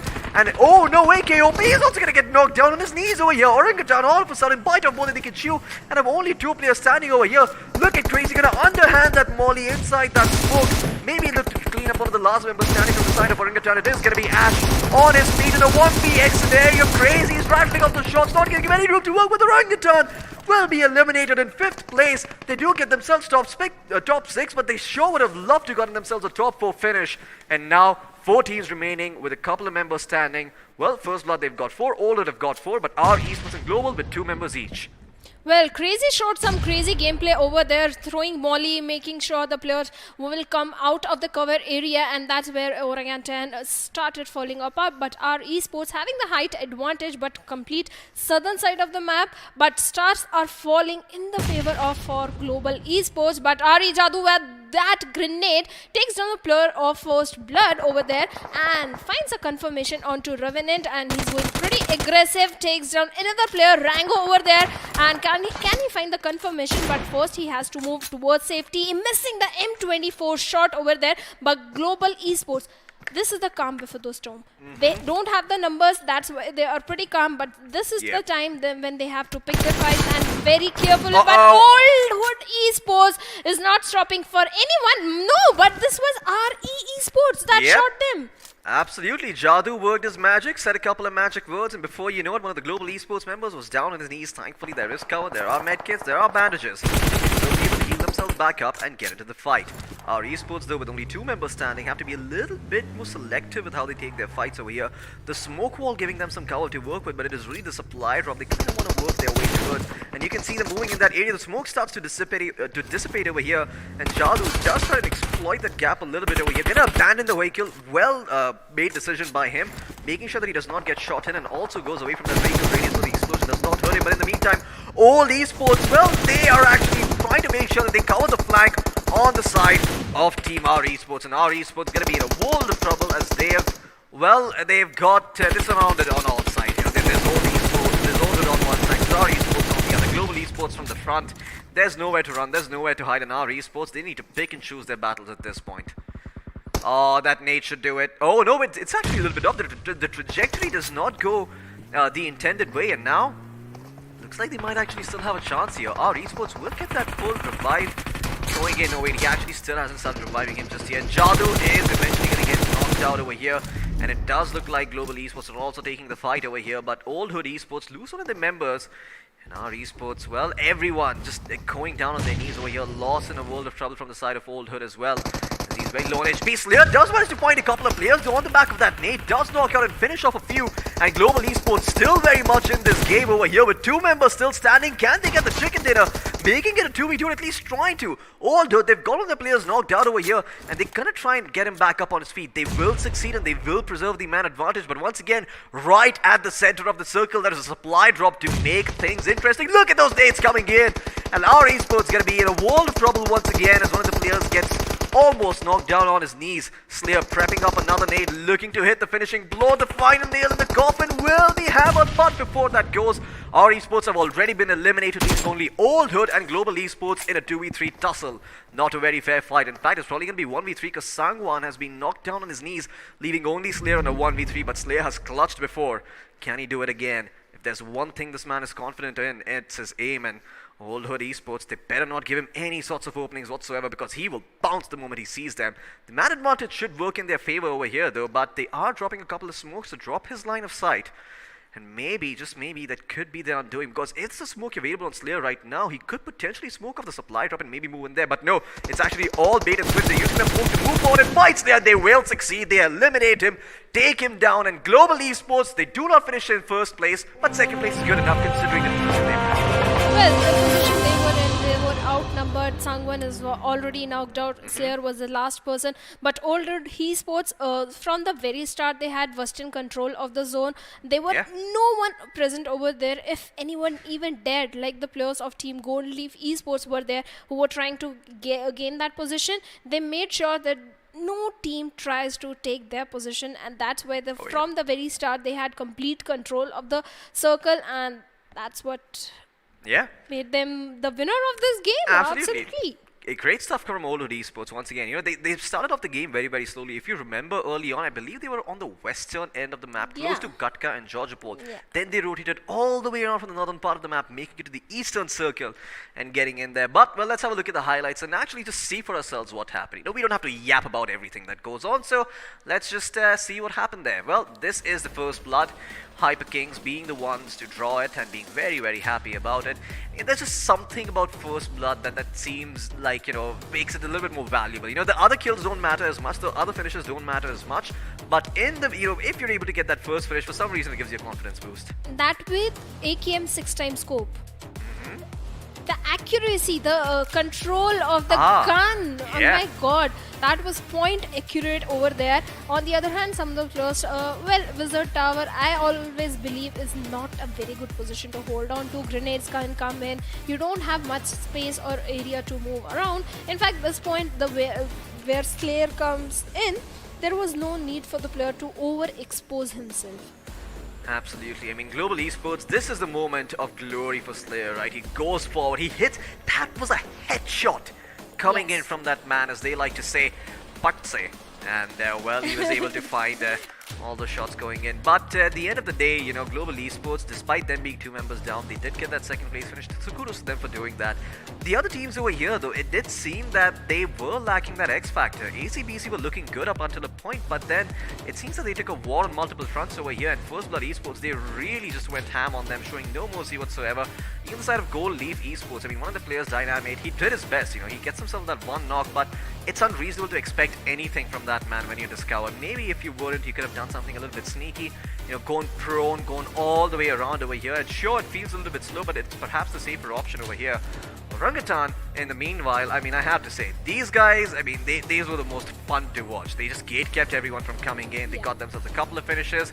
Well, they might have finished in that 5th place spot, but they still did really, really well for themselves. Where they had the southern control of the zone, on the other hand, OH Esports had the western control. G was on right in the northern side. All the chaos that was happening was on the eastern side of the circle, especially Vivilta Power Circle. Even GA at one point had a very good positioning when the circle was nearby the prison area. All the hilly ridges, mountain cliffs of the prison, GA had complete control over them. But Team First Blood, well, they were pretty aggressive. I'll say they were over-aggressive because at one point they had to pay the price. This time RE Esports knocked down the player of Team G also, but they made sure instantly smokes were deployed, cover was present for the enemy to block the vision completely, and went they on pushed to... the man advantage, right? Yeah, push the man advantage as well. I mean, we saw earlier that one man, I believe it was from Maya, we pulled off like a 1vx situation almost twice in a row. So clearly they learned from that and they were like, you know what, when we have the man advantage and we just know there's only one player surviving, why give him those 1v1s? Why even let him have the opportunity to sneak around, you know, get some ground for himself, see where we are? No, we should use the element of surprise, the element of strength, and strong arm our way towards him. You know, just get that guaranteed finish and get that point. It might hurt your pride because you might get knocked down and feel like, well, I could have connected that shot. But at the end of the day, it's about practicality. When there's 1 crore rupees on the line, you don't mess around and think about pride. You put it aside and you go for the glory. Well, glory is what everyone is aiming for. Yes, money is in the picture, but that is not what they want. They want it's the title glory. Of being the best in the country. Yeah, that title, that is exactly what these players are fighting for, and the recognition. But how do you get that? By earning the points. So let's have a look at the points table. Oldwood Esports with 9 finish points, total 24 points. Beautiful chicken dinner coming in. Global Esports, little short on the numbers, man numbers over there, but 8 finish points. and a clutch moment also coming in from Slayer. 20 points total. Our esports with 7 finish points, total 17 points, sitting at the 3rd position. Orangutan, complete Southern Control, a very aggressive team. I'm sure they are going to show the consistency in match 2 and match 3 as well. 7 finish points over there. First Blood Esports, a good start but good placement points, I'll say. 4 finish points and 12 total points, sitting at the 5th position. Even Extreme Skills were also pretty aggressive. 5 finish points, Floki. Well, before we move on, let me just address the elephant in the room. Now I know for a fact that some of you guys watching at home were thinking, why the hell were there only 60 players? Why were there only 15 teams? It is because Extinct Esports unfortunately could not be loaded into the lobby for some reason. They were just not able to get in the game, and as a result, they weren't in the game. I mean, it sucks, but that's what the hard fact is. So hopefully they're able to load in the map of Miramar after we come back. But that's why they're at the bottom of the table. That's why they couldn't really play this game.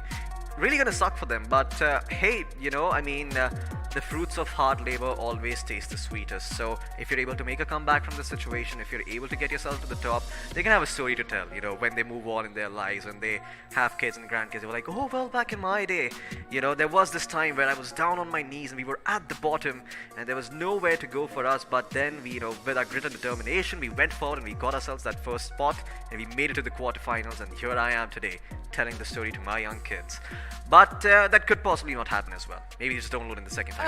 Maybe the grandkids won't take any interest, because how much Could interest be. you take in your grandparents' story? Adults Not suddenly too make a lot much. more sense to me right now. Well, let's have a look at the iQOO MVP and see what sense that makes for us. It's gonna be Slayer, the Yeah. man of the match, I have to say. Despite being in a hard spot, he gave it his best. He went in for that 1v1.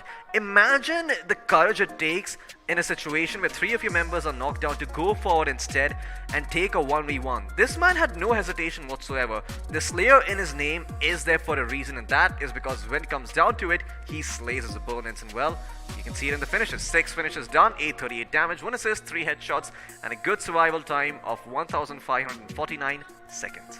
Well, he certainly slayed his opponents over there, but few more players are also joining him. So let's have a look at the top 5 players. We have iQOO from Orangutan with 4 finishes, 539 damage, a good outing coming in. Then from Extreme Skills, we have Weasel over there with 4 finishes, 491 damage. And from Old Hood, we have Crazy going all crazy onto the players, or Orangutan especially, Oh, yeah. with 4 finishes, 470 damage.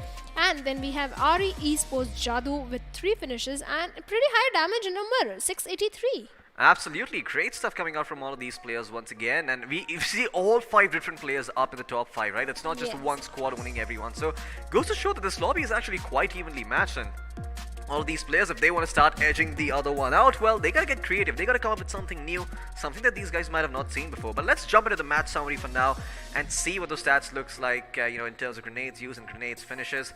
Well, I did get open production before, it even came in front of a screen. So there have been 4 grenade finishes out of the 88 being used, 3 airdrops looted, and that is all the stats that interest me.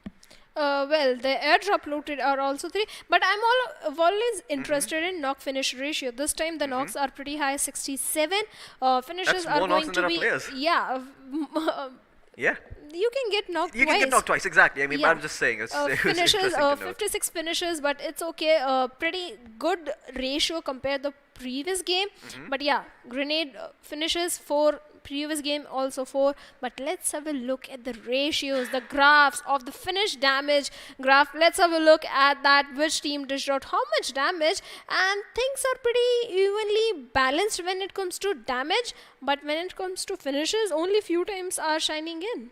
Absolutely, only a couple of teams over here in the mix as we see the side of, I believe, Global Esports up there, our Esports, Orangutan, just standing head and shoulders above the rest. There are a couple of teams, there are a couple of other teams in there as well, like our Esports, but once again, we see a fairly even spread. All the action is distributed evenly, except for the one team, Extinct Esports, who couldn't make it, but yeah, I'm quite sure when they do, we're going to be seeing a couple of numbers coming in from them as well. Well, this FD graph is rather uninteresting, so let's have a look at the top 4 squads and see what they are. If you've been paying attention to the points table, you're already going to know, but in case you didn't, here they are. Old Hood Esports in 1st place, Global in 2nd, our Esports in 3rd, and 4th place, we got the Orangutans. Well, from the qualified teams, I believe Old Hood Esports and our Esports are the only two teams that are shining in this particular game. I want more teams to come up because Global Orangutan, we kind of expected them to perform really good considering they are the veterans. But Old Hood, our Esports, let's hope in the match 2 and match 3 we see some more qualified teams coming on the top.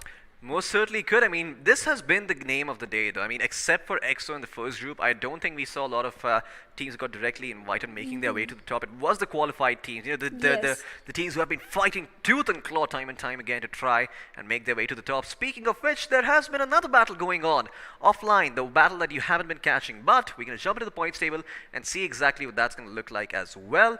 I believe this is group. Okay, it is Group 2. I was going to say Group 4, but no, it is Group 2. Orange Rock Esports in first place, followed by Nigma Galaxy in second, 4 Heroes in third, Team Insight in fourth, followed next War God, U-Dog, and Cavenders in the 5th to 8th spot respectively.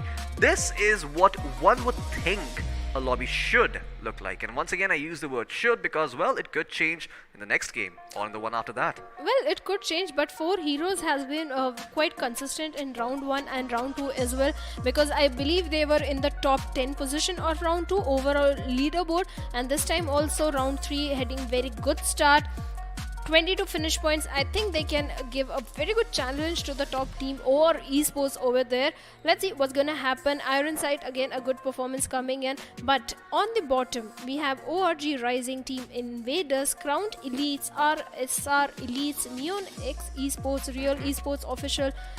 These teams kind of had a I should say up and downs happened in round 1 and round 2 as well. They were not consistent over there also, but this time they have to be consistent because the matches are numbered, only 2 more games. Absolutely. I mean, you have to be consistent like you mentioned, and once again, you know, it is less of a sprint now and more of a marathon. Even if you had a very good performance in game 1, if you don't perform at the same level in game 2 and game 3, you could be in a world of trouble. But we really haven't seen that happen. You know, it seems that whenever a team wins that first place spot in the first game, they ride that confidence, they ride that high, and they're able to carry it forward for the next 2 games. And here's to hoping that the teams are able to do that as well, because I mean, it is going to make for inconsistent lobbies otherwise. Although so far, I do like seeing the fact that this lobby, when we looked at the FD performance chart, we saw it being spread completely even. Well, the damage was evenly spread. Now the finish points, because you get points by earning the finishes, not by the damage. I always say this. So better the teams in the next round go for the finishes as well, because no matter you dish out 3000 damage but have 7 finish points, you are getting 7 points only, not more than that. Yeah. Well, that's going to be about it for these 2 set of matches. We still have 2 more matches remaining in Group 3, so don't go anywhere, but we are going to be going somewhere for a short break. We'll be back with the last 2 matches. Don't go anywhere.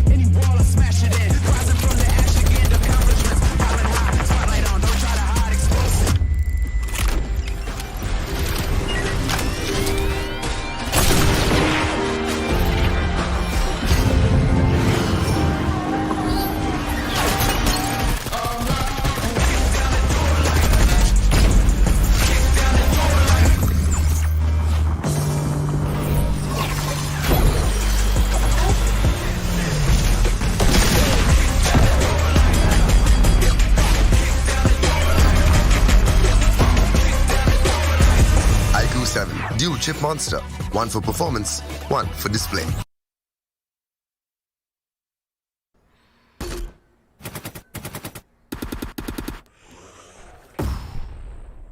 Enemies ahead.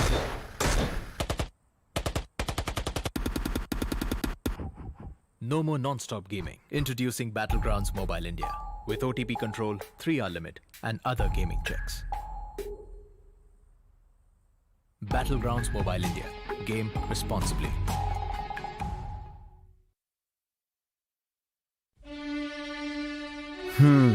वो एक दोस्त game में फंसा, कोने में बसा, gang में अकेला, दिन का भूला.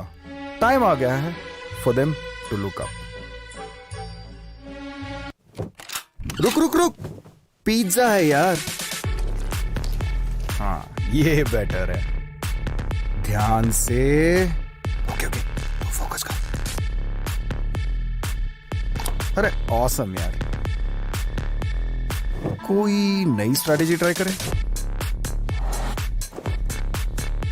क्या बात है। श्योर? एकदम श्योर? मतलब मान गए गुरु। तो जैसा मैं कह रहा था, जब ये हद से ज्यादा हो जाता है ना, तो फन, फ्रेंड्स और लाइफ से ध्यान हट जाता है। तो कुछ भी करो, पर कैसे भी मेक देम लुक अप। अरे वाह, जल्दी समझ गए। Well done boys.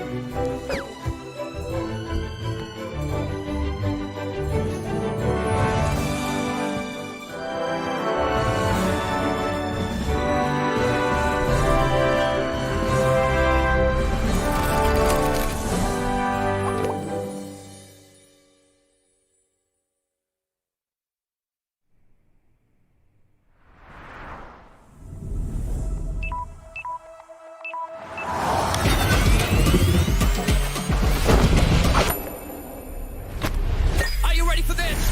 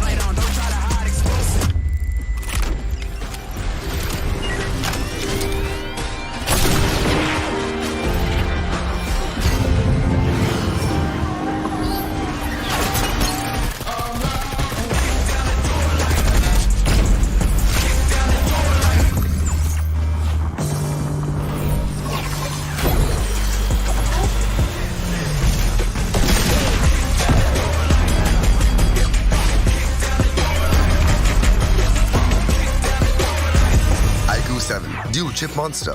One for performance, one for display.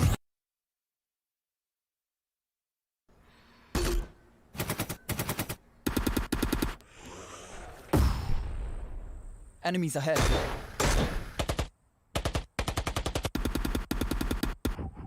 No more non-stop gaming. Introducing Battlegrounds Mobile India with OTP control, 3-hour limit, and other gaming checks. Battlegrounds Mobile India. Game responsibly.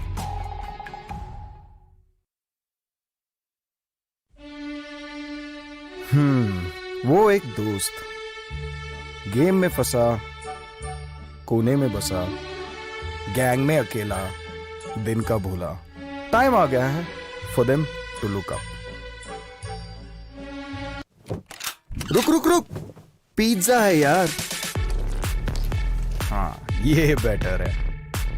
ध्यान से. Okay okay, focus कर. अरे awesome यार. कोई नई strategy try करें? क्या बात है. श्योर? एकदम श्योर? मतलब मान गए गुरु. तो जैसा मैं कह रहा था, जब ये हद से ज्यादा हो जाता है ना, तो फन, फ्रेंड्स और लाइफ से ध्यान हट जाता है. तो कुछ भी करो, पर कैसे भी मेक देम लुक अप. अरे वाह, जल्दी समझ गए. Well done boys.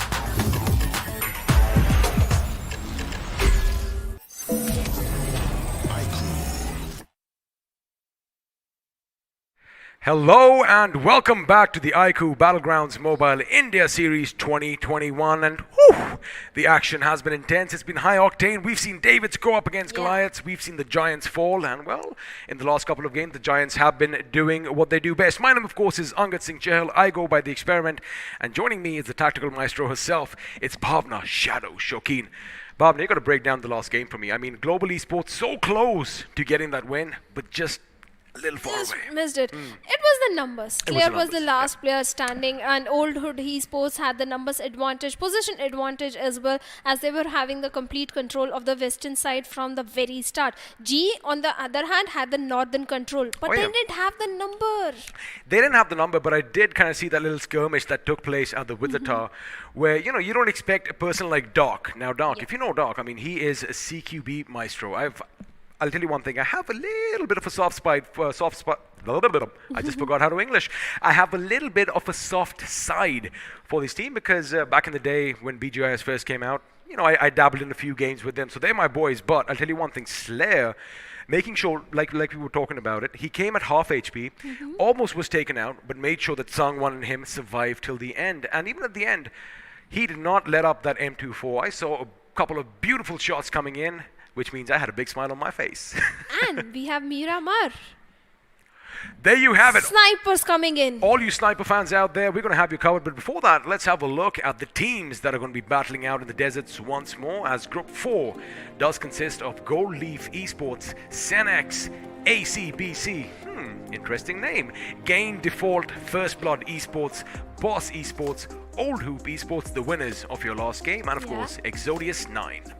Exodius 9 not having a very good outing, but Team Hyper King is there. Team 4 Savage Enemies, who are picking up too many fights but not winning so many. Extreme Skills is there. Team 10 MVP is also there. They better become MVP in the next game. Extinct Esports, R Esports, a good outing coming from this team. Team Rangetan, again, we expected them to perform really good, and they did. Global Esports is there. Very good outing. Second spot. Let's see if they can get a chicken dinner for themselves. You know, there is a saying that you sometimes go ape crazy, right? I mean, that's exactly what Orangutan Gaming did. And when the big apes come in and play, well, with the little monkeys around, I think they are going to have an intimidating factor. However, Orangutan Gaming, again, a good outing for them. Global Esports, a good outing.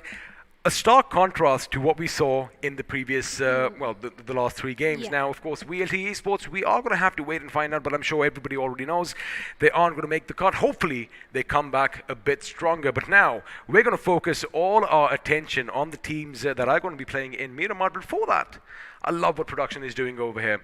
We're going to have a little bit of a bird's eye view of the beautiful map of Miramar. Let's see if you can keep up with where we are. Well, Miramar, All right, XP, where's that you position? loves That it. could be anywhere. Yeah, it could be anywhere, but you do love Miramar. In fact, I love Miramar because it has got the slow build. The teams are moving inside the circle with the zone, and in the final circles, that's where the final action breaks. And in fact, the vehicle explosion. Oh, yeah. Please, I want to see that. The teams are being so smart. We They don't pick single vehicle. Please, someone do that mistake. Oh, you want to see a convoy going by, and then Yeah. every single vehicle, just the first one starts off, and then it's like a chain reaction, huh? Man, you really are sinister. Floki was right about you, Bhavna. But anyway, as we have a look at some shots of Picado, if you don't know this place, well, I guess you really haven't played a lot of Miramar, these iconic buildings on one side, right next to the theater. But for now, as all the teams are going to be running about on, Spawn Island, the prison island, so to speak. Question is, are they going to be able to, just scrape their way through, or are they going to become prisoners of their own doing? Because, we did kind of notice, especially with the rotation, Shadow, if you leave it a bit too late in a map like Miramar, as I said, you can see the vehicles from miles out. Yeah. It could be problematic. It could be problematic. In fact, that exactly what happened with the players of Team Leaf Esports in previous group. In fact, all the top 3 teams, top 4 teams were making late rotations. They were playing with the blue zone. Leaf Esports, in fact, lost some of the players because of the blue zone damage. That is exactly what you don't want. Yes, you had a good game in match number 1, but be friendly with the zone, because if you are not, the blue zone is going to punish you, no matter if you're at the top or the bottom team. Just be friendly with the zone and no one else, because again, no love is going to be lost between any of these teams, as once again the big beautiful bird is going to take to the skies. And this time, ladies and gentlemen, we are going to be flying a bit to the northeast. Now, the map, you could say it is pretty much bisected in half, with a little bit of extension towards the northeast over there. Now, well, we're flying northwest, I beg your pardon. But the thing is, all the favorite drop spots are going to be in jumping distance. We've got San Martin, we've got Picado, Los Leones, where we saw a lot of the action in the last game, mainly because the circle formed there. Now, I want to see some drama here in Miramar. I've never really been up to the ruins or trailer park that much. I wish the circle has, parts of those places in it. Well, first of all, I'm not at all liking the plane trajectory because it's it's bisecting. It's bisecting. Oh my I goodness. wanted a southern, eastern, western, complete eastern circle. Make it ruins anywhere. But teams are going to be pretty happy with that. We are going to be a little adjusting towards the teams and let them be happy. Let them have their fun, because some of the teams like taking extreme drop location. Like you mentioned, Ruins and Trailer Park is not highly contested, but Campo Militar is. So in this position, in this playing path, what is an extreme location? Campo Militar? Oh, all right. Well, I guess you could head there because Remnant's little part of the camp itself is going to be in the circle, and Shadow pretty much central. I think everyone is going to be happy. Everyone is going to be happy, especially the teams dropping in towards the Saint Martin area or the Hacienda area, because initial circles tend to take concentric shifts if they are happy with you. If they are not happy with you, they might go up all the way towards El Hazar.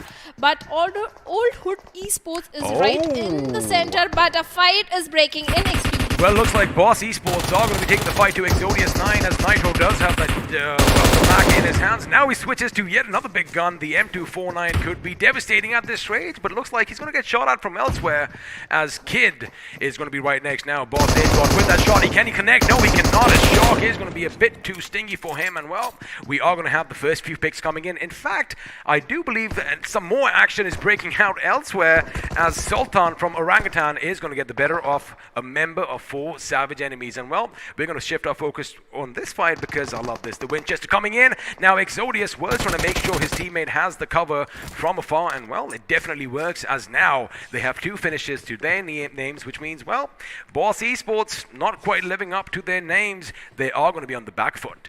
And whoa, wait a second, Psycho's already knocked out? Exactly. And the last person, Bantai, is remaining. He's definitely not singing the song Bantai because he has a lot job to do. He has to run away from the territory, fight for the position points, because you don't want to end up being at the 16th spot, especially when you didn't have a flashy gameplay in match number 1. You have to have the consistency. Better go for the position points, go at the extreme corner somewhere, what the player of Team Mayavi did, Nakul did. Exactly, replicate something like that, but Team Exodius is in no mood to let go of that single finish point, because every single point is going to add pressure onto the opponents. And Team Exodius, will they let him go? Now, I think they will. The thing is, they might just let him go, but for now, I don't believe that they know that the confirmation of the 3rd finish is going to come in. They might just be thinking that, wait, as I say that, Psycho is finally going to breathe his last, as, well, Boss Esports are going to be reduced to 1 man, and that man is Buntai, and looks like he wasn't the brother his teammates needed him to be in this moment. But again, let's see if he can live to fight another day, maybe survive till the end. We've seen that happen in the past. Yes, he might not get those finish points, but if he manages to sneak his way in unnoticed, you never know. Like I said, we've seen in the past, he might just walk away with those delicious placement points elsewhere. We are going to focus on Orangutan Gaming, who, well, we did see them get that early knock. However, no finishes for them thus far.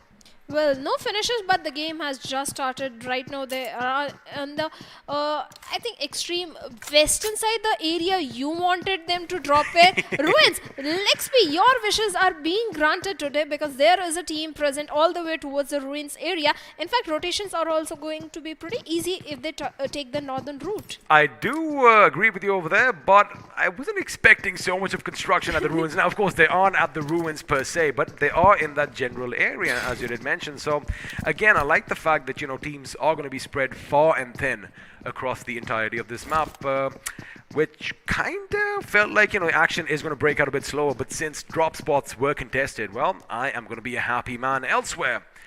Down south on the other end of the map, we have the boys from Global Esports. Now, Sangwon, Dark, Iconic, and Slayer. The thing about this team is they have been a tight-knit unit for quite some time. In fact, since the beginning of BGIS, BGMI, I beg your pardon, these gentlemen have been playing together. So the synergy is, of course, there. And, well, it was on display in the last game with the Slayer, boy oh boy, coming in to make sure he saves the day. But have a look at the circle, and you did mention OG up top over there, Orangutan. How are they going to make it to the next zone? Well, they better take the complete northern route, because if they are going to come from the Carter field, where Bantai is right now. Yeah, exactly, where Bantai is, he's opting for safer rotation, because Carter fields offer a hilly area, mountain area. You get a vision from far long away, and most probably the players are going to stop their rotation. And in fact, Orangutan do realize not to move from Carter fields or El Pozo. Looks like Ash is already headed up for similar rotation like Bantai. On the other hand, GE might go up against towards the player of Gold Leaf Esports because right now they are in the Los Leones gatekeeping the area or just looting the area. They have to be a little careful.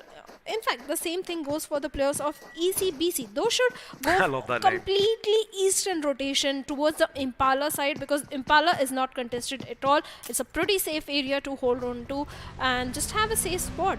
You know, talking about ACBC, I'm going to try and not mention Akadaka at all in this game because, well, we might have a few copyright issues, but it is going to be hard, especially since I am so thunderstruck. But coming back to the game right now, it does look like Gain Default might see some action break out early as Extreme Skills did do good in the last game. Question is, can they do so again? Now, Gain Wiki, with that 150 rounds reduced to 139, is going to be able to dish out a lot of damage in a short span of time, but looks like they do have an early lock on one of the members as grenades are going to be going off. Wiki does lose half his HP, but for now, he is going to be the first man, and just as I say that, another grenade goes boom, and now the floor is going to be lava as well. He is going to be burnt to a crisp unless Golem goes in and puts him out of his misery. Now, they are going to have a little bit of an upsetting start this time around.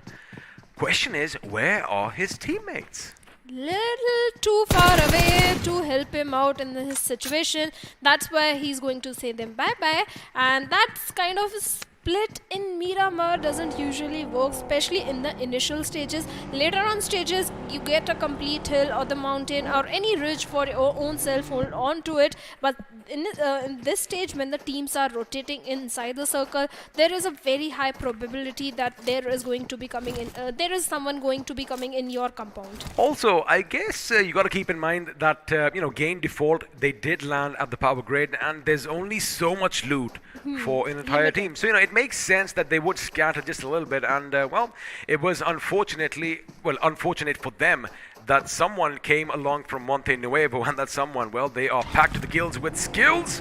It was Extreme Skills. Well, it was Extreme Skills. Right now, they are also trying to move inside the circle. There is a very high chance they might collide in with the rest of the players of Team Gain, who are outnumbered in this situation. For now, Team Gold Leaf is making their rotation, trying to move inside the circle, find a safe spot. Better they don't grab the attention of the enemies, because we do know Miramar vehicles don't have much healing, they don't have much health, few bullets in your direction and the vehicle goes all boom bam and you lose your life. Especially with a truck like that, because if that loses the wheel, it's just going to skid all over the place. There you have it. Now, this is what I wanted to bring up. Thank you so much, production. Now, the circle has kind of imploded in. The graveyard is going to be the epicenter.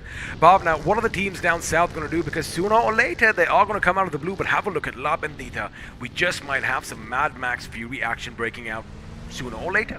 3 teams are around the La Bendita area. That means a very high action. But Global Esports tends to move for the late rotations. But in Miramar, is that a good strategy? Only time will tell. Hyper are winning the race. They are already making a spot for themselves, booking a slot over there inside the circle, and Global might have to pay the price because it's no blue zone, it's wall of death. It is a wall of death, and I'm going to agree with you, because if you make it to the ridge first, all you got to do is make sure you prop your vehicles on the other side, lock and load your weapons, and, well, unleash hell on the enemies. But for now, Extent Esports, who, were extinct in the last game, I am glad they are going to join us this time around, because, again, Shadow, every single game matters. But for now, they do have their sights set on 10-8 MVP. Now, 10-8 MVP are near the house of the boss, Hacienda del Patron.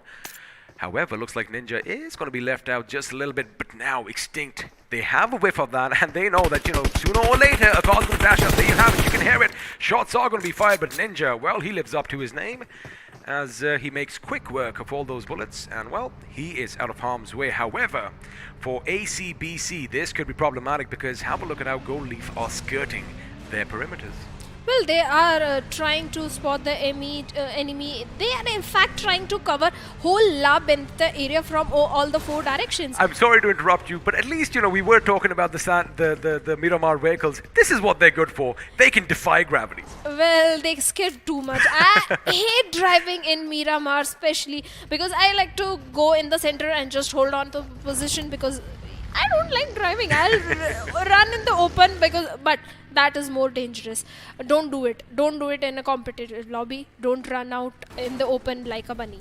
Well, let's have a look and see what's happening elsewhere on the map, as all the teams are going to be migrating towards the center of the circle. And if production is going to give us a little bit of a glimpse, it would be brilliant, because I do see a lot of teams heading in a little bit of a collision course. Now, all of this is going to be happening due north. You know what? Forget the map, because we are right in the thick and thin of the action. Now, our esports are migrating down south, but they've got to make sure they look all around, because following them, there we have it. Oh my goodness, this could be even better. Old Hoop esports are chasing them just behind. There you have it. The visual confirmation is going to come in, and Ayush hits the deck for that little stability. Question is, are they going to be unleashing a barrage of bullets in their position, or will they try and hold on to the fact that they are still, not exposed? Nobody has an idea they're here, and well, they could use that for the latter rounds. But for now, Extreme Skills have found a warehouse all for themselves, but Global Esports are dangerously close by.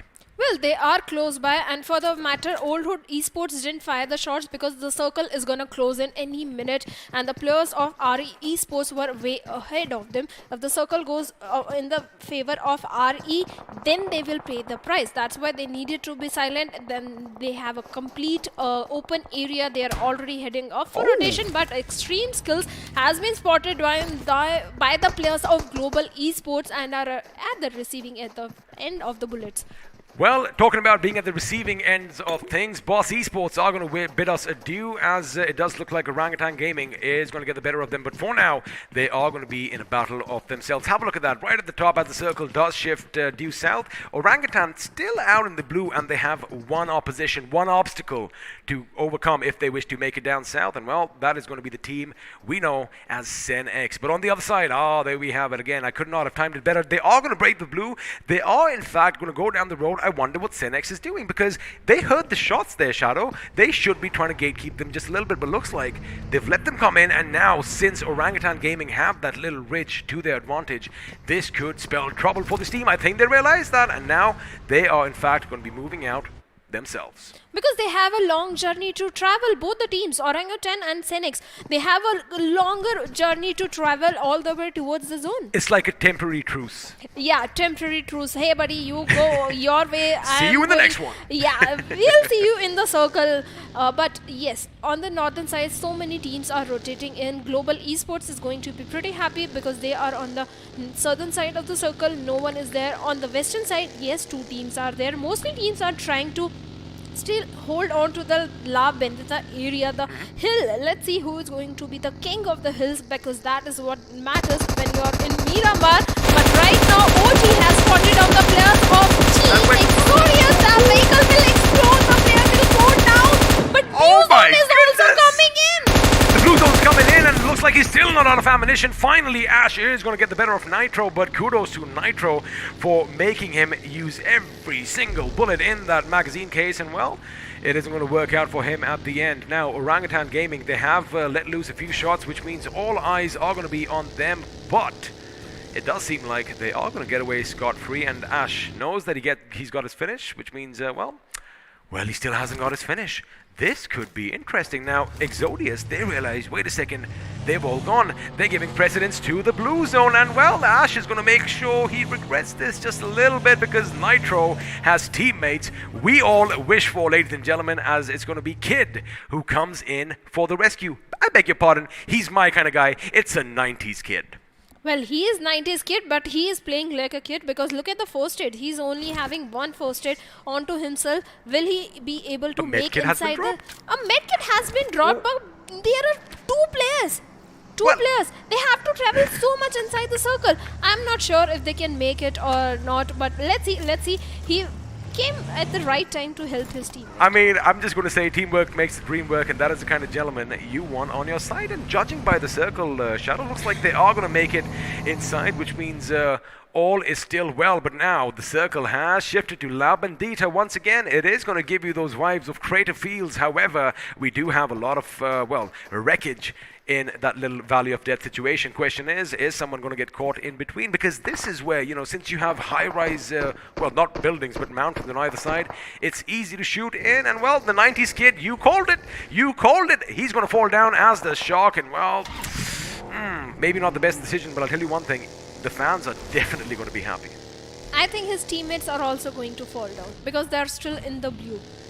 They are very late for their rotations, but the team that is quick is Global Esports this Smart time. decision. Yeah, very good decision. Complete control of the southern side. In fact, there are around hilly areas also that they can have a complete control of. But Global Esports is picking a fight with the players of Team Extinct Esports, firing few bullets in their direction, but not being very successful in dishing out the damage or getting a knock. Well, as far as Extinct Esports are concerned, I'm sure they do not want a repeat of last game because, well, they weren't even present. They were in Oblivion, and now they are going to be playing with a little bit of a handicap. Elsewhere, looks like Dr. Ninja is going to come down, and I wonder who the aggressors were. For now, Old Hoop Esports, they do have a good position in the circle, you know, considering the fact that they have those buildings, but in proper fashion, if you spot a vehicle at distance, chances are you are going to take out their wheels. Before now, Orangutan Gaming, they have their work cut out for them as iQOO is going to be the first in the line of defense as Senex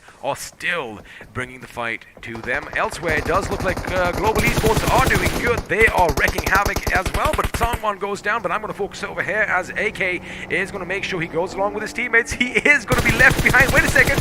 Oh, I beg your pardon. The colors kind of confused me. It is Extinct Esports who tried to come in through that little commotion over there, but they are going to get away scot-free, which means now Orangutan Gaming could be at the receiving end of things. Elsewhere, Extinct Esports, well, they are going to be put down under, and now they are going to bid us adieu. On the other side, a grenade comes in. Proper precision, ladies and gentlemen, and that is the Dark I mentioned earlier as he gets another frag for himself. Well, Global Esports eliminated a whole squad and the area is still uncontested. Global is still having the complete control towards the southern side, but Orangutan have a job to do. They have to move inside the circle, and there are so many teams that are present over there, and they are grabbing too much attention to how they are going to move inside. That is going to be the main question. But First Blood Esports is at the perfect position to spot the players. Ash has spotted Got him. Dawn, got him, and getting the finish as well. Getting the finish as well, and you know, we did see First Blood Esports in the Valley of Death, as I like calling it. They better make sure that they keep an eye on above as well, because when you have sharp shots like Ash and the other boys, you know, skirting nearby, ooh, it's a pretty precarious situation to be in. Elsewhere, looks like Senex are going to be bleeding out as the last man is going to be taken by the play zone, which means, well, another one bites the dust, as now we are reduced to 11 squads with 39 people still alive. Now, this is the moment that is going to decide, is the game going to go in favor of Orangutan Esports, or are Global Esports going to be happy? If it's a southern shift, boy oh boy, they are going to be elated, and it is a southern shift, which means, well, Shadow, they have, well, first pick in any position. However, have a look at those two circles just on the bottom right. They've got to contend with one squad before they get stabbed in the back. Well, they have to contest the hills, also the hilly areas, mountain areas that the circle is offering. But another team will also go up for contestation, that is going to be gain people. But northern side, that is where the action is happening. Orangutan has to move inside. ACBC is quick on the rotation, have already started from the western side. There are already teams colliding with each other, Team Gold Leaf and Team Hyper. Well, speaking of teams colliding, Gold Leafs are going to be thwarting an attack coming in by Hyper King, as you did mention, and it looks like Hyper is going to be on the receiving end. Ashish is going to be down on his knees. Now, there are 3 men on each side. Correction, it does look like Gold Leaf have all 4 members alive, and oh my goodness, that grenade shook the screen, shook the studio. Prince is one lucky man to still be standing now. Johnny OP is going to come in with his UMP, lay down some lead on the side. Unfortunately for him, it is going to be a little bit of a stalemate. Meanwhile, elsewhere, Orangutan Gaming come under heavy fire as they contested First Blood Esports' position. 3 men down on the knees. It's all down to the Revenant. Correction, it's all down to Rango and the Revenant, well, for First Blood Esports. And wait a second, is that it? Is that all for Orangutan? No, Ash is still alive. He's making sure he picks his teammate up. And, well, we've seen this boy either with a sniper or with an M249. He can do a lot of damage, but it looks like ACBC want to join the party as well.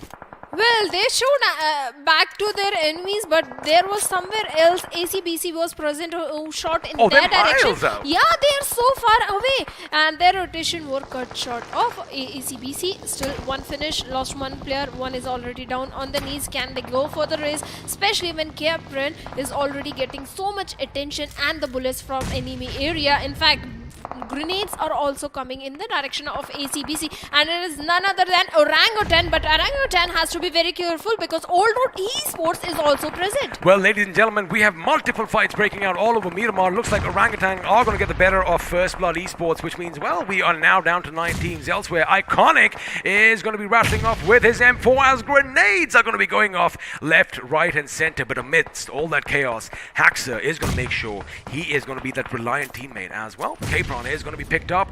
Gain Esports, on the other hand, Gain Default, they are out. We were talking about that GE needs to go up against them, and well, looks like they have been dealt with. But for now, it is going to be AKOP and Ash as they try and make their way in. But looks like AK is going to be caught out, and Ash is left without a lot of opportunities. The play zone doing a tremendous amount of damage, and that is all she wrote, ladies and gentlemen. The big boys are going to be falling this time around. Orangutan out in the 7th position, and looks like ACBC are joining them as well. Well, it was OH, Old Hood Esports, that eliminated them. Wow. And perfect positioning inside the circle. It's a battle of that who is the first one to reach inside the circle, and this time it was Old Hood Esports. And Orangutan always has been little late, and that's why they were paying the price. But Old Hood Esports have an enemy in the nearby vicinity that is going to be last player, I believe, or RE Esports. On the other hand, Jadoo, no, it was not the last. Jadoo goes down, a vehicle has been exploded, multiple fights are breaking in, and our esports is not looking good at all in this situation.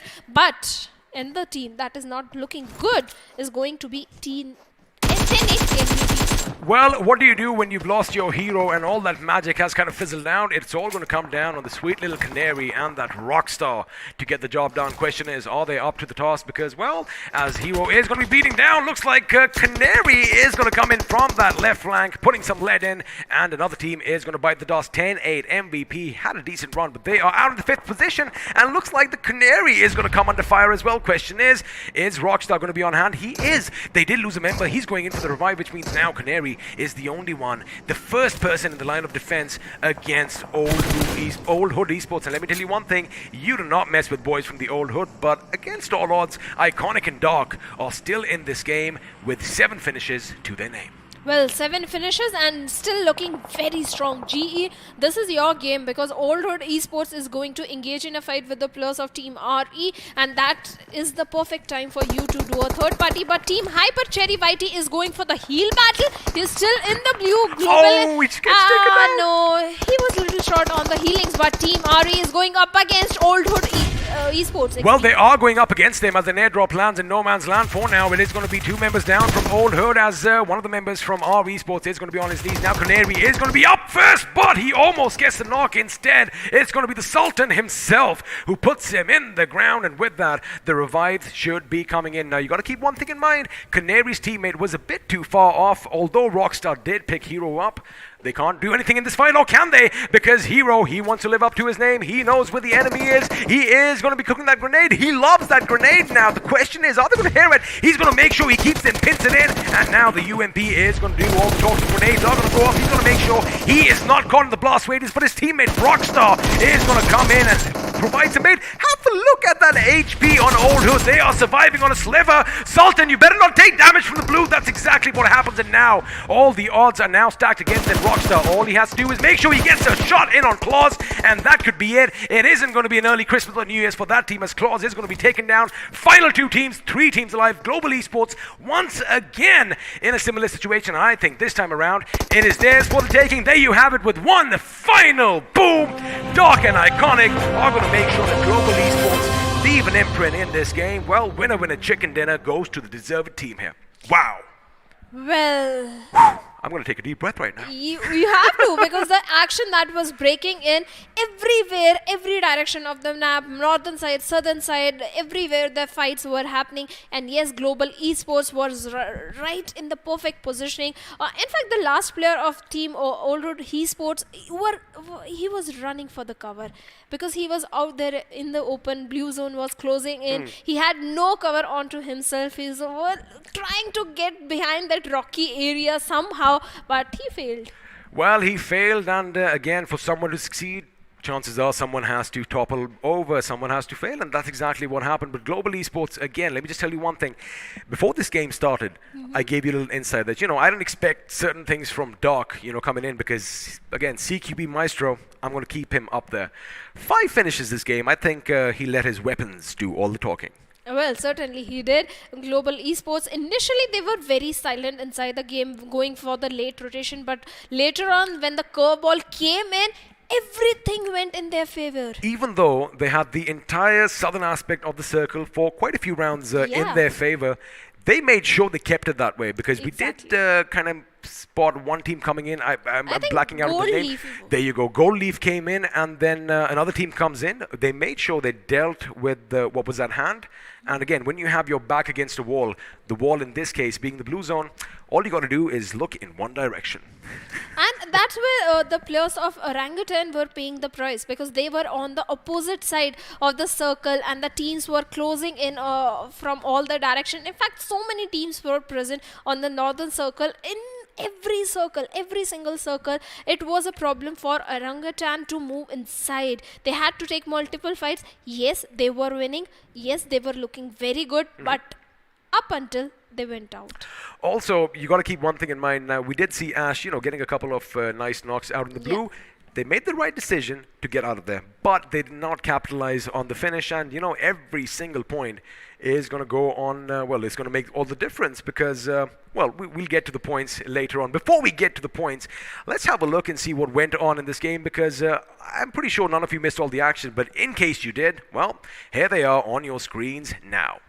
Well, the initial fight broke in between the players of Team Exodius and the players of Team, I believe it was Boss Esports. Yes, they lost 2 of the players. Things didn't go very well for them. Old Road Esports, very good outing in this one and match 1 as well. Exodius started off really good, but later it became a very big challenge for them. In fact, the last player of Team Boss, I believe Cherry Whitey, was right there in the blue zone going for the heal battle, but I think he was a little short on the healings or was a little late. I believe it was Hyper Kings, wasn't it?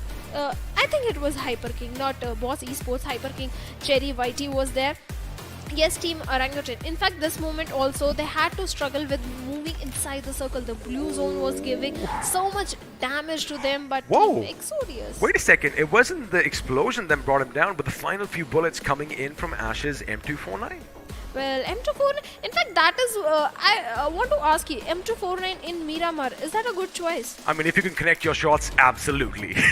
Which is a very difficult thing to do. But then again, you saw one thing. He hit the deck, he made sure he goes prone, tries to use the bipod for a little bit more stability, and, well, looks like his opponent was keeping him dancing as well, because he kept zigging and zagging his vehicle, out of the bullet's path, and like I said, it came down to that final bullet. But again, a lot of fights breaking out all over the place as we did see. Now, this is the situation I was talking about. Now, initially, First Blood, they were in that little Valley of Death situation all by themselves. Orangutan decides, you know what, we want to rack up a few finishes. They go in. Unfortunately, they are split up a bit too thin, losing 2 members, but winning the battle.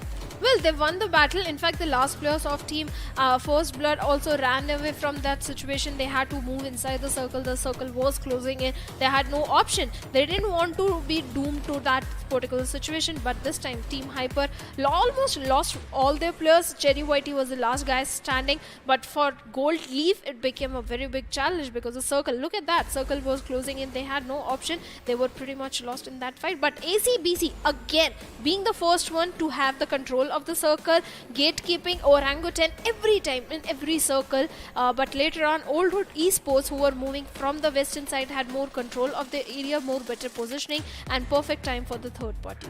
Perfect time for the third party, and again, when you are pretty proficient with your grenades, chances are the enemies aren't going to be able to get out in the nick of time. Now, 10-8 as well.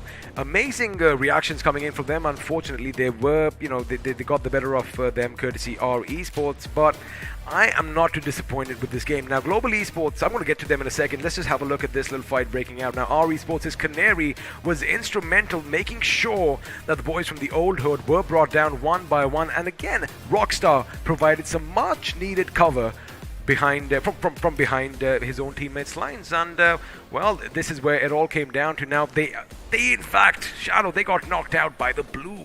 Yeah, this is up until this point. Old Hood Esports were looking very good. All the 4 players were there. RE Esports, although they were on the low ground, very precise grenades coming into the picture, picked up a very good fight, and they kind of helped the players of Global Esports as well, because the players of Old Hood Esports were already very low on HP when the players of Global started shooting in their direction. And in the end, it was a numbers game. RE was in a bad position. They were in the slopey area down the lower ground. Global had the upper ground, and they went all aggressive. Also, so we did see Iconic and Dark, the final duo as far as Global Esports is concerned. There was no way, even if our esports did manage to get a knock, they had them covered on each and every side. But again, coulda, woulda, shoulda. But now the match is underway. Let's have a look and see how all the other teams did as we have a look at the points coming up on your screens right about now. And well, this is what you all wanted to see. The big boys coming in, sweeping the opposition. Global Esports, 24 points, 9 of which came via finishes. And our esports is not far behind. 9 finish points, 21 total points. Old Hood Esports, consistent gameplay coming in from the teams. 10 finish points, total 20 points, sitting at the 3rd position. At 4th, we have Hypergang with 4 finish points. Not very flashy gameplay, but yes, a very good placement game. I think position points do matter a lot. Well, as far as Hyper King is concerned, looked like they did have that little cherry on top of the cake, and Cherry did get them these position points as well, didn't he? Living up to the name. Living up to the name. Orangutan, on the other hand, were quite aggressive. They had a very good positioning up until the fight when they went against the players of RE Esports. 5 finish points, a good outing coming from them. First Blood Esports also 4 finish points, not bad at all. Not a bad outing, but again, we did see them in the thick and thin of the action right at the beginning. In fact, I do believe they did go up against Orangutan in the end as well, managing to clip the wings off 2 of them. And again, not a bad outing for this team. You got to keep one thing in mind. Now, 2 games are done and dusted with, so the pressure is going to be mounting up, but the pressure isn't going to be mounting up for the next gentleman on our screens as we have a look at the iQOO MVP from this game. And well, let's see if you're right, because it is going to be still the Sultan of Swing himself from Old Hood. It's Sultan with 5 finishes, 865 points of damage. Well, he was doing so much for his team. 5 finish points. In fact, Orangutan had total 5 finishes. All finishes belonged to him. He was the one, and 0 assist. That means all the 5 finishes belong to single guy, that is Sultan. Yeah, because when you're racking up all those finishes, I mean, you can't assist your teammates. Your teammates should be assisting you. But let's see if any of his teammates are going to join him. We already know the answer as we have a look at the top 5 players from this game. And well, Sultan is going to be all by his lonesome at the tippity top. But have no fear, because Global Esports has Dark and Iconic, while our esports is going to send out Canary, and well, Orangutan Gaming are going to make a name for themselves as well, with AKOP in the 5th position with 3 finishes to his name. Well, 3 finishes, 287 damage. Damage doesn't matter at all, because you're getting 3 finish points, my friend. Boom. Yeah, you need the points, finish points. That is exactly what you need. Yes, Orangutan had a very good outing in match 1 and match 2. They are pretty consistent, and Global, we all know, chicken dinner at 2nd position. Again, consistency coming in. In fact, Old Hood Esports also a very good outing. But where are the rest of the teams? Match 1, match 2, the qualified teams. Is it the pressure that is they are not able to handle? It could be, but we are looking at a lot of facts and figures. Let's have a look at a few more, and then I guess we can break it down a bit more. Have a look at that. 54 grenades used, a lot less than what we are used to, which means, well, all the bullets were doing the talking, right? Now, only 5 of those grenades ended up in finishes. Now, the thing about Miramar is it's open, and, if you take your moment, if you take your chance, if you miss, chances are that you are going to be aggressed on instead. So I think that is what happened with a lot of these teams. Maybe Erangel might be a different picture. Well, maybe, but in Erangel also we saw only few teams chiming in. The qualified teams are somehow not able to deal with the pressure of the situation, maybe, but we'll find out. But right now I'm happy. Grenade use 54, finish is also 54, but not from the grenades. But knock finish ratio this time is pretty good. No airdrop looted because teams were busy rotating inside the circle. The circle was throwing so many curve balls right from the start, and teams just had one job to do: get inside the circle somehow. So many gatekeepings were happening, so many teams were on the northern side present, so it was a little difficult job to go for the airdrop, especially in Miramar where it's so open. But let's have a look at the finished damage graph, that which team dished out how much damage, and it's except for 3 teams, it is balanced, I think. It's pretty balanced, but then what does surprise me are the teams that have barely any damage. Because again, you don't want to be at the receiving end of things all the time, but it is what it is. But of course, a couple of teams are going to stand head and shoulders above everyone else. Now, right dead smack center, we have the boys from the old hood with 1994, I beg your pardon, points of damage, 10 finishes to their names. And well, our esports ended up doing good as well with 1887 points of damage and 9 finishes to their names. Global Esports, although they did get the chicken dinner largely, well, due to the fact that Iconic and Dog did survive till the end, they also still have a good number of finishes, 9 to be precise, and looks like this time, they did not have a lot of opposition, towards the beginning of the match. Also, if you have a look at the damage, they picked and chose their battles well.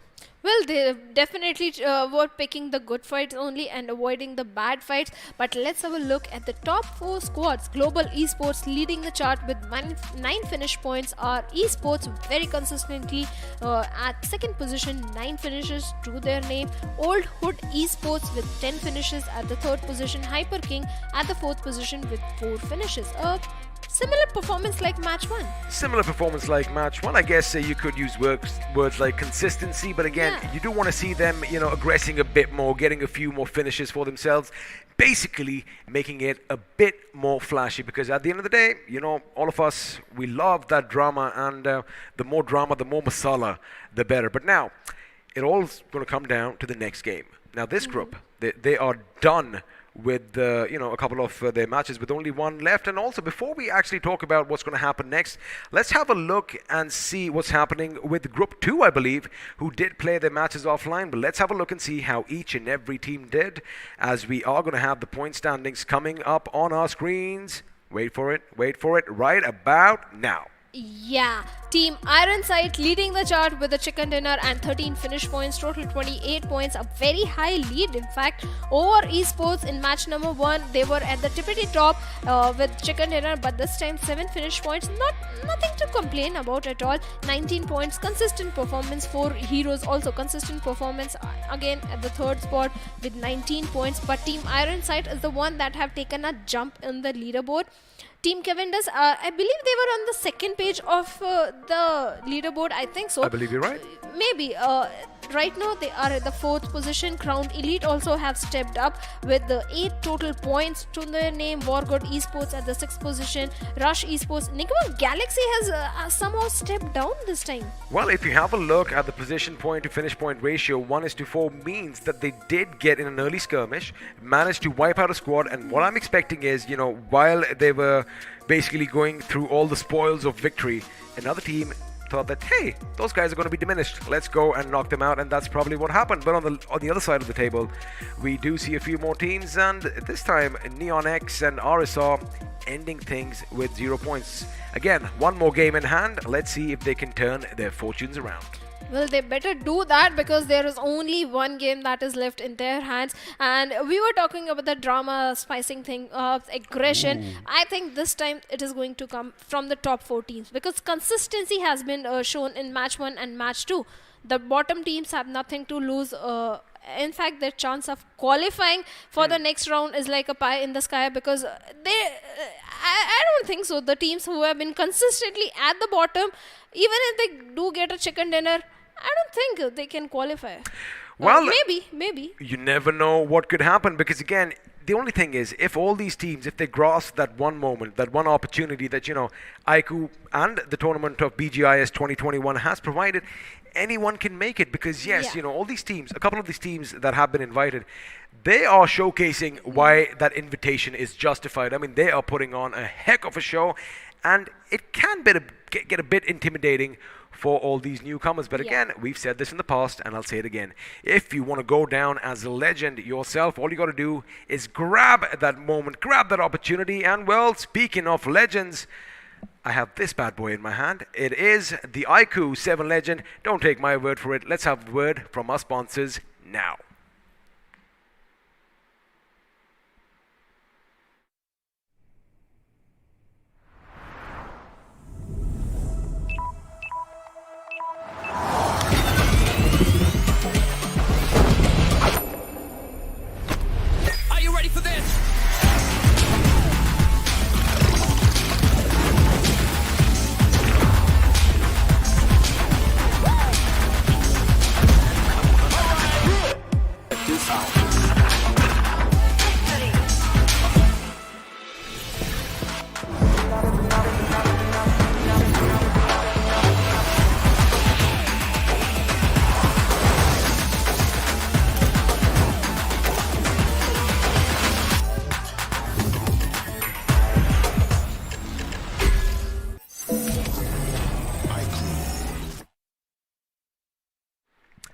You know, we've talked about unleashing that monster inside. Looks like a couple of teams did take this to heart because that's what we've been seeing in the last couple of games, with a couple of teams just dominating over the opposition. Now, if we talk about what we saw on screen, Global Esports getting the chicken dinner in the match of Miramar, coming second in their first game, despite, again, in both situations, their numbers were reduced to half before the final circles, before the final firefights even began. In fact, even in Miramar, they did lose, I do believe, their members somewhere at the midway mark.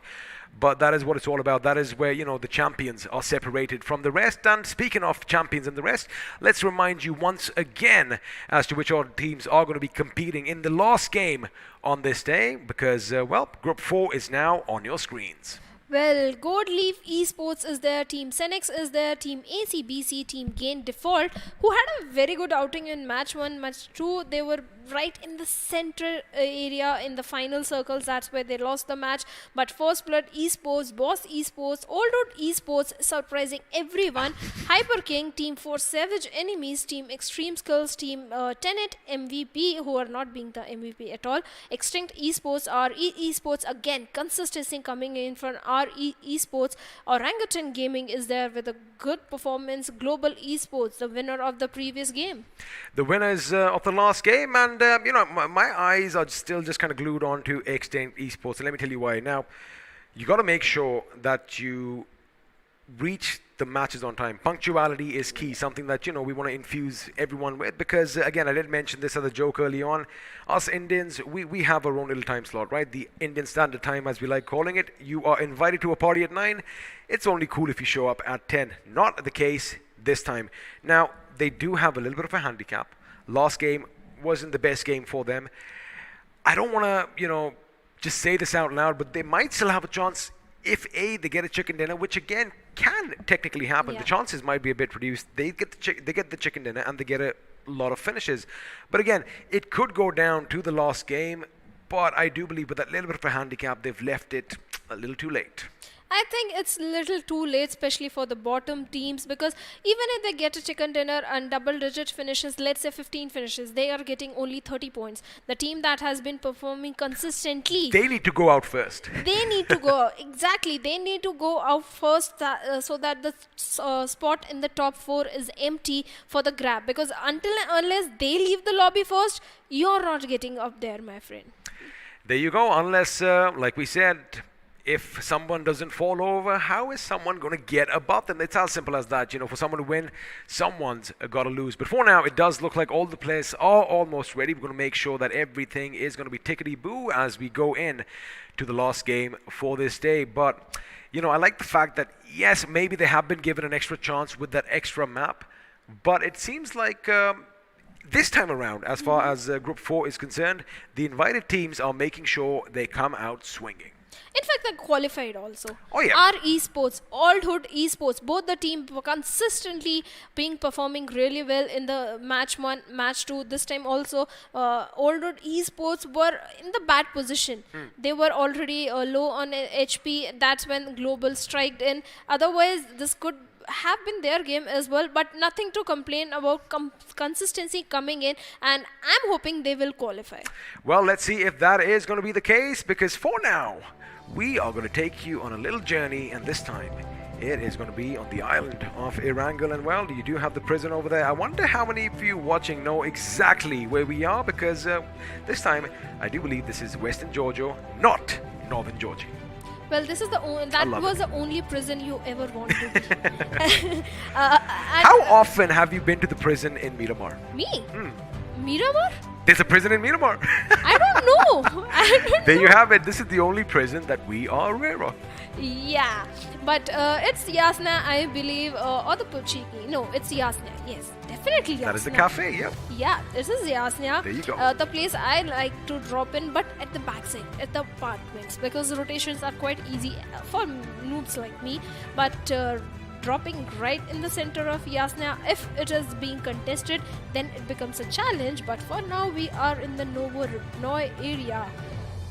Well, this is some not reason. too many teams like to drop in Novo. Hot drop contestation has been missing, kind of. Again, I do believe it depends on your flight path, right? Because if your flight path is all the way to the west, coming to Novo isn't the good idea. And again, as you mentioned, teams are hesitant of those drop spot locations and those drop spot fights that break out early.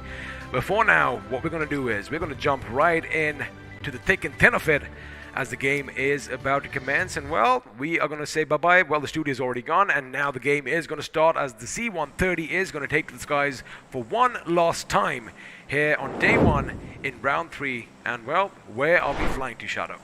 Well, we are all the way towards the southern side, from the military base island towards the southern side of the Gatka. Which means someone could drop at Novo. Yeah, they can, they can. I hope many teams drop in, more than one drop in towards the Nova. Someone drop in towards the Milta, and we get to witness the bridge camp action, because that is also quite missing. But the teams that likes dropping in towards Siverny or the Stalber area, they might have to take a longer route or just change their drop location. In fact, this time no one is going towards the Rozhok area as well. Not too much contestation in Rozhok. Even if the teams drop in or glide in towards there, they see the parachutes and they just change their route. Also, you got to keep one thing in mind, that they still have options, you know, maybe pick up a vehicle in Pochinki. So we can't really rule that out just yet, because chances are, you know, you want to be in the center of the action right from the beginning. If you're at the school, if you're at Rozhok, if the circle is going to form, chances are it still might have that area inside. So, you know, you want to be as central to the map as possible. But now what's going to happen is, as soon as the plane disappears from our screens, the first zone is going to form. If it's going to be down south, well, all the teams heading north are going to be hitting their heads against a wall. But for now, we're going to wait with bated breath. And there you have it. The first circle is going to have a little bit of a downward spiral. It's going to be a bit to the south and to the east. And I do believe most teams, barring the ones at Primorsk, are going to be happy with this outcome. In fact, the teams at Gatka also, they have to make quick loot, quick rotation. But again, the drop location contestation, again the player of team 4SE, 4 Savage Enemy, goes down. Well, it looks like we do have a few people going down early on, as the Savage Enemies are going to have one man down. But it looks like some retaliation is going to come in. But nope, it's going to be a pistol shot to the head, and that is all she wrote for one of the boys. Now, I love the fact that we have an early skirmish breaking out in Pochinki once more, as Hyper King do have the upper hand, and looks like smoke grenades are going to be deployed, making sure the enemy's vision is obscure. But for now, the question is, do you want to make sure you have this little bit of a stalemate, or do you want to back off just a little bit, making sure you get a bit more loot?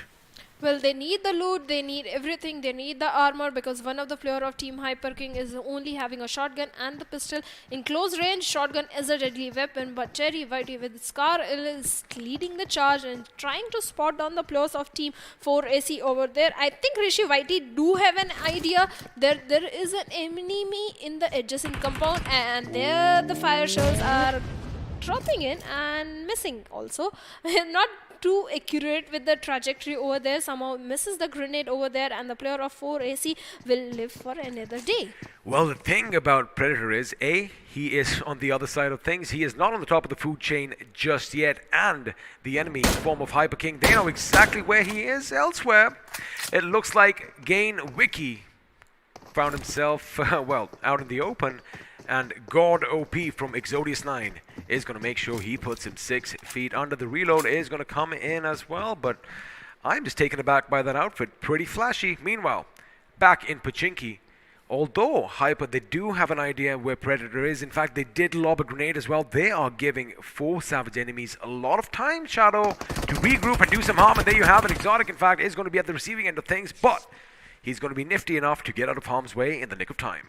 Well, it's not going to be easy for either of the teams to regroup, considering their individual players are right across the road. Any minute the shots will be coming in. The angles are set up. Yeah, the angles have already been set up. In fact, Rishi Whitey and Predator, they both have the intel. They are present in the same vicinity, but they both lack those grenades or the molotovs. In fact, one of the players is just with a pistol. If that intel goes to the opponent player, Cherry Whitey, I think he will directly rush into the compound. He could, and again, all it takes is that first initial knock. Now, whichever side is going to draw first blood, chances are they might just rush in. But for now, Devil is going to make sure he does deploy some smoke again, you know, obscuring all those angles that we talked about. But sooner or later, this little truce is going to be broken because, well, A, the players are going to be itching for a fight.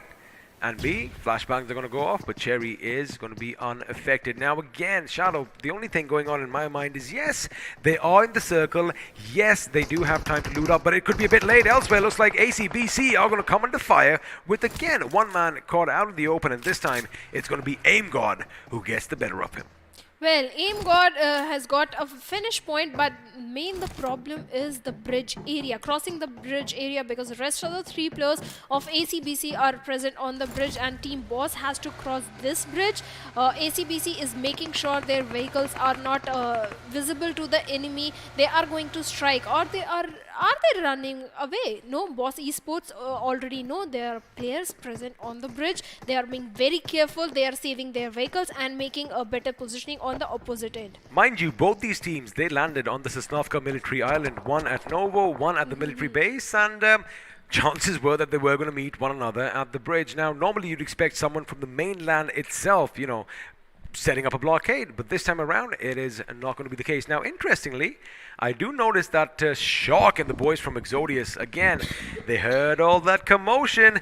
They know that, you know, a few teams are going to be coming by that bridge, and now all they're going to do is try and wait, bide their time, make sure they only let those bullets loose when they are certain they're going to hit their mark, because Haxa, that is a position I do not want to be in. If he's taken down, it could spell trouble for ACBC. And I like what Shark is doing. He is trying to disable that vehicle so it cannot be used. Well, Captain, on the other hand, goes down through the hands of Nitro with that Scar L. This is giving an opening for the players of Team Exodius if they want to make the rush. Smokes are already being deployed, but they have to be careful of the players of Team Boss also, who are present right at the opposite end of the bridge area. Shark with that UMP-45 is denying the vision for the players of Team ACBC who have already gotten the raise. I love this. Have a look at God's position for Exodius, right? He does have that high ground. He has that building now. Unless Nitro gets another knock over here, I'm not expecting any moves coming in. I like the fact that they're playing careful, but I do believe that someone from Exodius 9 could in fact go on a bit of a right rotation. Forget that, because you called it. Looks like another team is going to be joining us, and Boss Esports' Bantai is going to drive past them, and now his teammates are going to follow suit. Question is, are they going to be opened up against by Exodius 9? Or are they going to let them pass? Looks like fighting is going to break out. This time it's going to be Haxor who gets the better of Shark. And, well, the tables have been turned as Exodius have been reduced to a 3-man squad. Well, they have been reduced to 3-man squad. Team Boss is also not looking good at all, because Aim God goes down and they don't have enough cover to protect themselves, especially when the players of ACBC are also present. ACBC inside the water area. Exodius looking pretty good in this situation. They just have to hold their horses, not go all aggressive, gun blazing onto the enemy. But look at the angle Bantai has. He's right across the road, but Capron somehow finds a knock onto the player of Boss. Psycho was in the mood to take the waterways. I think that is why he got an early elimination. Well, he truly is a madman by the look of things, but for now, looks like Exodius are going to be transferring their attention onto the gentleman from Boss Esports. Now, Boss Esports are going to find themselves in the same predicament the team before them was in, as now they are going to be cornered in. Now, still, I do believe they do have options at this stage. Now, they can, in fact, you know, fall back just a little bit, possibly go under the bridge, come out near the gas station, and, well, just surprise Exodius 9 before now. They are going to hold the ground as Aim God and Harsh are hungry for a fight. Question is it going to be a bit too much? Looks like it is going to work out, as once again Nitro from his precarious position is going to put another one on their knees. Now this is where the remaining members should be coming in, and just as I say that, 90 Scared is going to lob a grenade. The grenade does look good. It goes boom! With it takes down Aim God, but look at Harsh just picked him up in the nick of time. Had it been a millisecond too late, Harsh would have been all by his lonesome. Well, Harsh is still surviving, but 90's gift is looking all aggressive. Exotic goes down on the other hand. Can 90's gift find a knock onto the players of Team Boss, who have completely denied the vision? And he does. He finds one player, knocks him down.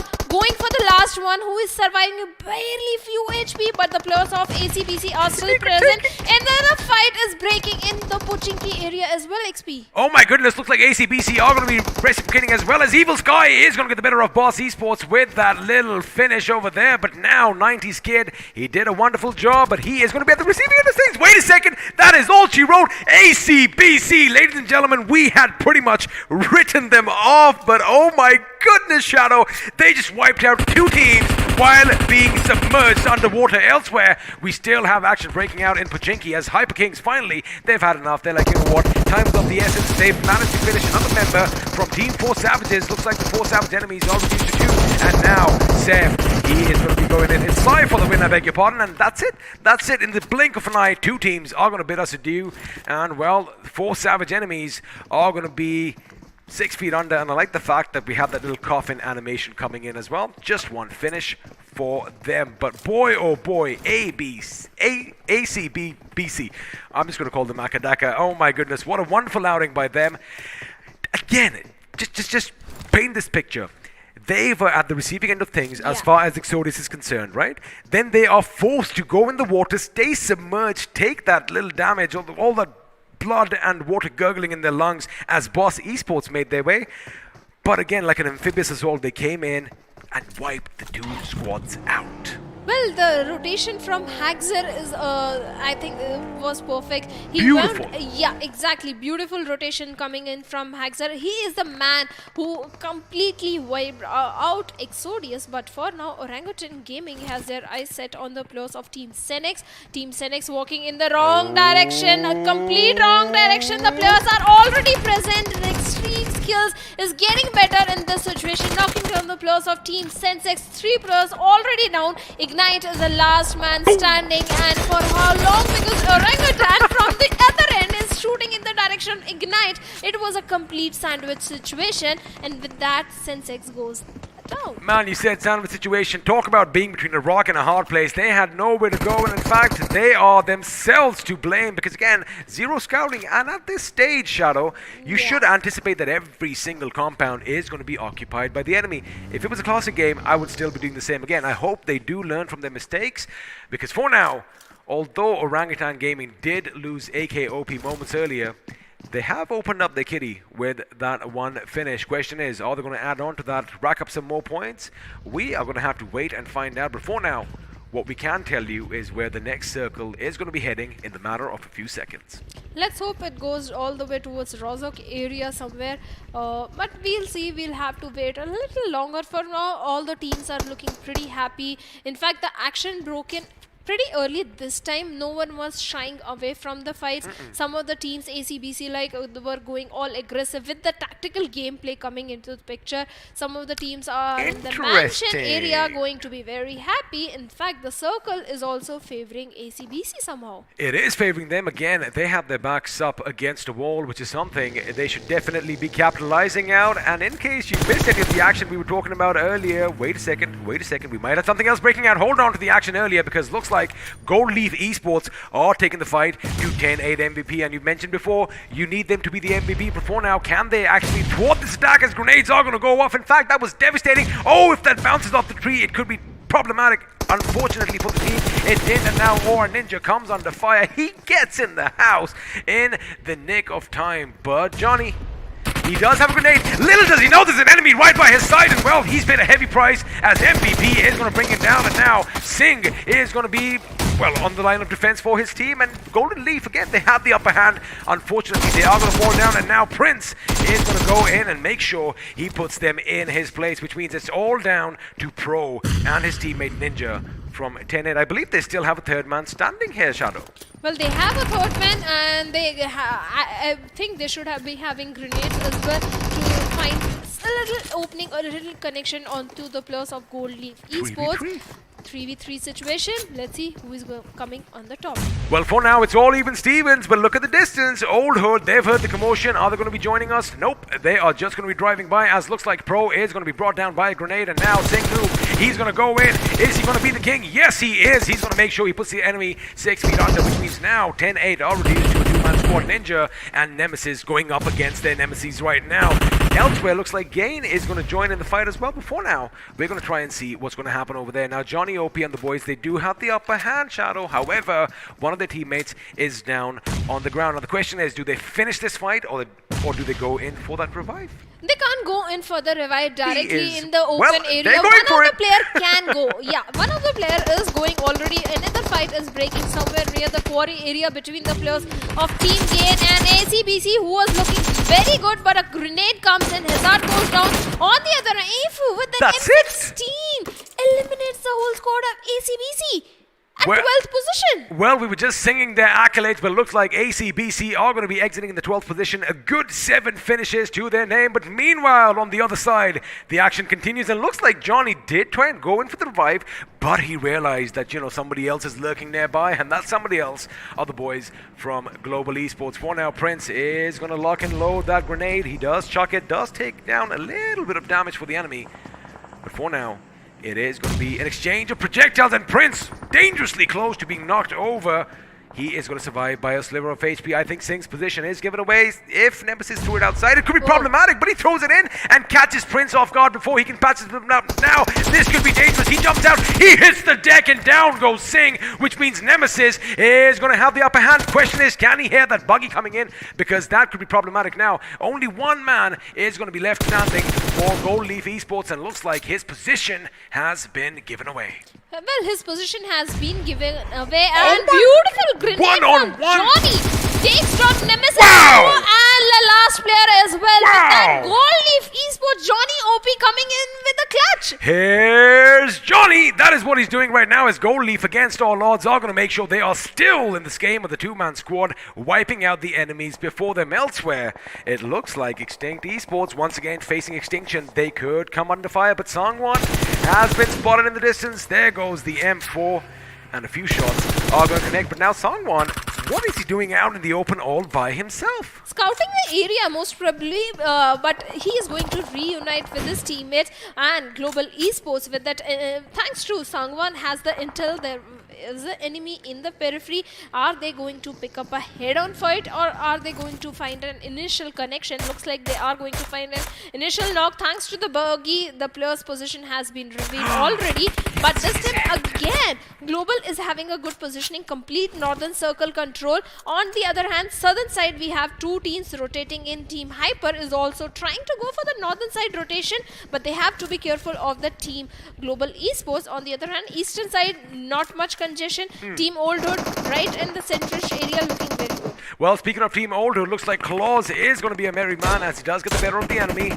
As, First Blood are going to come under fire. Now, they are in a pretty precarious situation because, they do know that the enemies are going to be behind them just down slope, but that Visitor ahead of them is occupied as well. So they've got to make a decision, and I think the decision is pop some smokes, get in your vehicles, and get the hell out of here. Well, they better be getting a hell out of here, because this is not a good position to take the fight. The smokes are helping them to deny the vision onto enemy, but Team Erangel is having a very good position in a higher ground nearby the area. They have complete vision onto the players of Team First Blood. How you are going to survive? Well, as far as Orangutan Gaming is concerned, if you do believe in yourself at this range, by all means go for those shots. And even if they have some smoke, the hit markers, Shadow, they tend to give your position away. But unfortunately for Believe here, that wasn't the case. But like you mentioned, they do have the upper ground. And again, have a look at Orangutan, how staggered they are. Because, the enemy could come in from any direction, but they're going to make sure that each man holds down the fort and, has to be with one front. Once again, Believe spots a little bit of commotion in that smoke, and, he is going to put a few shots down range. Elsewhere, it does look like Old Hood Esports are going to be coming under heavy fire. This time, our esports are doing all the damage. Well, our esports are finding picks here and there, picking multiple fights with the players of Team Gain and Team OH as well. Multiple fights. I'm not sure if it's a good idea, but on the other hand, Team OG is in a very good position. Ash is already ahead, scouting the area, finding enemies, getting as much intel as they can. In fact, they have too much intel about the enemies, but the circle is going to shift any minute, and it is in the favor of Global again. Well, only in their favor if they deal with all the opposition that lies ahead, because, we have Extinct Esports at one end, but for now, Orangutan Gaming, they're going to make sure they deal with whatever is lurking down below, as Belief again is going to be laying down some shots. But now, this is where all that experience comes in, because, well, they are out of the circle. They are going to have to make their way to the next circle. Question is, which route do they take? Well, the question is which route to take. Better take the little northwestern side the route, because Few that teams, is yep. few teams are present But over they there. don't know that. No, on the eastern side they have to deal with Team OH over there. That's not good thing. But Ash, look at him. I think he has the intel that the path from the western side is pretty much clear. And we were talking about action due north. We're going to wait on to that for a second, because our esports, they have gained default right where they want him, with the blue at one side and, well, their guns at the other. But is it going to be enough? They have kind of let them get away, as Extreme Skills are going to be eliminated by First Blood Esports. Elsewhere, Global Esports, they are taking the fight. That is a mighty throw. If that connects, I am going to be surprised. In fact, wait a second, Spray God over here showing that he is the god of grenades. And, well, the answers are going to be coming in as well, because Iconic isn't having any of this. He's like, wait a second, you put my man down, I'm going to make sure you pay the price. But now, Extinct, they do have that little bit of cover to work with, while all others from Global are just making sure they make a mistake. Elsewhere, Dark A is going to be conveying some damage. In fact, that grenade comes in. Wait a second, that's it. That grenade did find its way into that little shack shadow, and, well, that is all she wrote for that team. Elsewhere, again, it is going to be a display of grenades, ladies and gentlemen, but this time it does look like iQOO is going to be brought down by a hail of bullets. But Gain, still having the higher ground onto themselves, can fire few grenades in their direction. But looks like Global Esports is the one who is shooting in the direction of Team RE Esports, but they have moved towards safety. On the other hand, Orangutan Ash finds a knock onto the players of Team Hyper. RE is also falling down through the hands of Old Hood Esports. Well, this game has the making for the big dogs to lock horns at the end, because at one end it looks like Orangutan Gaming are pushing their way through. They are aggressing on the enemies. They only have Old Hood to pretty much contend with. On the other, Global Esports are wiping out anything in their path, but looks like Ash is going to be taken down. Elsewhere, Hyper King finally succumbed to their injuries as they exit the game in the 7th position. Songwon, dangerously close to being knocked down. They still have this Ridge to work with, and have a look at that. The enemies are in the open. All they need is some precise shots. This is where I'm pretty sure Slayer was wishing he had a big M24 or an AWM. Well, Global Esports again having a very perfect position. In fact, the next circle is also in their favor, but Old Hood Esports have the position advantage. They had the height. They are already spotted down the players of Global Esports, already shooting in their direction. The moment they make the rotation, when they come out in the open, Old Hood will start shooting in their direction. But Old Hood also have to move inside the circle, and last player, I believe, is of RE. He is right on the periphery of the circle on eastern side. Well, if you ask me who's in the circle, only one man is, and I was going to bring this up. If Global Esports want to win this game, they've got to make sure they have a makeshift fortification sooner or later, and that is where all those vehicles, ladies and gentlemen, come in really handy. Now, Slayer is going to be the first man to go and do just that, as he does park his buggy. But looks like the enemies are going to be a bit wary. I love this. They are going to deploy smoke, making sure they conceal their own positions. It is going to be a fight to the death, tooth and nails, as Global Esports are going to take on Old Hood right now. And Slayer could be the ace up their sleeves, because his position is not given away as yet. And there you have it. They try taking cover, but now they are going to realize, wait a second, this guy is way too close for comfort.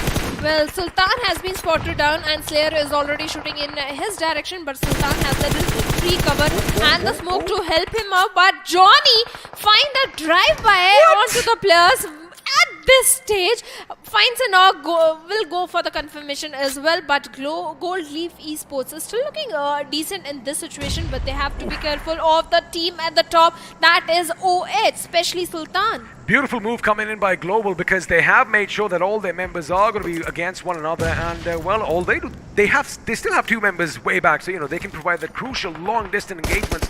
There you have it. I was just going to bring it up. The sharpshooters are going to be holding back, while Songwon and Slayer are going to be creeping and crawling their way closer to the enemy without them even knowing. Johnny is finally going to be taken down, and as we thought, it is going to be Dark from distance who is going to get that knock. For now, Old Hood, they know what's coming at them as Orangutan Gaming are going to be eliminated in the 5th position with a decent 5 finishes to their name. 4 teams still alive, ladies and gentlemen. 11 players wanting to walk away with the chicken dinner. But for now, it looks like Global Esports are dictating all the terms. Well, OH also having the numbers advantage, in fact the good position as well, but they have to be careful of Sangwan because he has Slayer planned, gets a net drop. but Slayer grenade finds Ayush over there.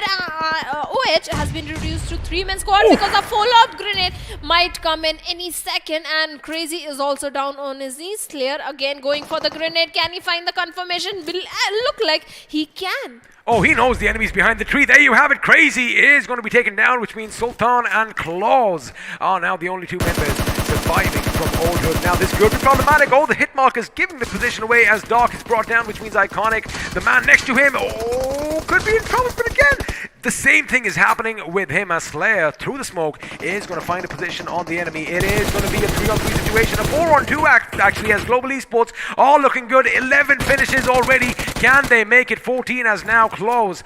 13, I beg your pardon, is the last man standing, and Slayer, oh, he knows where the enemy is. He knows someone's lurking in the smoke. Is it going to be a grenade? Boom goes the nade. And well, Global Esports, ladies and gentlemen, we talked about this earlier.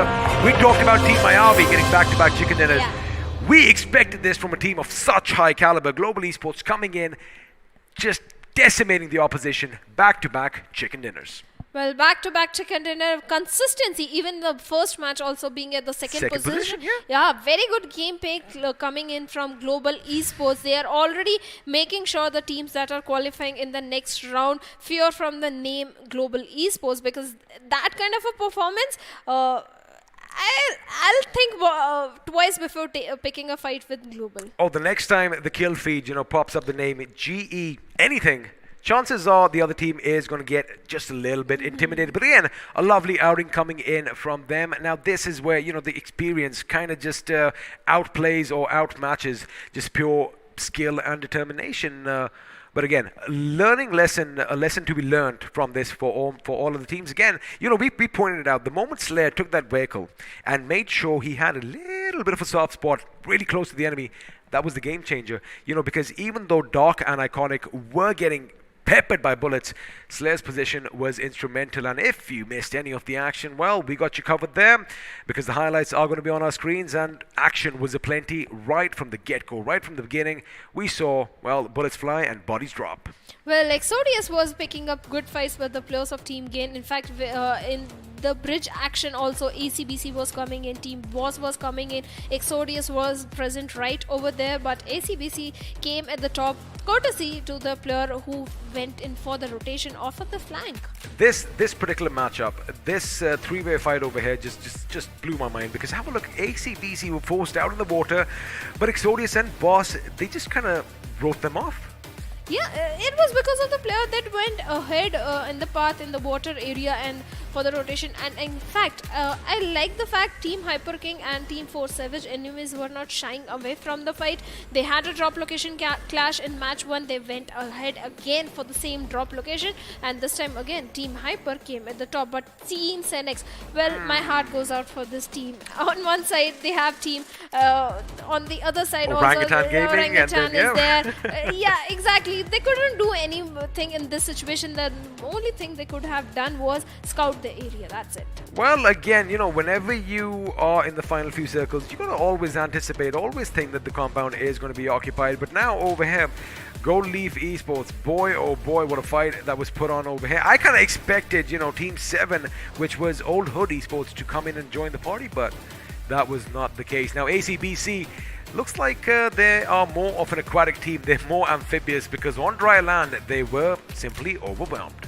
Well, they were overwhelmed, but the clutch that came in the last moment, the grenades coming in, getting the final player also down. In fact, Johnny OP, in the final circle, this was the guy, he went for the drive-by as well. He ran over a member of Orangutan Gaming. Yeah, it was the 6th or the 7th circle. I think it was the 6th circle that is when it happened. But Global, right from the very beginning, the stars were aligned in their favor. The courtesy the perfect rotation and zone prediction, grenade. but this grenade was so deadly. Boom! There she goes. And I do believe a follow-up grenade is going to come in as well, because they thought, we are going to be safe in this little shack. But Doc was going to make sure that, well, he lobbed that grenade to perfection, getting the job done. But again, elsewhere, we did have a lot of fights break out once again in these massive open areas with these gradual downslopes. But at this moment now, have a look at GE. They are all the way on the other side of the playing field. But this position from Slayer, least expected by Old Hood, was one of the moments that pretty much led them to their victory. In fact, Sangwan also, he's in an off position, although he can't get angles onto the players of Team OH, but he is providing all the intel that was required. Yes, the rest of the two players were pretty much pinned down in that open area. They couldn't do much, but Slayer and Sangwan, in fact Slayer mostly, was shining. Pinned down, but still remaining behind for a reason, because again, you expect that everyone is going to come into the circle. Yes, they might brave the blue, they might take a little bit of damage, but they were also providing so much information, because from that point, they had the entire lay of the land in front of them, right? Even if Slayer went up, he lost his vision, but from that point, they were still directing their teammates, and again, teamwork makes the dream work. Global Esports take a bow to back-to-back chicken dinners. Back-to-back chicken dinners and a spot to the next round. Definitely. That goes without saying. I mean, you come in second, you come in first. I don't think they even have to confirm whether they're going to be going in to the next round. But I love the fact that, even at this stage, even though we're done with the 3 matches, you and I, we have no idea who's going to be going through. Of course, there are a few sharp ones out there. I know you've done all the calculations, you're writing everything down, you know exactly who's going through. But before we do that, let's have a look and see how the teams did in this game. And, well, it is going to be a bit upsetting for a few of you out there because, Global Esports almost hitting that 30-point mark, 15 points coming in via placements, 13 via finishes. Well, 13 finishes, a very good game. On the other hand, Gold Leaf Esports finally stepping up with 7 finish points and total 17 points. Old Road Esports, again, consistency, but not too flashy. 3 finish points, 15 total points. And Erangel, again, consistent, 5 finish points, total 11 points, sitting in the 4th position. Our Esports, not too many finish points, but good placement points. That's why they are at the 5th position. They needed that consistency. But on the opposite hand, ACBC is having the finish points, but not the placement points. And also, just the fact that ACBC did manage to get those 2 squads pretty much wiped out in a matter of minutes is something that is going to be close to my heart. Elsewhere, no team is going to be walking away with nada this time, as even SenX down below are going to have 1 point coming in through finishes. But again, you got to make sure you scout out ahead. You got to assume that every single compound is already occupied because, well, they just learned that the hard way. Well, they learned the hard way, but they are learning. That's the main thing. You don't repeat the same mistake, that's all. But Team Boss Esports, which was pretty consistent in round 1, round 2, they were missing out in all the 3 games. In fact, Team 4 Savage Enemies, it looked like they were pick up a good fight, but this time they are at the 15th position. Extinct Esports at the 12th position. Tenet, I believe, had a good game. Again, just coming back to Savage, they waited too much in Pachinki. But, forget all that aside. We've had a look at the teams. Let's have a look and see which one man stood above the rest. It is going to be Sangwan from Global Esports who walks away the iQOO MVP in the last match on the first day of round 3. Well, Sangwan, perfect positioning, and Slayer gets the chicken dinner. All the teamwork coming into the picture. But yes, this is the man who was doing too much for his team. 5 finishes, 448 damage.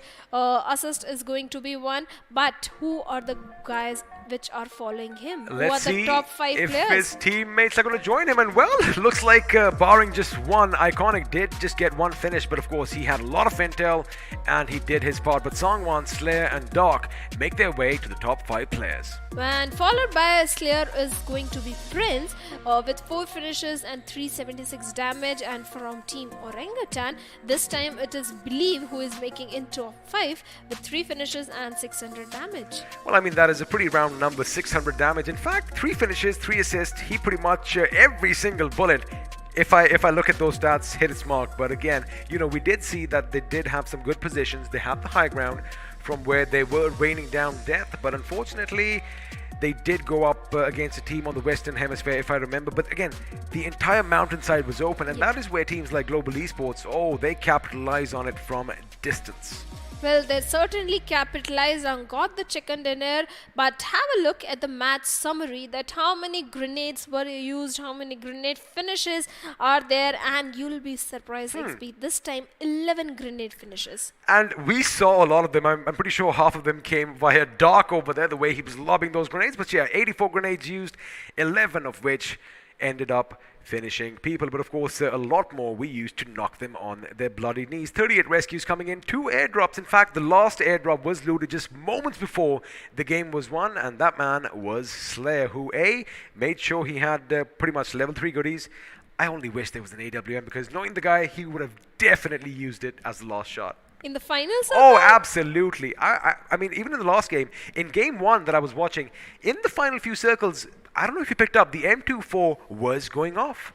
Well, he certainly did, and this time also the finish distance is not 300 plus, somewhere in 200 range that we have been seeing, because not much sniping action has been, except the Slayer from Global Esports. But let's have a look at finish damage graph. Match 1, match 2, it was pretty evenly spread, but this time the whole damage belongs to Global Esports, I think. Well, Global Esports, and in fact Orangutan as well. In fact, Orangutan pretty much share their damage with Gold Leaf. So yeah, Global Esports are going to be way above the others with 21 points of damage, and of course 13 finishes coming in as well. Elsewhere, you know, again, pretty even. I'm kind of surprised by this, because I expected a couple of teams just to, you know, be a bit more aggressive this time around.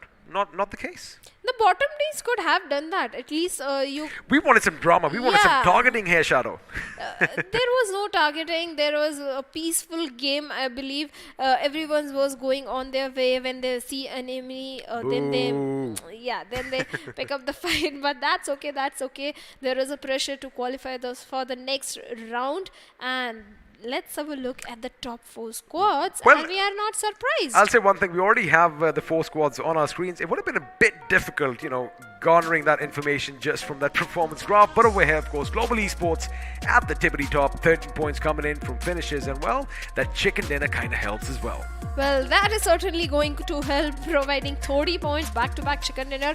Gold Leaf Esports finally stepping in the last game. Total 7 finishes. Older Esports, very consistent, 3 finishes. Orangutan, again, very consistent, 5 finishes at the 4th position. Well, you know, if you know an orangutan, it is an intelligent creature, and pretty powerful as well. So that is what I've kind of gotten from this team. They are living up to the name because, like I said, you know, they're not too flashy, but they know when to pick their fights and when to walk away from one. Now, they did not get the chicken dinner, but I do believe we could see that at some point or the other. Now, you know, we've had an amazing day of fighting, and a lot of teams did good. Let's just have a look and see, out of the entirety of the day, which teams did well. And well, the first squad that is going to be basking in the spotlight is, of course, Global Esports. 30 finishes and almost 5,000 points of damage. Well, that's a pretty high number, 30 just by the finish points, and I believe if my maths is correct, 42 from the position Don't points. even ask me. 72 points. Wow. Well, I think it's a record till in day 1, at least it's a record, yeah. I mean, if you talk about consistent gameplay, absolutely. Just remember, second, first, then double-digit finishes in game 2 and game 3. I mean, yeah, the points are definitely going to rack up. But there you have it, ladies and gentlemen. Global Esports living up to their names, getting the job done, and I'm sure a lot of you out there have big grins on your faces right about now. Well, they certainly have. The fans are very happy. Their favorite teams are qualifying, and like you mentioned, they are showing why they deserve the invited slot, because they deserve it. Look at the performance. They are having 30 finishes, almost 70 plus total points, back-to-back chicken dinners. They earn it, they deserve it, and they are moving forward in the next round. The other teams that are going better be intimidated by them. Well, we're going to have to wait and find out if there is going to be a bit of an intimidation factor, because, you know, yes, Global Esports did good, but over the last 3 games, if we had a look at the finish to damage performance chart, we kept saying one thing again and again. Pretty even, Steven. Pretty spread out, pretty nice and thick, right? So again, that goes to show that even yes, I'm calling them underdogs, I'm calling them unknowns, but they are leaving an impression on my mind. They are literally imprinting themselves in my brain, which goes to show that they are up for the task. I think they can, give them a run for their money. But for now, looks like Global Esports have the better day. Well, definitely they can. Old Hood Esports was right there in every single fight. In fact, the team R Esports was there, who was in fact in every single fight. Match one. In fact, I think Miramar FPS Gaming also had a very good outing. I mean, the Pirate went "Arr!" and well, his team did do good, but well, that was of course a different time. And this time around, again, in this particular group, Global Esports, of course, stole the show, but a good outing coming in from Orangutan as well. And like you mentioned, a couple of teams staying at the top, all just because they were consistent.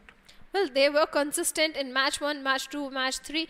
For me, it was kind of like I was missing the action. The teams at the bottom, at least in the last game, should have gone all YOLO on the top teams, try to bring them down, because it's possible. It's possible. You can take a head-on fight with the players of Global Esports and come out on the top because you have qualified. Anything can happen. Again, make sure you have faith in your own selves. And I just want to address the viewers over here because I was going through the chat and I'm glad that the overall standings isn't coming up right now because you're going to have to wait that extra day. I love that suspense that is going to be coming in. But what we can show you, instead of the overall standings, what we'll do, all right, we'll give you a little bit of leeway. We're going to make sure that you know what happened in Group 2, again, the offline matches, as we are going to have the point standings coming up from the last game, though. Let's see who won that chicken dinner. I guess it's going to be... Boom! Team Ironside once again! Yeah. Wow! In fact, 4 heroes also. Very good performance. Second position with 18 points. But where is OR Esports? Not in the first page. Well, let's just, OR Esports, they got the chicken dinner in the first game. They came second in the second game. That's fine. Team Ironside again with back-to-back chicken dinners here. So it looks like Global Esports, you do have some competition lying ahead. But like you mentioned, 4 heroes ending the game with 18 positions. Not a bad outing. Nigma Galaxy, last time we saw them in the 7th. This time they're in the 4th. In fact, Fallen X Esports also were in the second half of the page in match 2. This time they are in the 6th position. War Goat Esports was also on the other half, but this time they have all stepped up. OR Esports, just 2 points, early finish, but they have match 1, match 2 to back them up. I think that's even. I think they will qualify. I wonder because again, these matches did take place offline. We didn't get to witness all the action. I wonder if there was a bit of targeting happening over there because again, a team big as OR Esports, pretty much their playbook is out there for everyone to read, right? Again, if you do your homework, we keep saying this again and again, you got to do your homework because you have all these stats, you have all these numbers, you have all this footage available for all teams that, you can kind of read them like a book.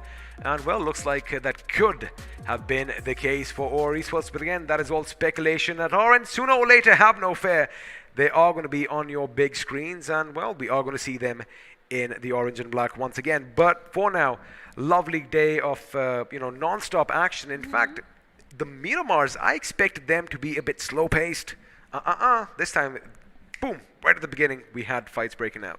Well, because the teams are getting more and more aggressive, they are fighting for the finish points and the position points. They see an enemy, they shoot in their direction. They are not shying away from the fights because they feel confident that they can take this fight and come at the top. You know what I love? All right, so 4 groups have pretty much done their fighting for today, out of which we saw 2. Now, it's going to be the same tomorrow as well. Again, day 2 is going to bring in new qualified teams, I beg your pardon, and all those invited teams that you have been waiting for, they are going to be joining the mix as well, which makes it all the more exciting for us. Well, it is going to be exciting, but I want more action, more drama, some targeting also happening inside the lobby. Well, she wants more action, she wants more drama. I guess I'm going to have to agree with you, but I do believe we are going to be calling it an end from all of us here at iQOO BGIS 2021. We bid you adieu, and well, from Bhavna and I, we wish you a very good night. We're going to see you tomorrow.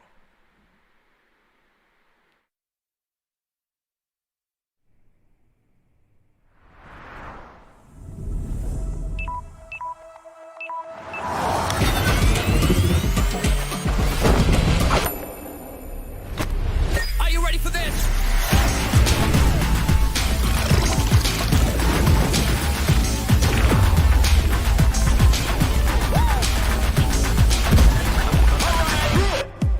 sound.